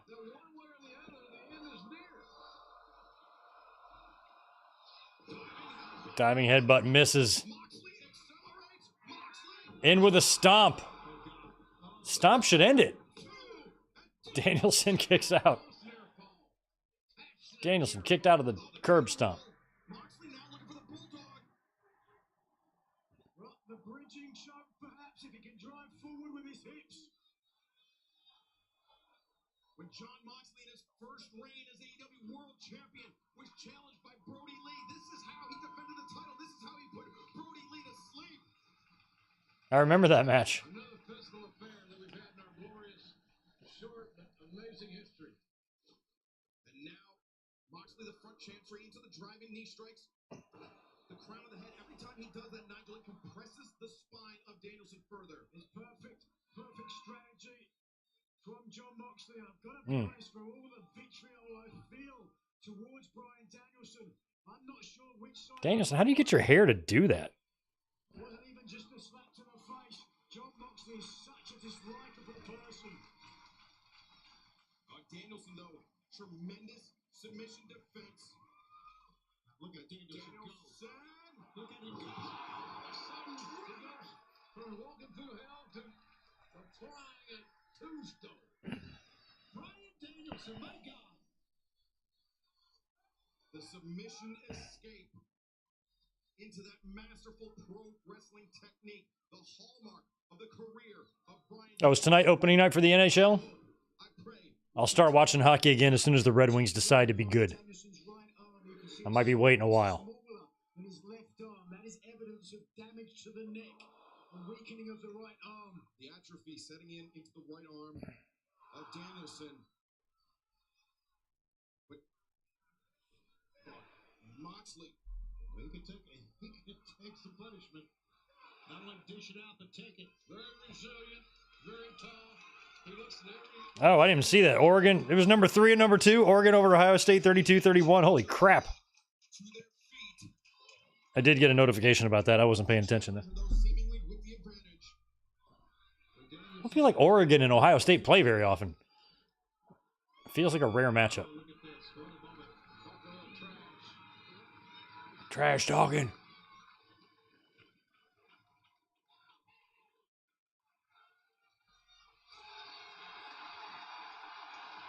All right, Danielson, they're about just a full-blown square off like it's the match is just starting. They're gonna put up their dukes? Fisticuffs? Danielson Taking it off here, Excalibur. absorbing the shot from Moxley. Returns with one of his own. Whether Danielson wants to admit it or not, he can't take a lot of exchanges.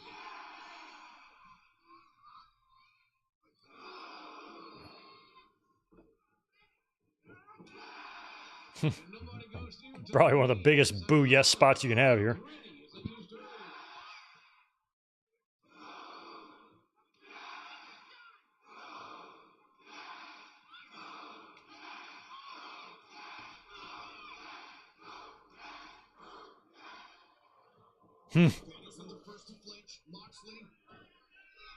Well, they just punched each other in the face repeatedly till one person went to their knees, which was Danielson.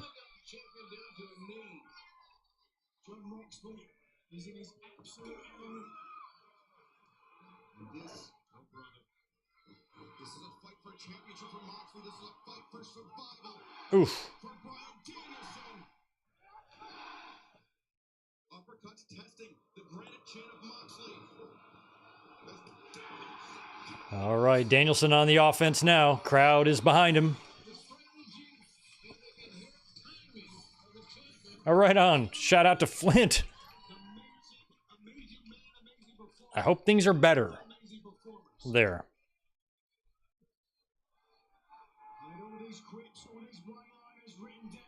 Still no blood, by the way. Danielson's got a little chunk over his eye there, but we haven't had any flowing blood all night.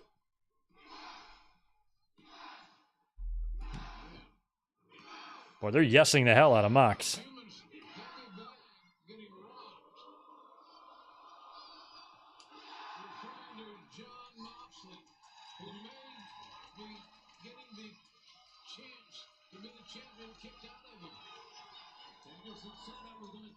Maybe it's their own way of, like, trolling WWE. They finally bled. Finally, in the Hell in the Cell match, and now AEW's gonna be like, hey, we're not gonna bleed at all.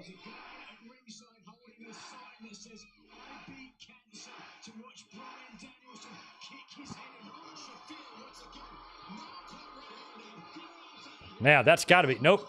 I thought that was gonna be where he finally kicks her out.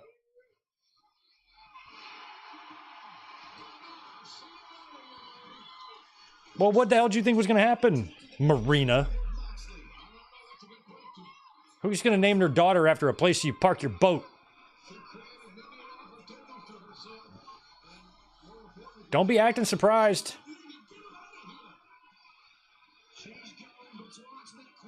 Somebody coming from behind? Nope, okay.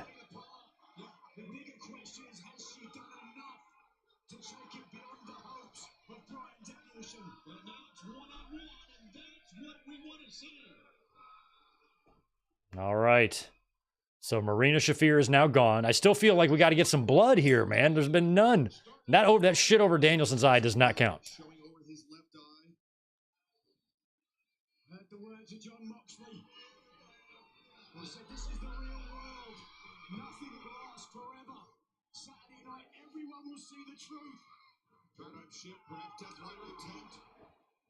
Danielson doesn't want to find out. The roundhouse kick misses. German suplex Danielson to his knee. Nails the knees again. Moxley kicks out again. So close. So very, very close to the three. Random close up on just one fan in the audience. That was funny. Not sure what the point of that was. I'm glad the feller's having a good time.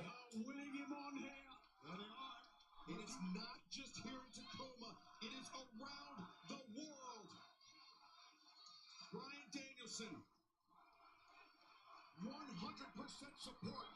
Can he fend off this challenge from Jon Moxley? I mean, this has been a pretty hard-hitting match. We're going into about 15 to 17 minute mark here.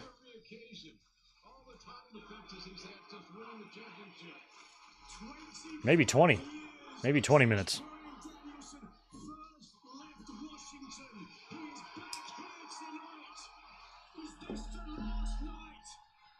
Come on.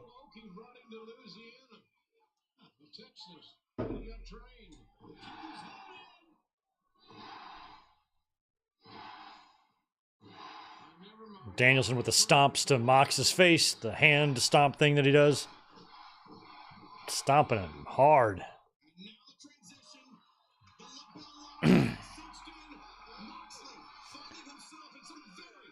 LaBelle lock.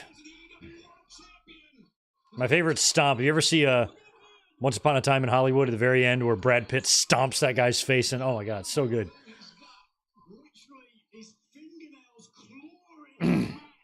Has to get to the bottom rope. Oh, he's there. And Danielson got it. Positioning. Got him. That's so strategic. Ah, Moxley strategic in his own right. Turning the hips, getting the right boot on the bottom rope. Could hear the air come out of the lungs of everyone in attendance as they realized perhaps the last opportunity for Bryan Danielson. College Slam. Shane hasn't showed up yet. We are right now in the main event. Still 15 minutes left in the show, most likely. But this match has gone over 20 minutes. Oh, plus a pre-match brawl, which was so fun. I know it sounds like a broken record, but if that doesn't do it, what will? Moxley can barely get up himself here. The exposed concrete, the Death Rider. Here it was first the block, and then Moxley knew exactly what he was going to do.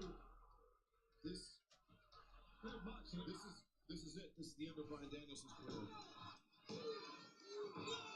Not just yet. Not just yet. Moxley's got to be getting beyond frustrated here. If not now, then when? What is Moxley whispering into the ear of Danielson? We'll never know, but we will know that these hammer and anvil strikes are finding their mark. Excalibur, what was Moxley whispering into the ear of Danielson? I'm like, probably which moves to do next. This is concerned is that Bryan cannot defend himself. Well, He's trying right now. hand fighting with Moxley. He's trying to use the wrist as a lever. We better hustle because he ain't gonna last much longer at this rate. Here he comes. He's standing back up for that. Oh, look at us carrying the weight of Moxley. Switching to a different arm. John Moxley is absolutely relentless.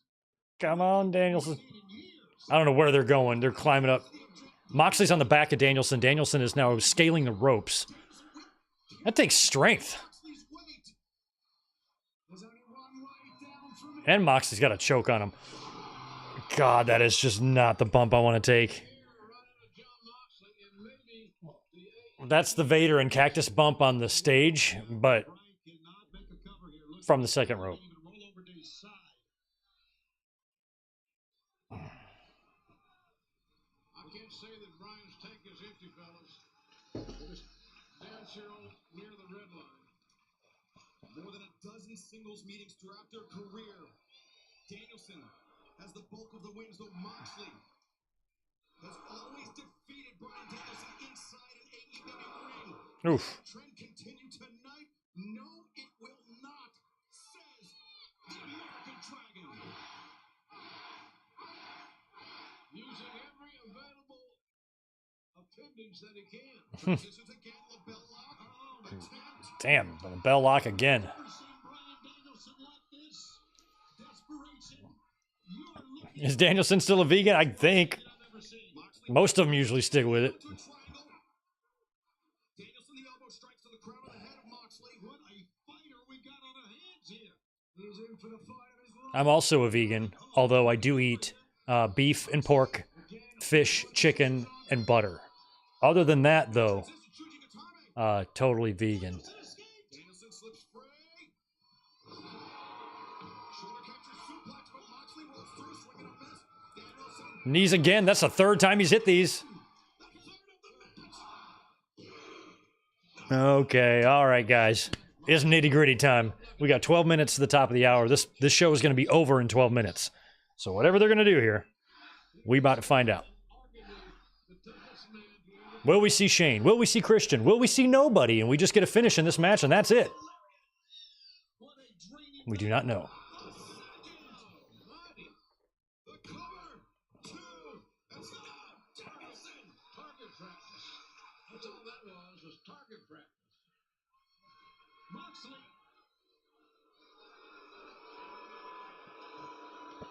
The guns are drawn.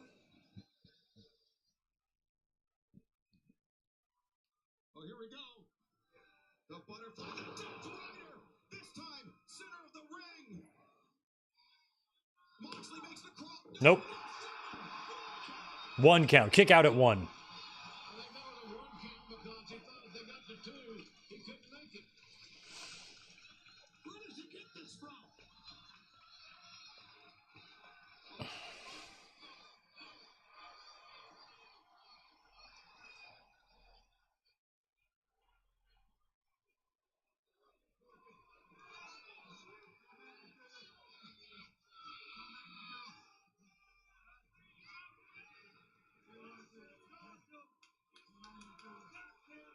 You may.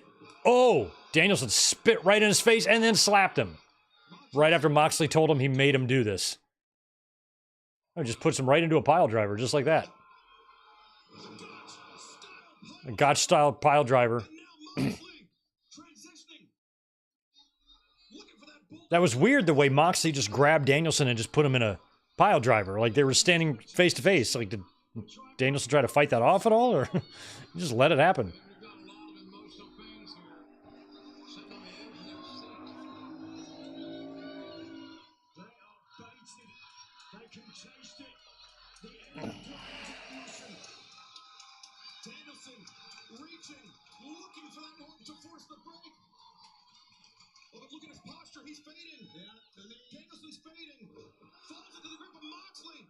Oh, no, no, no, no, no.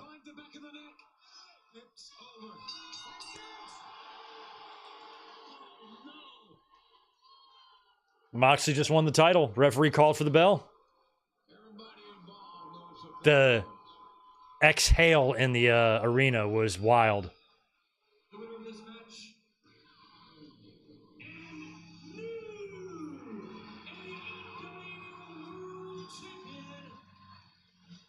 Moxley beats Danielson just like that. Are we going to get anything happening at the end of this? There's no way the pay-per-view is going off the air like this.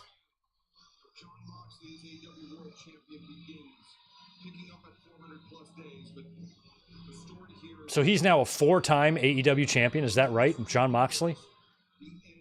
Has he held the championship in every year of their existence? I think so. Well, almost, except for 2019, right?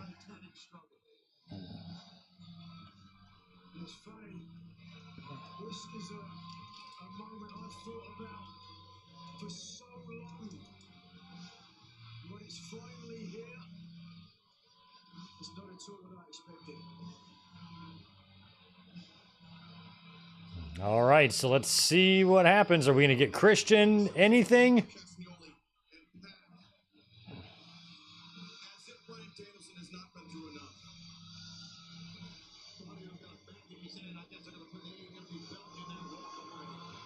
What do they got? Oh, they got the belt. They're going to put the belt in the bag.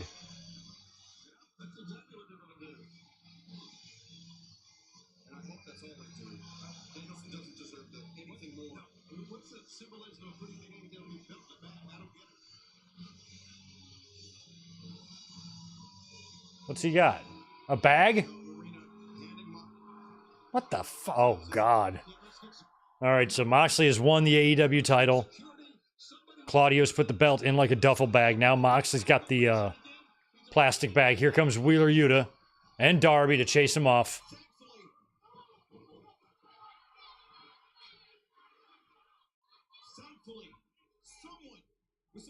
I mean, what's going to happen, guys? I'm going to get off the chat, just in case. But if this show goes off the air, I'm going to poo myself. And nothing happens. And there's Moxley and Darby facing face to face again. Is Yuta going to turn? Yuta's going to turn, isn't he? Yep.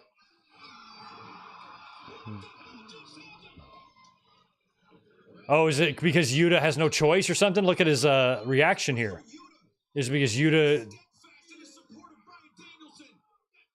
knows like he has no choice or something? Oh my God, they're taping people up. I mean, if Shane were to come out now, where would he fit in this? As the guy calling the shots?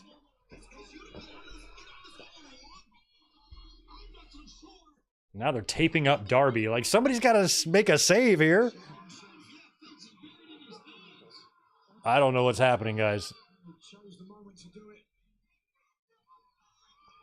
All right, so for those just tuning in, Moxley has won the AEW title. Wheeler Yuta has turned heel. They got the plastic bag out, and Moxley's telling Yuta to put it over Danielson's head. Darby is duct taped to the ropes. How's the pay-per-view going to end this way? Oh, my God. And then Yuta... Well, you can't kill him. You can't do murder. Uh-oh, look. Look. The camera, they actually accidentally just cut to the stage. Maybe they... Oh, my God. Okay, the security's not making it in. Danielson's being murdered. All right, let's do something here. Darby's screaming. This is some dark shit here. Is anybody else? Is there any other baby faces there? So there's Private Party.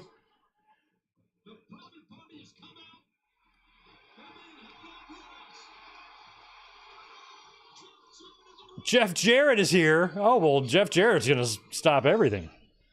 He'll straighten everybody out.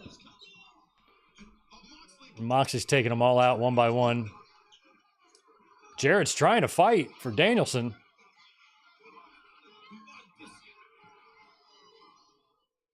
Oh, now they're going to put... Oh, my God. They're going to go send him off to that surgery.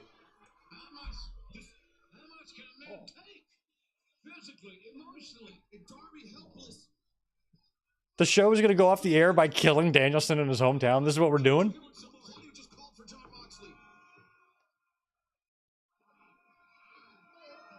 Oh, no. And they just executed Danielson. They just broke his damn neck while Darby watched. Like, I gotta say, Shane showing up now wouldn't really make much sense. I don't know what he's going to do unless he... There's Cassidy. And now they're all leaving.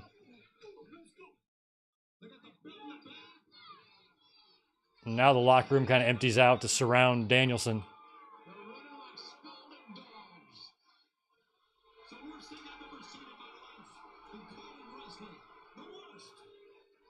No Shane McMahon. I mean, everybody else is out there. Adam Cole, Briscoe, Private Party, Jarrett, Orange Cassidy. They're trying to untie poor Darby. I guess the show's going to end like this. Okay. We got no Christian, no Shane.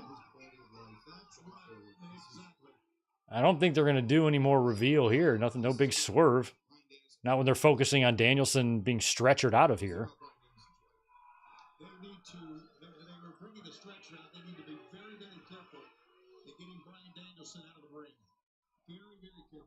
This match ended up being more about the match, the personalities, the men, than it did the championship.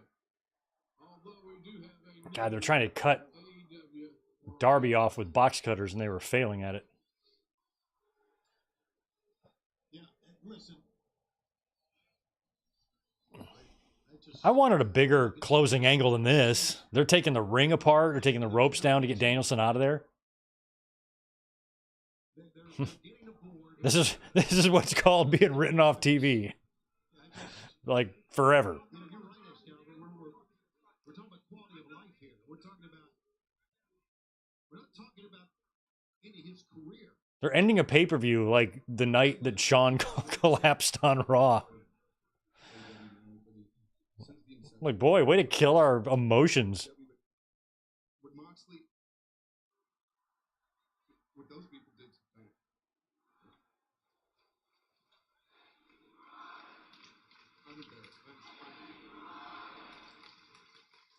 I mean, Darby's doing a great job just with the disgust on his face and sadness and, like, disbelief.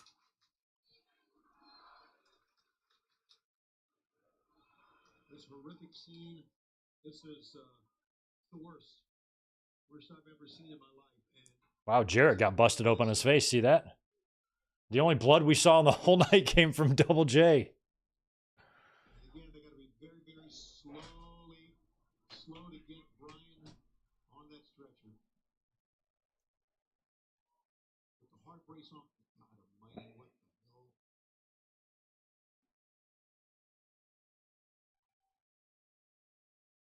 I mean, they're staying with it here, so it's not like they're saying, okay, the paper, well, I guess we have 1 minute left according to my clock. But I guess they're going to fade to black here with, yeah, there they go. This affects so many people.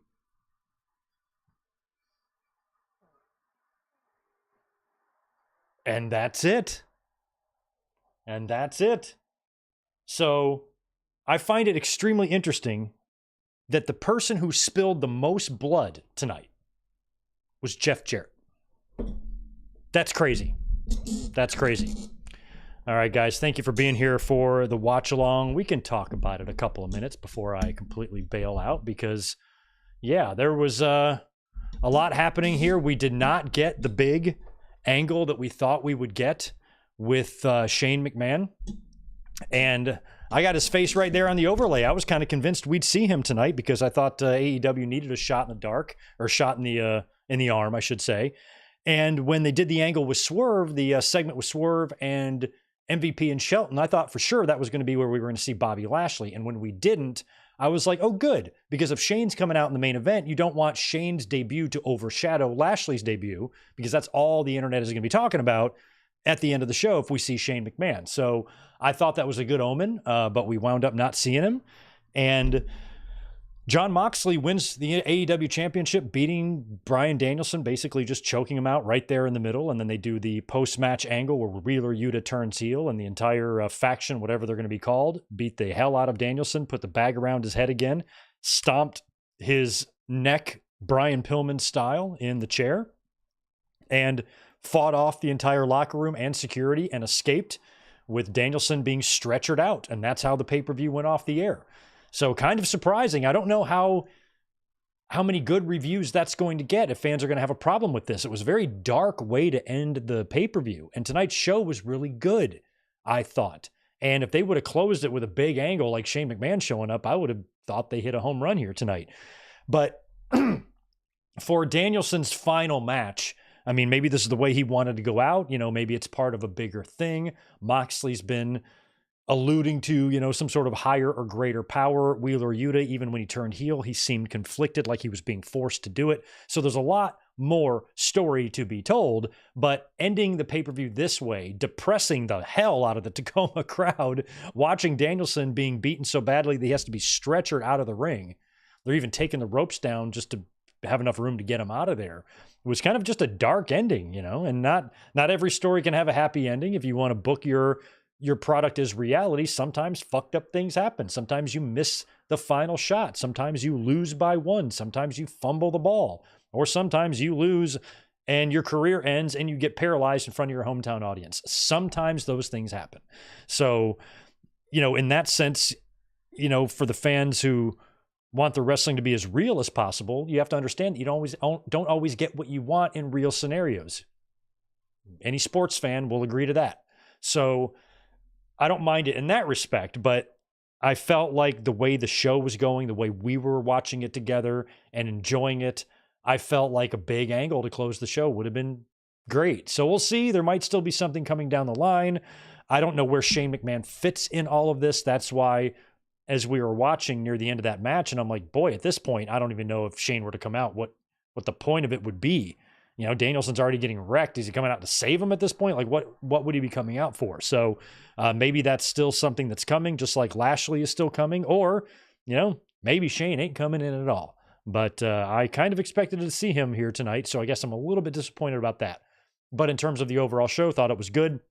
Running through it real quick, going by memory, we opened up with Jay White and Hangman Page, and that was a really good, fun match with Jay White getting the clean win, which surprised me. Willow Nightingale losing to Mariah May was not surprising, but it was a really, really good match. Enjoyed the hell out of that one. Jack Perry retaining over Shibata. That was an okay match, but we had a lot of extracurricular with MJF showing up. Well, first Daniel Garcia showed up to get in Perry's face and say, hey, I want a shot at the title. Then MJF made his surprise return, fresh off his filming of Happy Gilmore 2, I suppose. And after that, we got Adam Cole, who looked healthy, who ran down to the ring, who looked like he was ready to get physical. So let's hope he's cleared and he's ready to rock, and maybe they can pick up some MJF and Adam Cole stuff. After that, I think was the Ricochet, Will Ospreay, and Konosuke Takeshita match, right, for the International Championship. Don Callis did, in fact, play a role in this. So did Kyle Fletcher, who turned heel and helped Takeshita win the championship. So I was kind of thinking they might save Takeshita for like Okada down the line, but I'm happy with the way this went. And finally, Takeshita is holding some singles gold, and that International Championship, I thought that was pretty good with the way that went down. Didn't care too much about Hologram and Beast Mortos was good, but kind of went a little bit long for my taste. Same with the Young Bucks and the Private Party. Didn't hate the match, but didn't really care, too much about it. Chris Jericho and Mark Briscoe, kind of the same thing, although I did like the way Briscoe put Jericho down. So those matches I think might have been the weakest, the Bucks and Private Party and Mordos and Hologram and Briscoe and Jericho, but none of those matches were necessarily bad. I just think they were the weakest on the show. Swerve Strickland had his segment tonight, returning in front of that audience. As predicted, MVP and Shelton Benjamin came out. MVP offering his services once again, and Swerve sticking with Prince Nana and aligning with him. Kind of a pull-apart, little shoving match, I believe, there. And it looks like Bobby Lashley's debut will have to wait. We did not see him here. And then, of course, in the main event, Bryan Danielson defending against Jon Moxley. I was thinking Shane McMahon would be revealed as the leader of this group or whatever the hell's going on here. And we didn't see that. All we saw was Moxley straight beat Danielson clean, choking him out. Referee didn't want to ring the bell, but he had to. Rang the bell. Danielson loses the title and possibly loses his career because after the match, Pac, Claudio, Shafir, and Yuta all beat down Danielson with Yuta turning heel. Cassidy and Darby and Briscoe, some baby faces from the locker room, tried to come down to help out along with security, but they were fought off. And Danielson got the bag over his head again and got Brian Pillman chair stomped on his neck. And the announcers kept alluding to all night the fact that he needs to get surgery. So this is now going to put Danielson out for a very significant amount of time. And the show went off the air with the EMTs stretchering out Danielson in front of his home state there, in front of that crowd, that the air just deflated out of them when the referee rang the bell. Very reminiscent of like an Undertaker losing the streak type of thing. He was just like, oh, are you serious? That's the way it's ending? I don't know if a lot of fans were necessarily shocked that Danielson lost. It was just the way he did and the way that shock from the audience came and everything that happened post-match. It was a very, very dark way to end the pay-per-view, I thought. So not necessarily bad, but I don't know. I'm not sure what the feeling is going to be online because we watched the show and were enjoying it, especially those first early matches. And I feel maybe it might have sputtered out and the finish and the way the main event was booked might have disappointed some. I'm still willing to see if this is a part of a much more awesome upcoming segment because after the match, Moxley gave the belt right to Claudio. He put it in the duffel bag. Obviously, they're working for someone here, so there's still a big piece of this puzzle to be revealed. So the fact that we didn't get it at WrestleDream, I'm not going to criticize it, because if it turns out to be something great on Dynamite or at Full Gear, or however long they decide to stretch this out, then I'll reserve judgment for then. But feels like Darby, might be the guy to take the belt off of Moxley, but then again, Darby's going to be climbing Mount Everest. And unless they want their champion climbing up there, Darby winning the title, in the next several months kind of seems unlikely, but we will see. Shell shock. I'm not really saying there is a problem with the ending. I'm shocked at the ending. I'm not sure if a lot of fans are going to like it. And I just laid out kind of what you said. The bad guys won. That's the point. They just went with a dark ending here. It's not a bad thing, but if you don't understand that social media might react differently, or you might have some differing opinions online, then you don't really know the wrestling audience very well. So don't act like nobody should have a problem with this ending. Have you met wrestling fans? You're going to go online and you see plenty of people having a fucking problem with this ending. It's not going to be rare. So just get ready for that. Spectre, appreciate the $5. Kind of a downer ending. It took too long. Really enjoyed the show, but only half watched. Most of it due to life. F's in the chat for Brian. Yeah. And Juliet says, that felt like AEW that felt like killing AEW with the murder of Daniel Bryan or Danielson. He definitely was attempted murdered again, just like the last pay-per-view. Jonathan, thanks for the $5. Darby's got to be the one to win the title now. I kind of agree. And I can see Bryan Danielson coming back to destroy Mox in a grudge match down the road. I can too. I do not think tonight was the final Bryan Danielson match of all time. It's not. I do believe tonight was the final night of a Bryan Danielson full-time in-ring career. And I said that when he came out in his entrance tonight. I said the truth is written all over his face. He came through the tunnel. You know how you are when you're trying to hold back, emotion or tears. You're kind of, and he just had that look on his face where he knows this is the last time he's going to breathe this in as a full-time performer. He's going to wrestle again, But as we know him, this was the last night for him. So I can see a return and even one final match at some point down the road, depending on what he wants to do with his career and life. But it felt like, based on his body language and the way, his facial expression in the beginning was kind of telling the story there. So we will see. All the best to him, though. What a career. What a run. What a run he had. Ups and downs and some pauses and some valleys, but ultimately, he's got a lot to be proud of. Major champion in both companies, main eventing pay-per-views in both companies, main eventing a WrestleMania, a couple of them.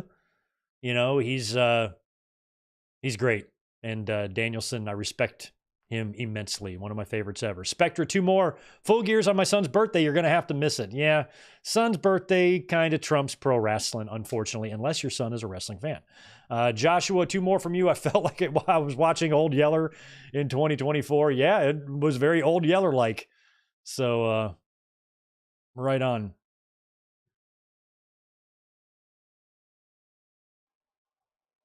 Hell in the Cell 2019 ending. Yeah, that was definitely worse than this. This, I think, was just a little bit like sad and dark, which is not necessarily wrong.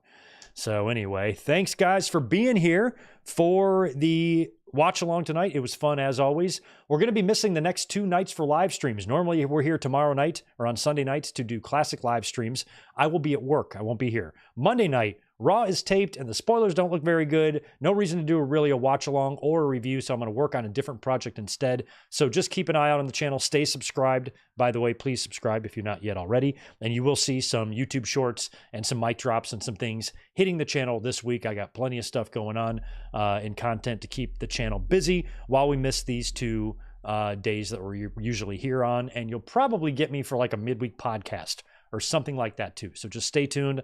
I'm going to put everything together tonight and figure out what we're going to do for the rest of the week. But I appreciate you being here tonight, watching the pay-per-view. And thanks again.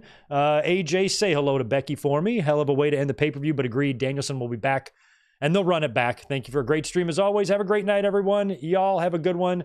Enjoy your Saturday night. And you'll be catching me here probably in like a few hours with some sort of content on the channel. So just keep a lookout for that.